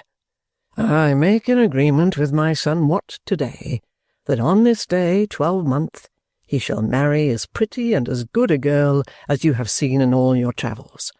She goes to Germany tomorrow with one of your nieces, for a little polishing up in her education. We make a feast of the event, and you will be made the hero of it." Mr. George is so entirely overcome at first by this prospect that he resists the proposed honour with great earnestness. Being overborne, however, by his brother and his nephew, concerning whom he renews his protestations that he never could have thought they would have been half so glad to see him, he is taken home to an elegant house, in all the arrangements of which there is to be observed a pleasant mixture of the originally simple habits of the father and mother, with such as are suited to their altered station and the higher fortunes of their children.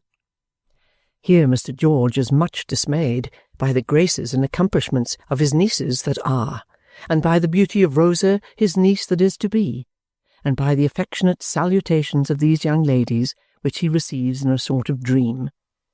He is sorely taken aback, too, by the dutiful behaviour of his nephew, and has a woeful consciousness upon him of being a scapegrace. However, there is great rejoicing, and a very hearty company, and infinite enjoyment, and Mr. George comes bluff and martial through it all, and his pledge to be present at the marriage and give away the bride is received with a universal favour.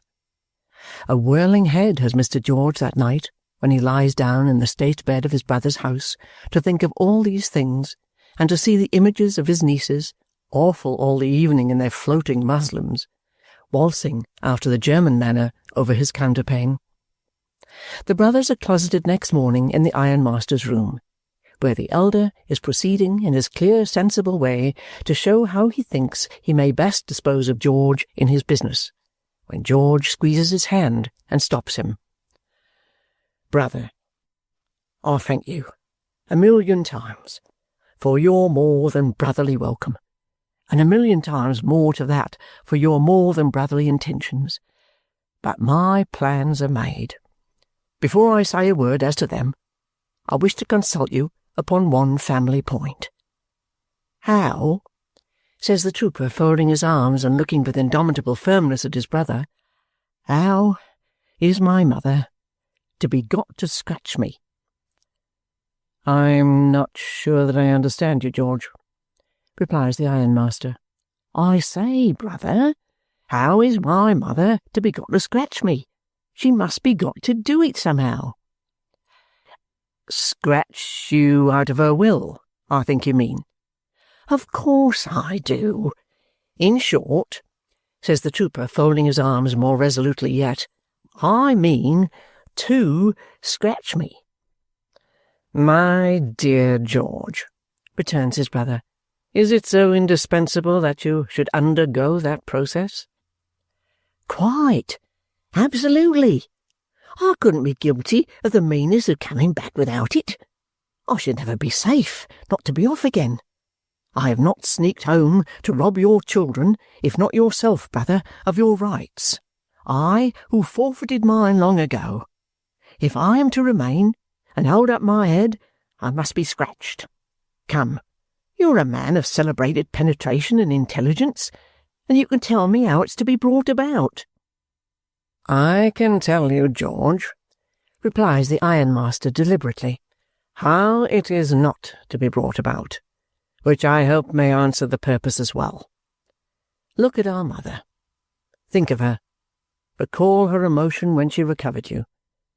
Do you believe there is a consideration in the world that would induce her to take such a step against her favourite son?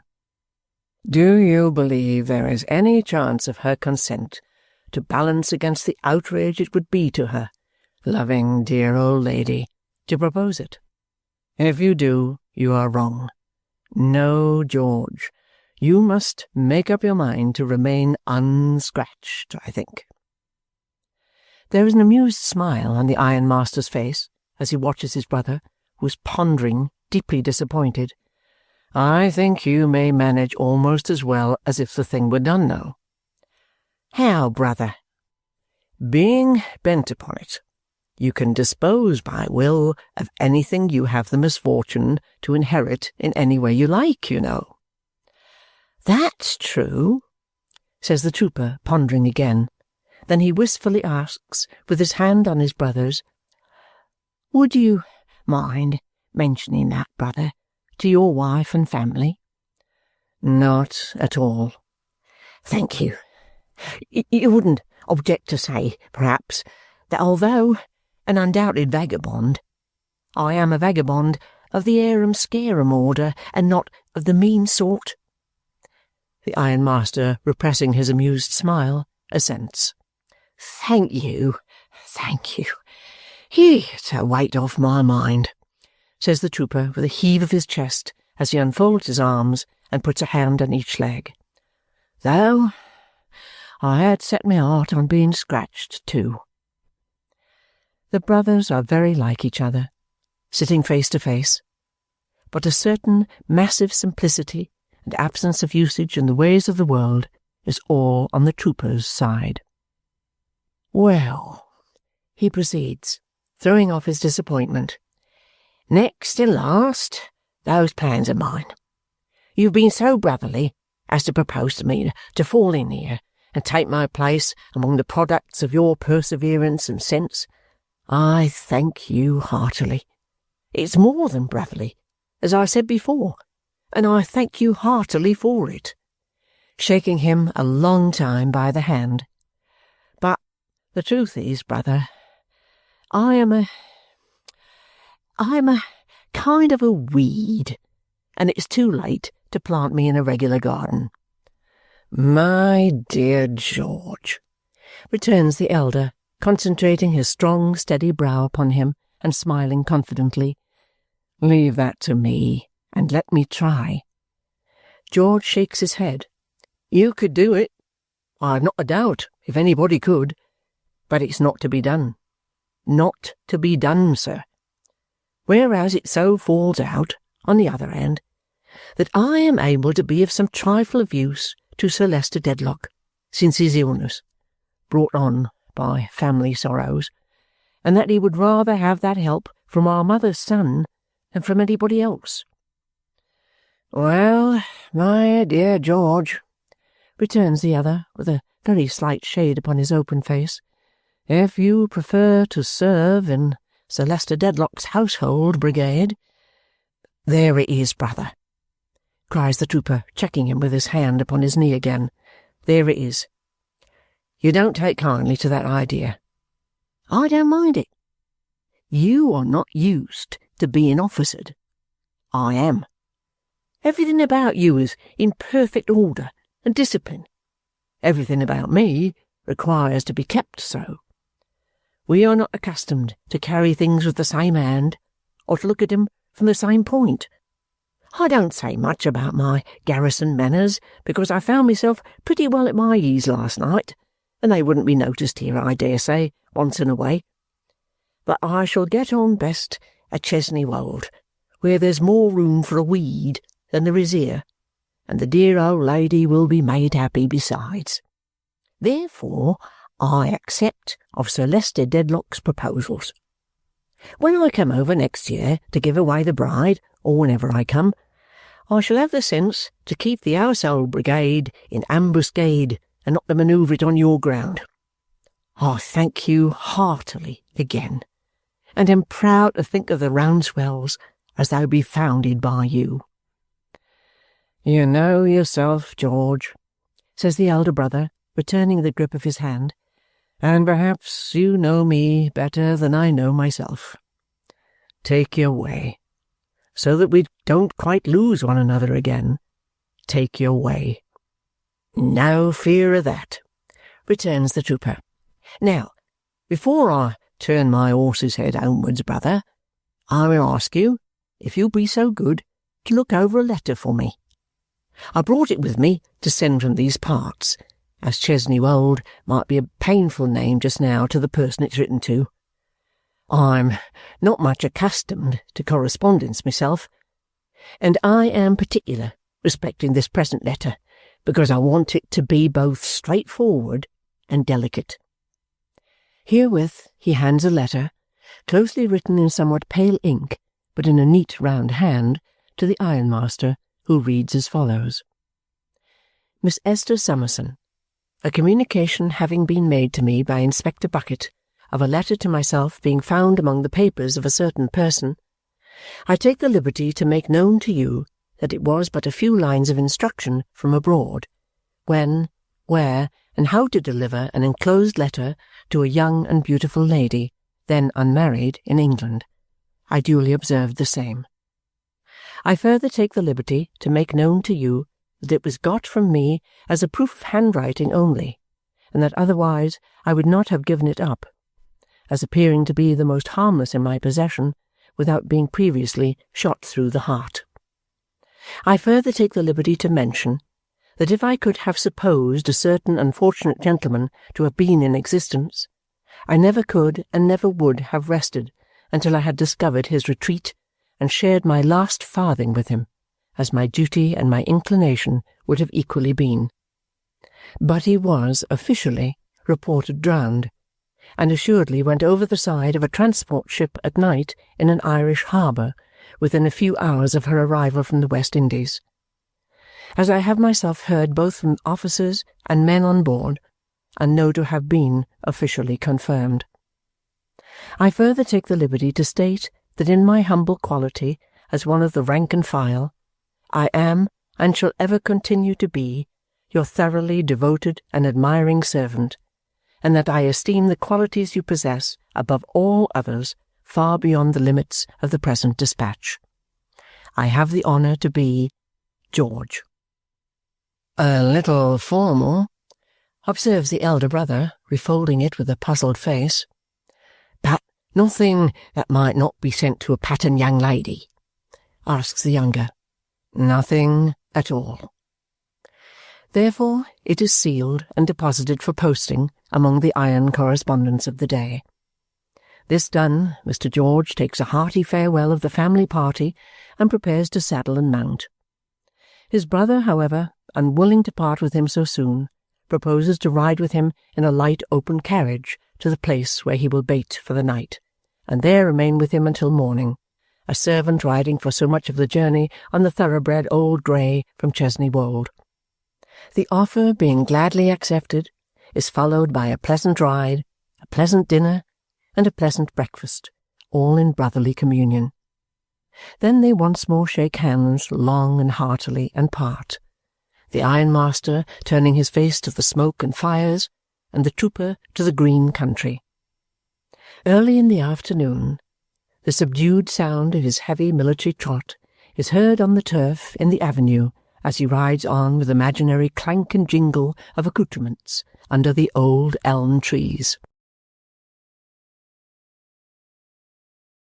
Chapter 64. Esther's Narrative. Soon after I had that conversation with my guardian, he put a sealed paper in my hand one morning and said, "This is for next month, my dear." I found in it £200. I now began very quietly to make such preparations as I thought were necessary, regulating my purchases by my guardian's taste, which I knew very well, of course. I arranged my wardrobe to please him, and hoped I should be highly successful. I did it all so quietly because I was not quite free from my old apprehension that Ada would be rather sorry, and because my guardian was so quiet himself. I had no doubt that under all the circumstances we should be married in the most private and simple manner. Perhaps I should only have to say to Ada, "Would you like to come and see me married tomorrow, my pet?" Perhaps our wedding might even be as unpretending as her own, and I might not find it necessary to say anything about it until it was over. I thought that if I were to choose, I would like this best. The only exception I made was Mrs. Woodcourt. I told her that I was going to be married to my guardian, and that we had been engaged some time. She highly approved. She could never do enough for me, and was remarkably softened now in comparison with what she had been when we first knew her. There was no trouble she would not have taken to have been of use to me, but I need hardly say that I only allowed her to take as little as gratified her kindness without tasking it. Of course this was not a time to neglect my guardian, and of course it was not a time for neglecting my darling. So I had plenty of occupation, which I was glad of, and as to Charlie, she was absolutely not to be seen for needlework. To surround herself with great heaps of it, baskets full and tables full, and do a little and spend a great deal of time in staring with her round eyes at what there was to do, and persuade herself that she was going to do it, were Charley's great dignities and delights. Meanwhile, I must say I could not agree with my guardian on the subject of the will, and I had some sanguine hopes of Jarndyce and Jarndyce. Which of us was right will soon appear, but I certainly did encourage expectations. In Richard, the discovery gave occasion for a burst of business and agitation that buoyed him up for a little time, but he had lost the elasticity even of hope now, and seemed to me to retain only its feverish anxieties. From something my guardian said one day when we were talking about this, I understood that my marriage would not take place until after the term time we had been told to look forward to, and I thought the more, for that, how rejoiced I should be if I could be married when Richard and Ada were a little more prosperous. The term was very near indeed when my guardian was called out of town and went down into Yorkshire on Mr. Woodcourt's business. He had told me beforehand that his presence there would be necessary. I had just come in one night from my dear girls, and was sitting in the midst of all my new clothes, looking at them all round me and thinking, when a letter from my guardian was brought to me. It asked me to join him in the country, and mentioned by what stage-coach my place was taken, and at what time in the morning I should have to leave town. It added in a postscript that I would not be many hours from Ada. I expected few things less than a journey at that time, but I was ready for it in half an hour, and set off as appointed early next morning. I travelled all day, wondering all day what I could be wanted for at such a distance. Now I thought it might be for this purpose, and now I thought it might be for that purpose. But I was never, never, never near the truth. It was night when I came to my journey's end and found my guardian waiting for me.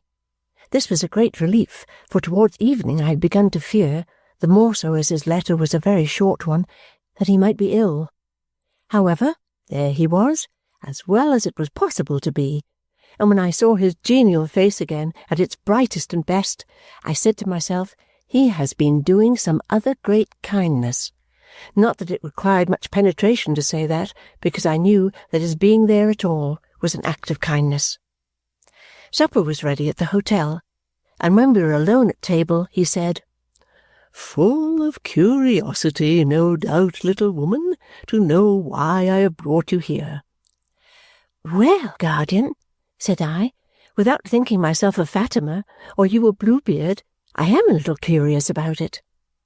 "Then, to ensure your night's rest, my love," he returned gaily, "I won't wait until to-morrow to tell you. I have very much wished to express to Woodcourt somehow my sense of his humanity to poor unfortunate Jo, his inestimable services to my young cousins, and his value to us all. When it was decided he should settle here, it came into my head that I might ask his acceptance of some unpretending and suitable little place to lay his own head in.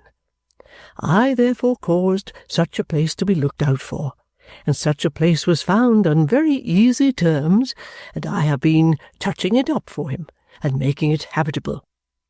However, when I walked over it the day before yesterday, and it was reported ready, I found that I was not housekeeper enough to know whether things were all as they ought to be.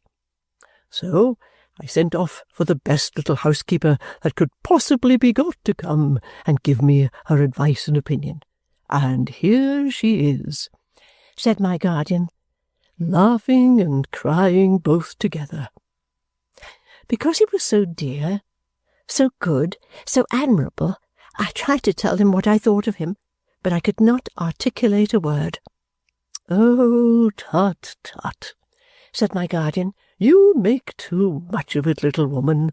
Why, how you sob, Dame Durden, how you sob!" "It is with exquisite pleasure, guardian, with a heart full of thanks." "Well, well," said he, "I am delighted that you approve. I thought you would. I meant it as a pleasant surprise for the little mistress of Bleak House." I kissed him and dried my eyes. "I know now," said I have seen this in your face a long while." "No, "Have you really, my dear?" said he. "What a Dame Durden it is to read a face!" He was so quaintly cheerful that I could not long be otherwise, and was almost ashamed of having been otherwise at all. When I went to bed, I cried. I am bound to confess that I cried, but I hope it was with pleasure, though I am not quite sure it was with pleasure. I repeated every word of the letter twice over. A most beautiful summer morning succeeded, and after breakfast we went out arm in arm to see the house of which I was to give my mighty housekeeping opinion. We entered a flower garden by a gate in a side wall, of which he had the key, and the first thing I saw was that the beds and flowers were all laid out according to the manner of my beds and flowers at home. "You see, my dear," observed my guardian, standing still with a delighted face to watch my looks, "knowing there could be no better plan, I borrowed yours." We went on by a pretty little orchard, where the cherries were nestling among the green leaves, and the shadows of the apple trees were sporting on the grass, to the house itself, a cottage, quite a rustic cottage of dolls' rooms, but such a lovely place, so tranquil and so beautiful, with such a rich and smiling country spread about it, with water sparkling away in the distance, here all overhung with summer growth, there turning a humming-mill, at its nearest point glancing through a meadow by the cheerful town, where cricket players were assembling in bright groups, and a flag was flying from a white tent that rippled in the sweet west wind. And still, as we went through the pretty rooms, out at the little rustic veranda doors and underneath the tiny wooden colonnades, garlanded with woodbine, jasmine, and honeysuckle, I saw in the papering on the walls, in the colours of the furniture, in the arrangement of all the pretty objects, my little tastes and fancies, my little methods and inventions which they used to laugh at while they praised them, my odd ways everywhere. I could not say enough in admiration of what was all so beautiful, but one secret doubt arose in my mind when I saw this. I thought, oh, would he be the happier for it? Would it not have been better for his peace that I should not have been so brought before him? Because although I was not what he thought me, still he loved me very dearly, and it might remind him mournfully of what he believed he had lost. I did not wish him to forget me. Perhaps he might not have done so without these aids to his memory, but my way was easier than his, and I could have reconciled myself even to that, so that he had been the happier for it. "And now, little woman," said my guardian, whom I had never seen so proud and joyful as in showing me these things and watching my appreciation of them, "now, last of all, for the name of this house." "What is it called, dear guardian?" "My child," said he, "come and see." He took me to the porch, which he had hitherto avoided, and said, pausing before we went out, "My dear child, don't you guess the name?" "No," said I. We went out of the porch, and he showed me written over it, Bleak House. He led me to a seat among the leaves close by, and sitting down beside me, and taking my hand in his, spoke to me thus.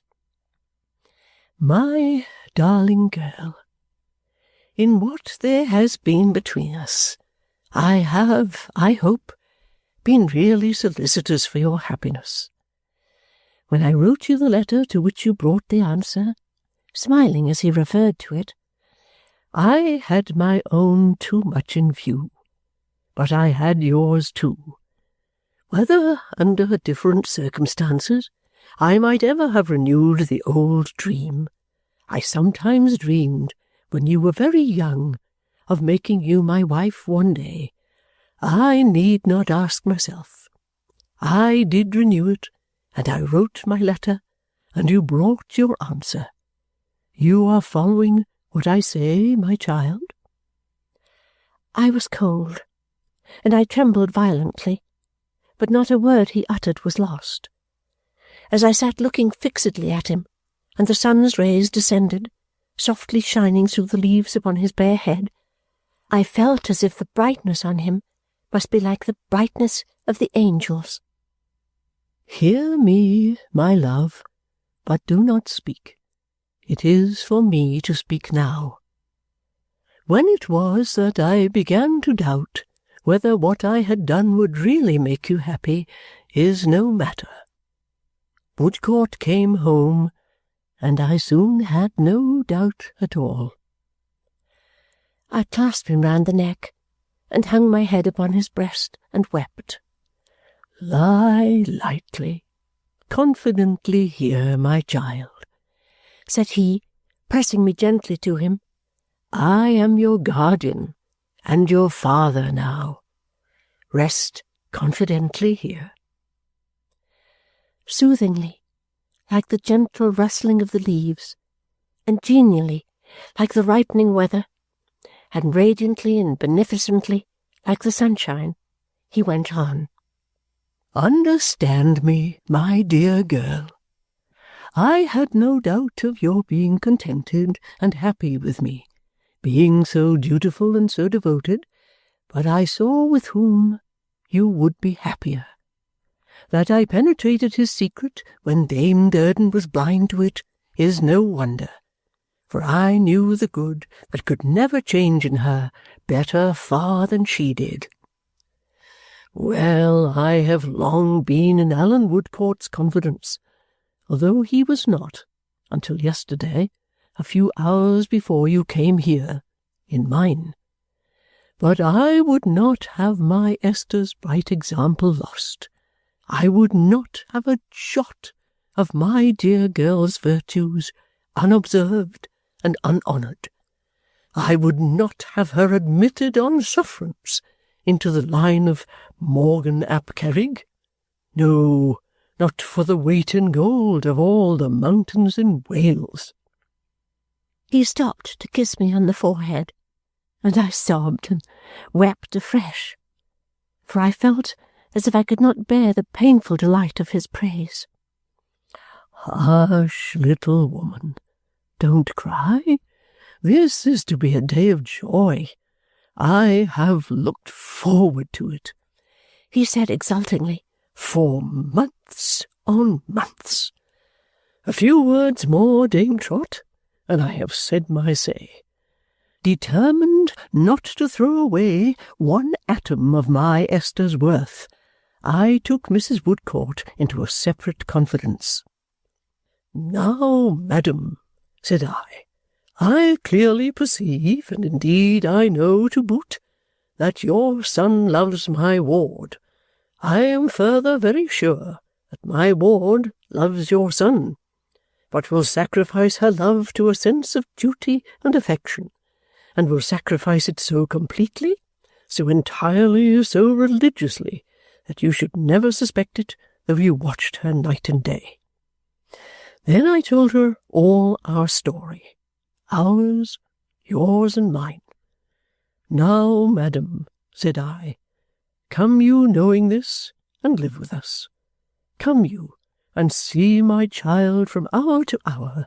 See what you see against her pedigree, which is this and this, for I scorned to mince it, and tell me what is the true legitimacy, when you shall have quite made up your mind on that subject. Why, honour to her old Welsh blood, my dear, cried my guardian with enthusiasm. I believe the heart it animates beats no less warmly, no less admiringly, no less lovingly towards Dame Durden than my own. He tenderly raised my head, and as I clung to him, kissed me in his old fatherly way again and again. What a light now on the protecting manner I had thought about! One more last word. When Alan Woodcourt spoke to you, my dear, he spoke with my knowledge and consent, but I gave him no encouragement, not I, for these surprises were my great reward, and I was too miserly to part with a scrap of it. He was to come and tell me all that passed, and he did. I have no more to say. My dearest, Alan Woodcourt stood beside your father when he lay dead, stood beside your mother. This is Bleak House. This day I give this house its little mistress, and before God it is the brightest day in all my life." He rose and raised me with him. We were no longer alone. My husband, I have called him by that name full 7 happy years now, stood at my side. "Alan," said my guardian, "take from me a willing gift, the best wife that ever man had. What more can I say for you than that I know you deserve her? Take with her the little home she brings you. You know what she will make of it, Alan. You know what she has made of its namesake. Let me share its felicity sometimes, and what do I sacrifice? Nothing. Nothing." He kissed me once again, and now the tears were in his eyes, as he said more softly, "Esther, my dearest, after so many years, there is a kind of parting in this too. I know that my mistake has caused you some distresses. Forgive your old guardian in restoring him to his old place in your affections, and blot it out of your memory. Alan, take my dear." He moved away from under the green roof of leaves, and stopping in the sunlight outside, and turning cheerfully towards us, said, "I shall be found about here somewhere. It's a west wind, little woman, due west. Let no one thank me any more, for I am going to revert to my bachelor habits, and if anybody disregards this warning, I'll run away and never come back." What happiness was ours that day! What joy, what rest, what hope, what gratitude, what bliss! We were to be married before the month was out, but when we were to come and take possession of our own house was to depend on Richard and Ada. We all three went home together next day. As soon as we arrived in town, Alan went straight to see Richard, and to carry our joyful news to him and my darling. Late as it was, I meant to go to her for a few minutes before lying down to sleep, but I went home with my guardian first to make his tea for him, and to occupy the old chair by his side, for I did not like to think of its being empty so soon. When we came home, we found that a young man had called 3 times in the course of that one day to see me, and that having been told, on the occasion of his 3rd call, that I was not expected to return before 10 o'clock at night, he had left word that he would call about then. He had left his card 3 times. Mr. Guppy. As I naturally speculated on the object of these visits, and as I always associated something ludicrous with the visitor, it fell out that in laughing about Mr. Guppy, I told my guardian of his old proposal and his subsequent retraction. "After that," said my guardian, "we will certainly receive this hero." So instructions were given that Mr. Guppy should be shown in when he came again, and they were scarcely given when he did come again. He was embarrassed when he found my guardian with me, but recovered himself and said, "How do you do, sir?" "How do you do, sir?" returned my guardian. "Thank you, sir. I'm tolerable," returned Mr. Guppy. "Will you allow me to introduce my mother, Mrs. Guppy, of the Old Street Road, and my particular friend, Mr. Weevil. That is to say, my friend has gone by the name of Weevil, but his name is really and truly Jobling." My guardian begged them to be seated, and they all sat down. "Tony," said Mr. Guppy to his friend after an awkward silence, "will you open the case?" "Do it yourself," returned the friend rather tartly.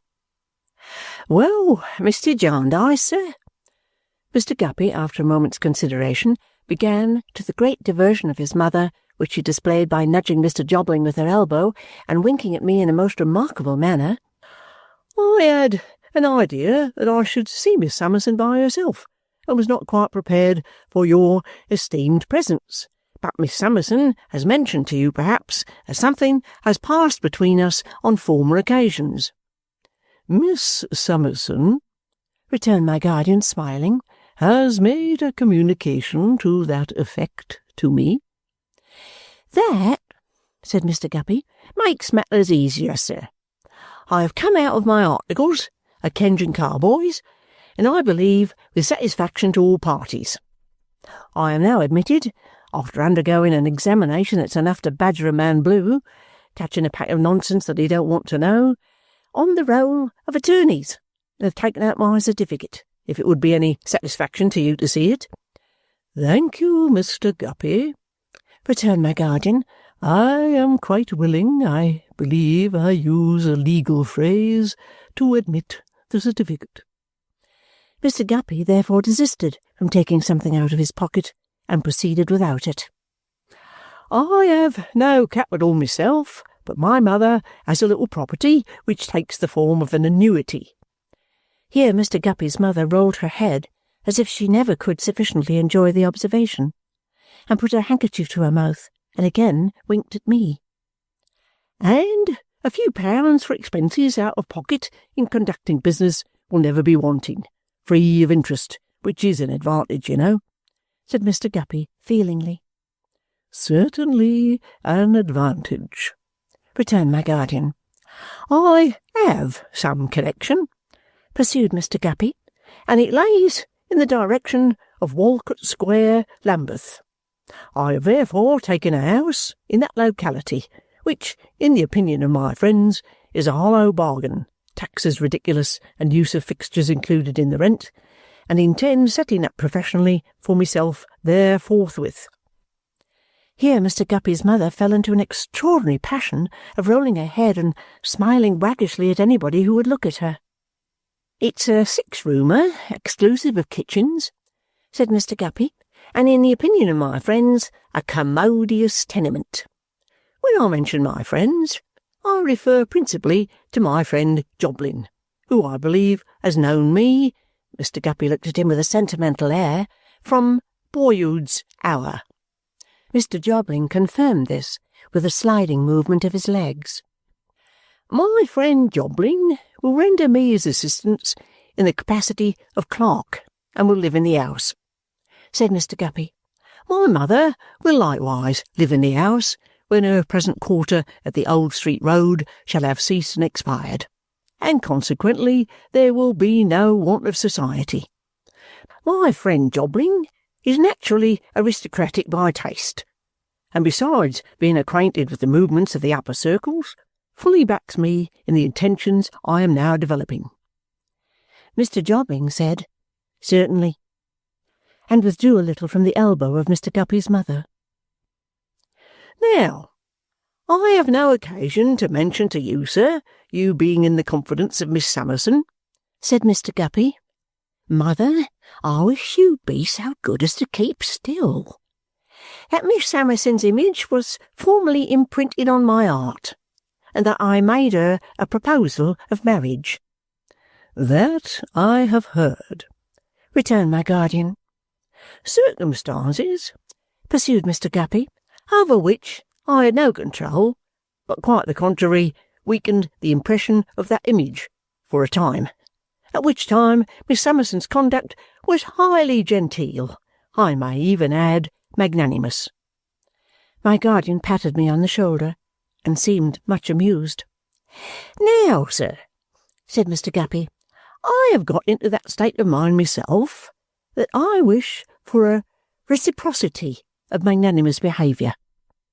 I wish to prove to Miss Summerson that I can rise to a height of which perhaps she hardly thought me capable.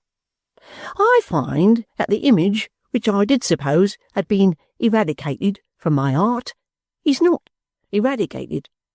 Its influence over me is still tremendous, and yielding to it, I am willing to overlook the circumstances over which none of us have had any control, and to renew those proposals to Miss Summerson, which I had the honour to make at a former period. I beg to lay the house in Walcott Square, the business, and myself before Miss Summerson for her acceptance." "Very magnanimous indeed, sir," observed my guardian. "Well, sir," replied Mr. Guppy with candour, "my wish is to be magnanimous. I do not consider that in making this offer to Miss Summerson I am by any means throwing myself away, neither is that the opinion of my friends. Still, there are circumstances which I submit may be taken into account as a set-off against any little drawbacks of mine, and so a fair and equitable balance arrived at." "I take upon myself, sir," said my guardian, laughing as he rang the bell, "to reply to your proposals on behalf of Miss Summerson. She is very sensible of your handsome intentions, and wishes you good evening, and wishes you well." "Oh," said Mr. Guppy with a blank look, "is that tantamount, sir, to acceptance, or rejection, or consideration?" "To decided rejection, if you please," returned my guardian. Mr. Guppy looked incredulously at his friend, and at his mother, who suddenly turned very angry, and at the floor, and at the ceiling. "Indeed," said he. "Then, Jobling, if you was the friend you represent yourself, I should think you might hand my mother out of the gangway instead of allowing her to remain where she ain't wanted." But Mrs. Guppy positively refused to come out of the gangway. She wouldn't hear of it. "Why, get along with you," said she to my guardian. "What do you mean? Ain't my son good enough for you? You ought to be ashamed of yourself. Get out with you." "My good lady," returned my guardian, "it is hardly reasonable to ask me to get out of my own room." "I don't care for that," said Mrs. Guppy. "Get out with you. If we ain't good enough for you, go and procure somebody that is good enough. Go along and find 'em." I was quite unprepared for the rapid manner in which Mrs. Guppy's power of jocularity merged into a power of taking the profoundest offence. "Go along and find somebody that's good enough for you," repeated Mrs. Guppy. "Get out." Nothing seemed to astonish Mr. Guppy's mother so much as to make her so very indignant as her not getting out. "Why don't you get out?" said Mrs. Guppy. "What are you stopping here for?" "Mother," interposed her son, always getting before her and pushing her back with one shoulder as she sidled at my guardian, "will you hold your tongue?" "No, William," she returned. "I won't. Not unless he gets out, I won't." However, Mr. Guppy and Mr. Jobling together closed on Mr. Guppy's mother, who began to be quite abusive, and took her, very much against her will, downstairs, her voice rising a stair higher every time her figure got a stair lower, and insisting that we should immediately go and find somebody who was good enough for us, and above all things that we should get out. Chapter 65. Beginning the World. The term had commenced, and my guardian found an intimation from Mr. Kenge that the cause would come on in 2 days. As I had sufficient hopes of the will to be in a flutter about it, Allan and I agreed to go down to the court that morning. Richard was extremely agitated, and was so weak and low, though his illness was still of the mind, that my dear girl indeed had sore occasion to be supported. But she looked forward a very little way now to the help that was to come to her, and never drooped. It was at Westminster that the cause was to come on. It had come on there, I dare say, 100 times before, but I could not divest myself of an idea that it might lead to some result now. We left home directly after breakfast to be at Westminster Hall in good time, and walked down there through the lively streets, so happily and strangely it seemed, together. As we were going along, planning what we should do for Richard and Ada, I heard somebody calling, "Esther! My dear Esther, Esther!" And there was Caddy Jellyby, with her head out of the window of a little carriage which she hired now to go about in to her pupils, she had so many, as if she wanted to embrace me at 100 yards' distance. I had written her a note to tell her of all that my guardian had done, but had not had a moment to go and see her. Of course we turned back, and the affectionate girl was in that state of rapture, and was so overjoyed to talk about the night when she brought me the flowers, and was so determined to squeeze my face, bonnet and all, between her hands, and go on in a wild manner altogether, calling me all kinds of precious names, and telling Alan I had done I don't know what for her, that I was just obliged to get into the little carriage and calm her down by letting her say and do exactly what she liked.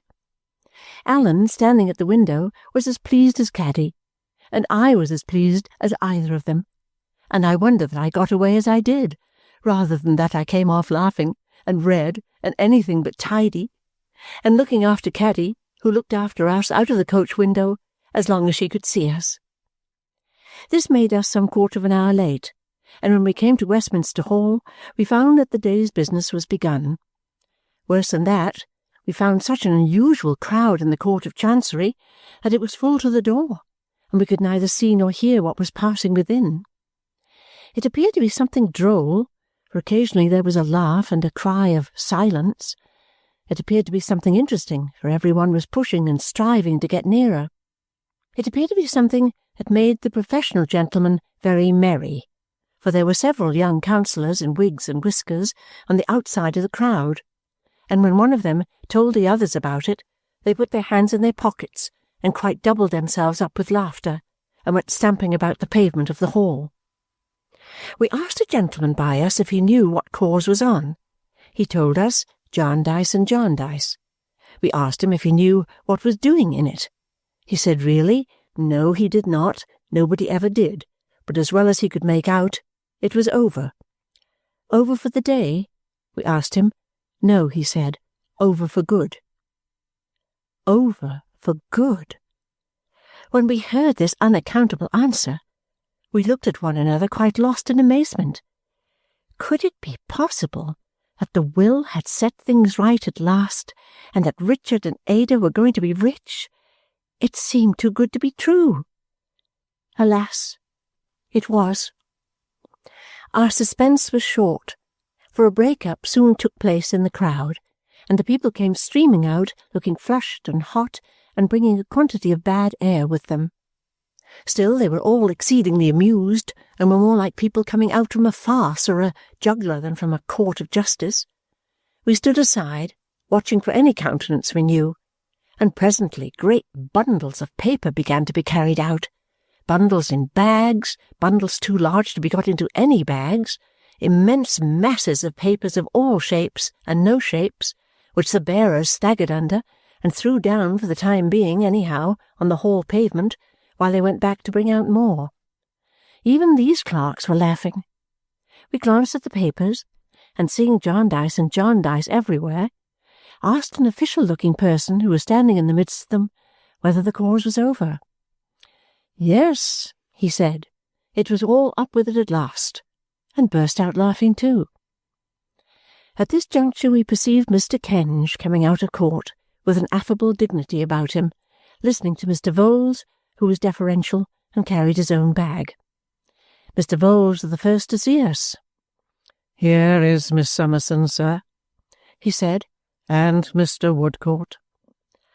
"Oh, indeed, yes, truly," said Mr. Kenge, raising his hat to me with polished politeness.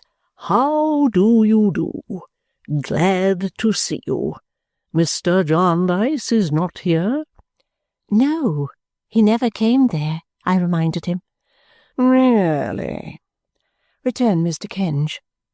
"It is as well that he is not here to-day, for his, shall I say in my good friend's absence, his indomitable singularity of opinion might have been strengthened, perhaps not reasonably, but might have been strengthened." "And pray, what has been done to-day?" asked Alan.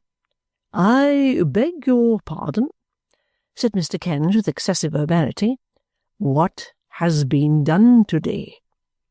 What has been done? Repeated Mr. Kenge. Quite so. Yes. Why, not much has been done. Not much. We have been checked, brought up suddenly, I would say, upon the, shall I term it, threshold. Is this will considered a genuine document, sir? Said Allan. Will you tell us that? Most certainly, if I could, said Mr. Kenge, but we have not gone into that. We have not gone into that. We have not gone into that, repeated Mr. Vholes as if his low inward voice were an echo. You are to reflect, Mr. Woodcourt, observed Mr. Kenge, using his silver trowel persuasively and smoothingly, that this has been a great cause, that this has been a protracted cause, that this has been a complex cause. Jarndyce and Jarndyce has been termed, not inaptly, a monument of Chancery practice. And patience has sat upon it a long time, said Allan. Very well indeed, sir, returned Mr. Kenge with a certain condescending laugh he had. Very well. You are further to reflect, Mr. Woodcourt, becoming dignified almost to severity, that on the numerous difficulties, contingencies, masterly fictions, and forms of procedure in this great cause, there has been expended study, ability, eloquence, knowledge, intellect, Mr. Woodcourt, high intellect. For many years I would say the flower of the bar, and I would presume to add, the matured autumnal fruits of the woolsack, have been lavished upon Jarndyce and Jarndyce.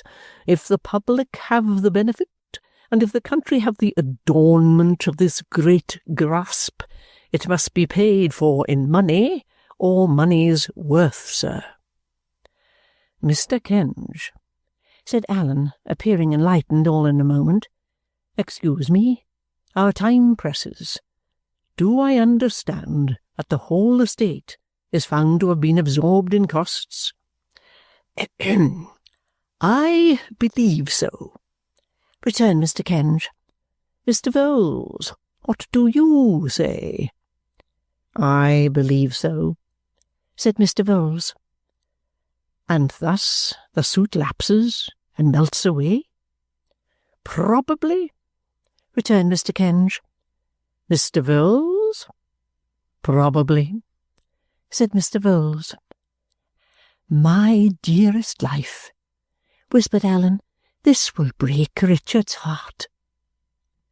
There was such a shock of apprehension in his face, and he knew Richard so perfectly, and I, too, had seen so much of his gradual decay, that what my dear girl had said to me in the fullness of her foreboding love sounded like a knell in my ears. In case you should be wanting Mr. C., sir, said Mr. Vholes, coming after us, you'll find him in court. I left him there resting himself a little. Good day, sir. Good day, Miss Summerson. As he gave me that slowly devouring look of his, while twisting up the strings of his bag before he hastened with it after Mr. Kenge, the benignant shadow of whose conversational presence he seemed afraid to leave, he gave one gasp as if he had swallowed the last morsel of his client, and his black, buttoned-up, unwholesome figure glided away to the low door at the end of the hall. My dear love, said Allan, leave to me, for a little while, the charge you gave me. Go home with this intelligence, and come to Ada's by and by. I would not let him take me to a coach, but entreated him to go to Richard without a moment's delay, and leave me to do as he wished. Hurrying home, I found my guardian, and told him gradually with what news I had returned. "Little woman," said he, quite unmoved for himself, "to have done with the suit on any terms is a greater blessing than I had looked for. But my poor young cousins!" We talked about them all the morning and discussed what it was possible to do. In the afternoon my guardian walked with me to Simon's Inn and left me at the door. I went upstairs. When my darling heard my footsteps, she came out into the small passage and threw her arms round my neck. But she composed herself directly and said that Richard had asked for me several times. Alan had found him sitting in the corner of the court, she told me, like a stone figure. On being roused, he had broken away and made as if he would have spoken in a fierce voice to the judge. He was stopped by his mouth being full of blood, and Alan had brought him home. He was lying on a sofa with his eyes closed when I went in. There were restoratives on the table. The room was made as airy as possible and was darkened, and was very orderly and quiet. Alan stood behind him, watching him gravely. His face appeared to me to be quite destitute of colour, and now that I saw him without his seeing me, I fully saw for the first time how worn away he was. But he looked handsomer than I had seen him look for many a day. I sat down by his side in silence. Opening his eyes by and by, he said in a weak voice, but with his old smile, "Dame Durden, kiss me, my dear." It was a great comfort and surprise to me to find him in his low state, cheerful and looking forward. He was happier, he said, in our intended marriage than he could find words to tell me. My husband had been a guardian angel to him and Ada, and he blessed us both, and wished us all the joy that life could yield us. I almost felt as if my own heart would have broken when I saw him take my husband's hand and hold it to his breast. We spoke of the future as much as possible, and he said several times that he must be present at our marriage if he could stand upon his feet. Ada would contrive to take him somehow, he said. "Yes, surely, dearest Richard." But as my darling answered him thus hopefully, so serene and beautiful, with the help that was to come to her so near, I knew.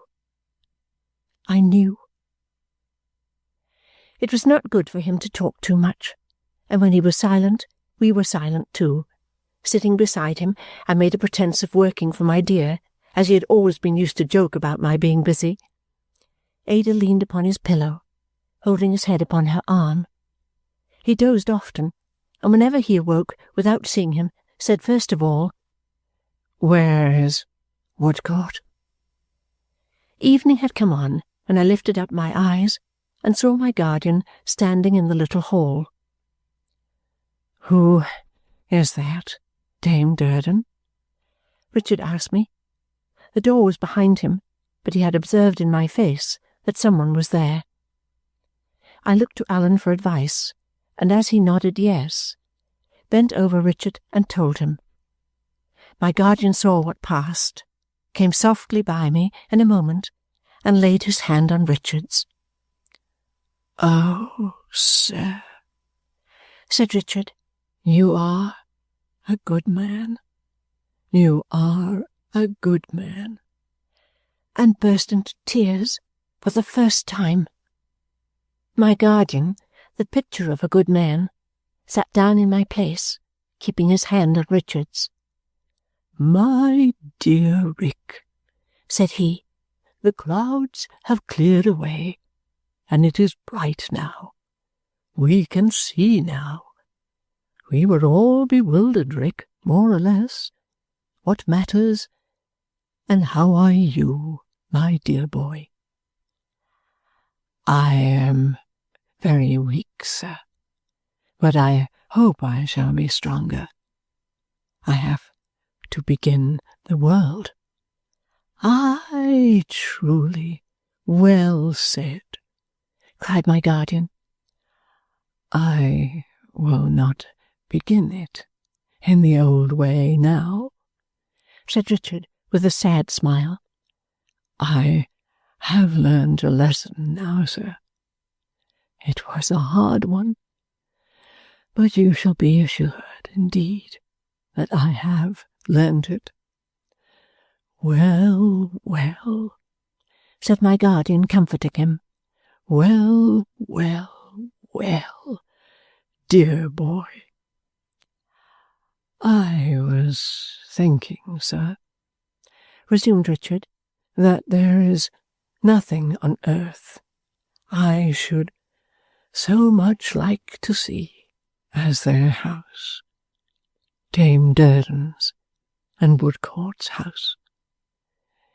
If I could be removed there when I begin to recover my strength, I feel I should get well there sooner than anywhere. Why, so have I been thinking too, Rick, said my guardian, and our little woman likewise. She and I have been talking of it this very day. I dare say her husband won't object. What do you think? Richard smiled and lifted up his arm to touch him as he stood behind the head of the couch. I say nothing of Ada, said Richard, but I think of her, and have thought of her very much. Look at her. See her here, sir, bending over this pillow when she has so much need to rest upon it herself. My dear love, my poor girl. He clasped her in his arms, and none of us spoke. He gradually released her, and she looked upon us, and looked up to heaven, and moved her lips. When I get down to Bleak House, said Richard, I shall have much to tell you, sir, and you will have much to show me. You will go, won't you? Undoubtedly, dear Rick. Thank you. Like you, said Richard. But it's all like you. They have been telling me how you planned it and how you remembered all Esther's familiar tastes and ways. It will be like coming to the old Bleak House again. And you will come there too, I hope, Rick. I am a solitary man now, you know, and it will be a charity to come to see me. A charity to come to me, my love, he repeated to Ada, as he gently passed his hand over her golden hair, and put a lock of it to his lips. I think he vowed within himself to cherish her if she were left alone. It was a troubled dream, said Richard, clasping both my guardian's hands eagerly. Nothing more, Rick, nothing more. And you, being a good man, can pass it as such, and forgive and pity the dreamer, and be lenient and encouraging when he wakes. Indeed I can. But what am I but another dreamer, Rick? I will begin the world, said Richard, with a light in his eyes. My husband drew a little nearer towards Ada, and I saw him solemnly lift up his hand to warn my guardian. When shall I go from this place to that pleasant country where the old times are, where I shall have strength to tell what Ada has been to me, where I shall be able to recall my many faults and blindnesses, where I shall prepare myself to be a guide to my unborn child," said Richard. "When shall I go?" "Dear Rick, when you are strong enough," returned my guardian. "Ada, my darling." He sought to raise himself a little. Allan raised him so that she could hold him on her bosom, which was what he wanted. "I have done you many wrongs, my own. I have fallen like a poor stray shadow on your way. I have married you to poverty and trouble. I have scattered your means to the winds. You will forgive me all this, my Ada, before I begin the world?" A smile irradiated his face as she bent to kiss him. He slowly laid his face down upon her bosom, drew his arms closer round her neck, and with one parting sob began the world. Not this world. Oh, not this. The world that sets this right. When all was still, at a late hour, poor crazed Miss Flite came weeping to me, and told me she had given her birds their liberty. Chapter 66. Down in Lincolnshire. There is a hush upon Chesney Wold in these altered days, as there is upon a portion of the family history. The story goes that Sir Leicester paid some who could have spoken out to hold their peace, but it is a lame story, feebly whispering and creeping about, and any brighter spark of life it shows soon dies away. It is known for certain that the handsome Lady Dedlock lies in the mausoleum in the park, where the trees arch darkly overhead, and the owl is heard at night making the woods ring. But whence she was brought home to be laid among the echoes of that solitary place, or how she died, is all mystery. Some of her old friends, principally to be found among the peachy-cheeked charmers with the skeleton throats, did once occasionally say, as they toyed in a ghastly manner with large fans, like charmers reduced to flirting with grim death after losing all their other beaux, did once occasionally say, when the world assembled together, that they wondered the ashes of the Dedlocks entombed in the mausoleum never rose against the profanation of her company.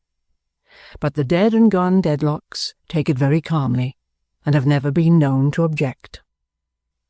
Up from among the fern in the hollow, and winding by the bridled road among the trees, comes sometimes to this lonely spot the sound of horses' hoofs. Then may be seen Sir Leicester, invalided, bent, and almost blind, but of worthy presence yet, riding with a stalwart man beside him, constant to his bridle rein. When they come to a certain spot before the mausoleum door, Sir Leicester's accustomed horse stops of his own accord, and Sir Leicester, pulling off his hat, is still for a few moments before they ride away. War rages yet with the audacious Boythorn, though at uncertain intervals, and now hotly and now coolly, flickering like an unsteady fire. The truth is said to be that when Sir Leicester came down to Lincolnshire for good, Mr. Boythorn showed a manifest desire to abandon his right of way and do whatever Sir Leicester would, which Sir Leicester, conceiving to be a condescension to his illness or misfortune, took in such high dudgeon and was so magnificently aggrieved by, that Mr. Boythorn found himself under the necessity of committing a flagrant trespass to restore his neighbour to himself. Similarly, Mr. Boythorn continues to post tremendous placards on the disputed thoroughfare, and, with his bird upon his head, to hold forth vehemently against Sir Leicester in the sanctuary of his own home. Similarly also he defies him as of old in the little church, by testifying a bland unconsciousness of his existence. But it is whispered that when he is most ferocious towards his old foe, he is really most considerate, and that Sir Leicester, in the dignity of being implacable, little supposes how much he is humoured. As little does he think how near together he and his antagonist have suffered in the fortunes of two sisters, and his antagonist, who knows it now, is not the man to tell him. So the quarrel goes on to the satisfaction of both.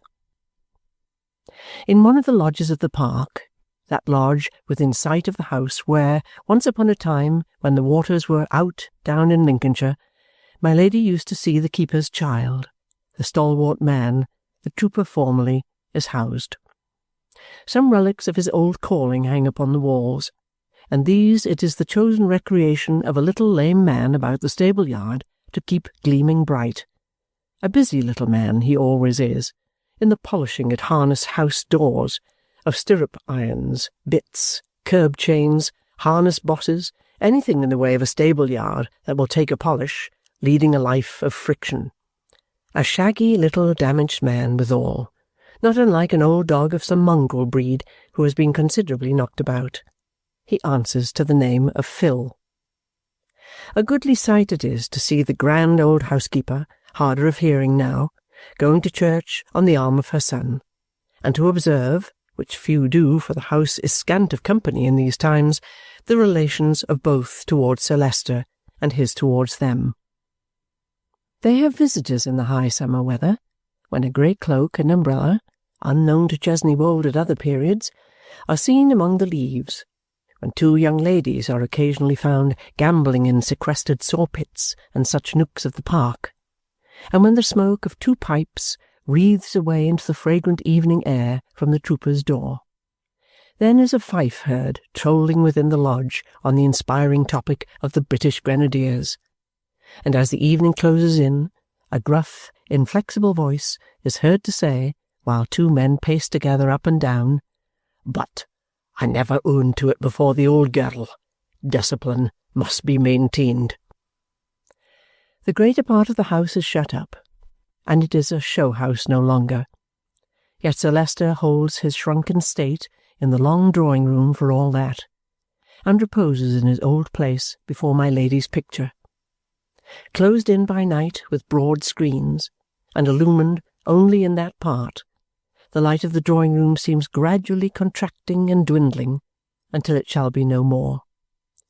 A little more, in truth, and it will be all extinguished for Sir Leicester, and the damp door in the mausoleum, which shuts so tight and looks so obdurate, will have opened and received him.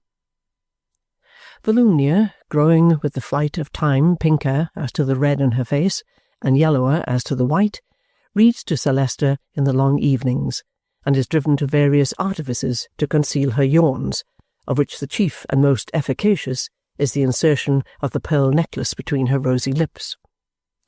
Long-winded treatises on the Buffy and Boodle question, showing how Buffy is immaculate and Boodle villainous, and how the country is lost by being all Boodle and no Buffy, or saved by being all Buffy and no Boodle, it must be one of the two, and cannot be anything else, are the staple of her reading. Sir Leicester is not particular what it is, and does not appear to follow it very closely. Further than that, he always comes broad awake the moment Volumnia ventures to leave off, and sonorously repeating her last words, begs with some displeasure to know if she finds herself fatigued. However, Volumnia, in the course of her bird-like hopping about and pecking at papers, has alighted on a memorandum concerning herself in the event of anything happening to her kinsman, which is handsome compensation for an extensive course of reading, and holds even the dragon boredom at bay. The cousins generally are rather shy of Chesney Wold in its dullness, but take to it a little in the shooting season, when guns are heard in the plantations, and a few scattered beaters and keepers wait at the old places of appointment for low-spirited twos and threes of cousins. The debilitated cousin, more debilitated by the dreariness of the place, gets into a fearful state of depression, groaning under penitential sofa pillows in his gunless hours, and protesting that such fernal old jails nuffed so far up for ever. The only great occasions for Volumnia in this changed aspect of the place in Lincolnshire are those occasions, rare and widely separated, when something is to be done for the county or the country in the way of gracing a public ball. Then, indeed, does the tuckered sylph come out in fairy form and proceed with joy under cousinly escort to the exhausted old assembly-room, 14 heavy miles off, which, during 364 days and nights of every ordinary year, is a kind of Antipodean lumber-room full of old chairs and tables upside down. Then, indeed, does she captivate all hearts by her condescension, by her girlish vivacity, and by her skipping about as in the days when the hideous old general with a mouth too full of teeth had not cut one of them at 2 guineas each. Then does she twirl and twine, a pastoral nymph of good family, through the mazes of the dance. Then do the swains appear with tea, with lemonade, with sandwiches, with homage. Then is she kind and cruel, stately and unassuming, various, beautifully wilful. Then is there a singular kind of parallel between her and the little glass chandeliers of another age embellishing that assembly-room, which, with their meagre stems, their spare little drops, their disappointing knobs where no drops are, their bare little stalks from which knobs and drops have both departed, and their little feeble prismatic twinkling, all seem Volumnia's. For the rest, Lincolnshire life to Volumnia is a vast blank of overgrown house looking out upon trees, sighing, wringing their hands, bowing their heads, and casting their tears upon the window-panes in monotonous depressions. A labyrinth of grandeur, less the property of an old family of human beings and their ghostly likenesses than of an old family of echoings and thunderings which start out of their 100 graves at every sound and go resounding through the building. A waste of unused passages and staircases, in which to drop a comb upon a bedroom floor at night is to send a stealthy footfall on an errand through the house. A place where few people care to go about alone, where a maid screams if an ash drops from the fire, takes to crying at all times and seasons, becomes the victim of a low disorder of the spirits, and gives warning, and departs. Thus Chesney Wold, with so much of itself abandoned to darkness and vacancy, with so little change under the summer shining or the wintry lowering, so sombre and motionless always, no flag flying now by day, no rows of lights sparkling by night, with no family to come and go, no visitors to be the souls of pale cold shapes of rooms, no stir of life about it. Passion and pride, even to the stranger's eye, have died away from the place in Lincolnshire, and yielded it to dull repose. Chapter 67. The Close of Esther's Narrative. Full 7 happy years I have been the mistress of Bleak House. The few words that I have to add to what I have written are soon penned. Then I and the unknown friend to whom I write will part for ever.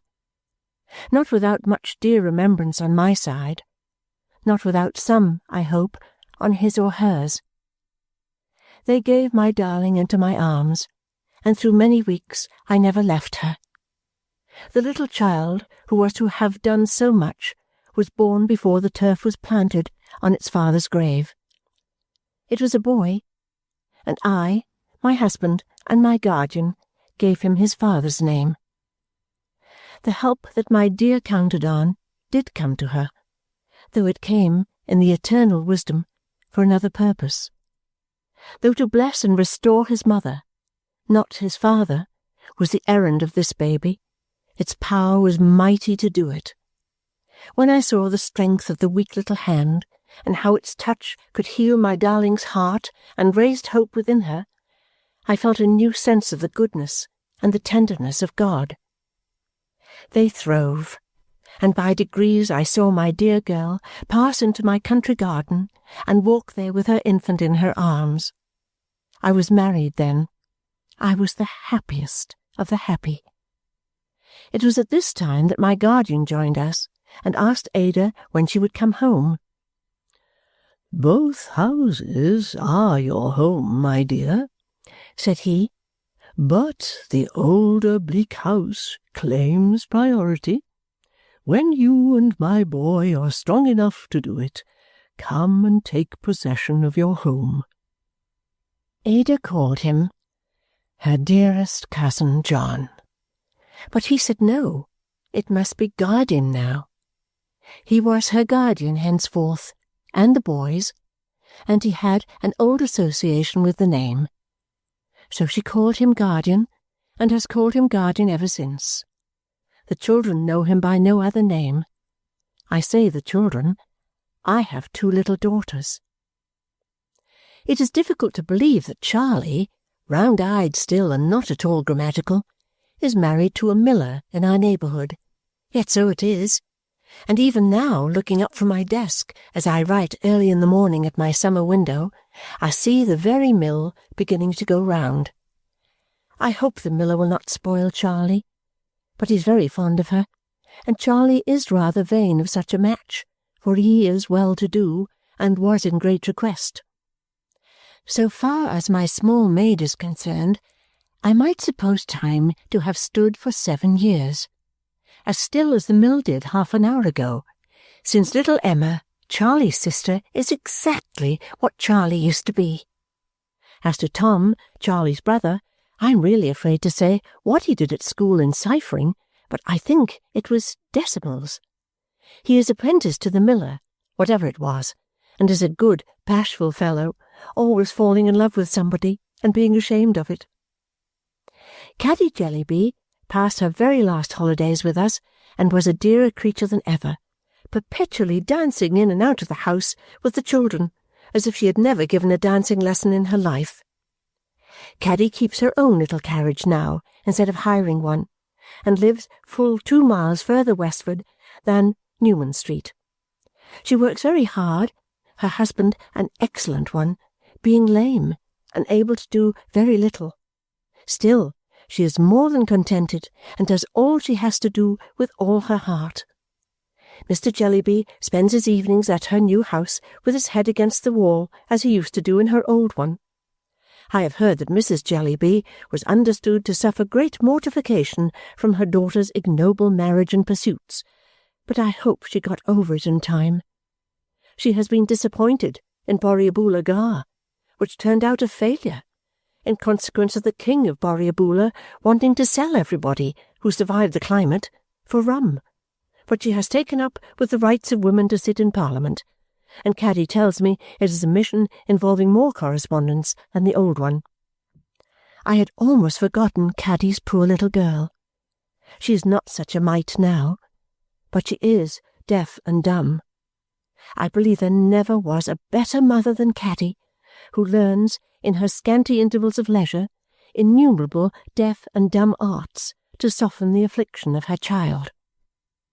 As if I were never to have done with Caddy, I am reminded here of Peepy and old Mr. Turveydrop. Peepy is in the custom-house and doing extremely well. Old Mr. Turveydrop, very apoplectic, still exhibits his deportment about town, still enjoys himself in the old manner, is still believed in the old way. He is constant in his patronage of Peepy, and is understood to have bequeathed him a favourite French clock in his dressing-room, which is not his property. With the first money we saved at home, we added to our pretty house by throwing out a little growlery expressly for my guardian, which we inaugurated with great splendour the next time he came down to see us. I try to write all this lightly, because my heart is full and drawing to an end. But when I write of him, my tears will have their way. I never look at him, but I hear our poor dear Richard calling him a good man. To Ada and her pretty boy, he is the fondest father. To me he is what he has ever been, and what name can I give to that? He is my husband's best and dearest friend. He is our children's darling. He is the object of our deepest love and veneration. Yet while I feel towards him as if he were a superior being, I am so familiar with him, and so easy with him, that I almost wonder at myself. I have never lost my old names, nor has he lost his, nor do I ever, when he is with us, sit in any other place than in my old chair at his side. Dame Trot, Dame Durden, little woman, all just the same as ever, and I answer, yes, dear guardian, just the same. I have never known the wind to be in the east for a single moment since the day when he took me to the porch to read the name. I remarked to him once that the wind seemed never in the east now, and he said, no, truly, it had finally departed from that quarter on that very day. I think my darling girl is more beautiful than ever. The sorrow that has been in her face, for it is not there now, seems to have purified even its innocent expression, and to have given it a diviner quality. Sometimes when I raise my eyes and see her in the black dress that she still wears, teaching my Richard, I feel, it is difficult to express, as if it were so good to know that she remembers her dear Esther in her prayers. I call him my Richard, but he says he has 2 mammas, and I am one. We are not rich in the bank, but we have always prospered, and we have quite enough. I never walk out with my husband, but I hear the people bless him. I never go into a house of any degree, but I hear his praises or see them in grateful eyes. I never lie down at night, but I know that in the course of that day he has alleviated pain and soothed some fellow creature in the time of need. I know that from the beds of those who were past recovery, thanks have often, often gone up in the last hour for his patient ministration. Is not this to be rich? The people even praise me as the doctor's wife. The people even like me as I go about, and make so much of me that I am quite abashed. I owe it all to him, my love, my pride. They like me for his sake, as I do everything I do in life for his sake. A night or 2 ago, after bustling about preparing for my darling and my guardian and little Richard, who are coming tomorrow, I was sitting out in the porch of all places, that dearly memorable porch, when Alan came home.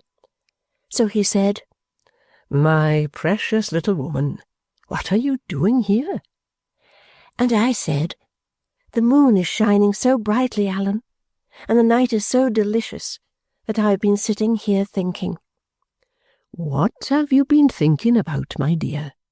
Said Alan then. How curious you are, said I. I am almost ashamed to tell you, but I will. I've been thinking about my old looks, such as they were. And what have you been thinking about them, my busy bee? Said Alan. I've been thinking that I thought it was impossible that you could have loved me any better, even if I had retained them. Such as they were, said Alan, laughing. Such as they were, of course. My dear Dame Durden, said Alan, drawing my arm through his, do you ever look in the glass? You know I do. You see me do it. And don't you know that you are prettier than you ever were? I did not know that. I'm not certain that I know it now.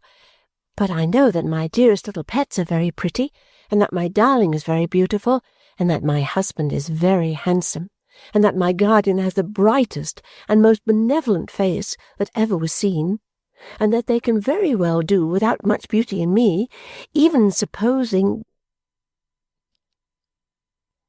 End of book.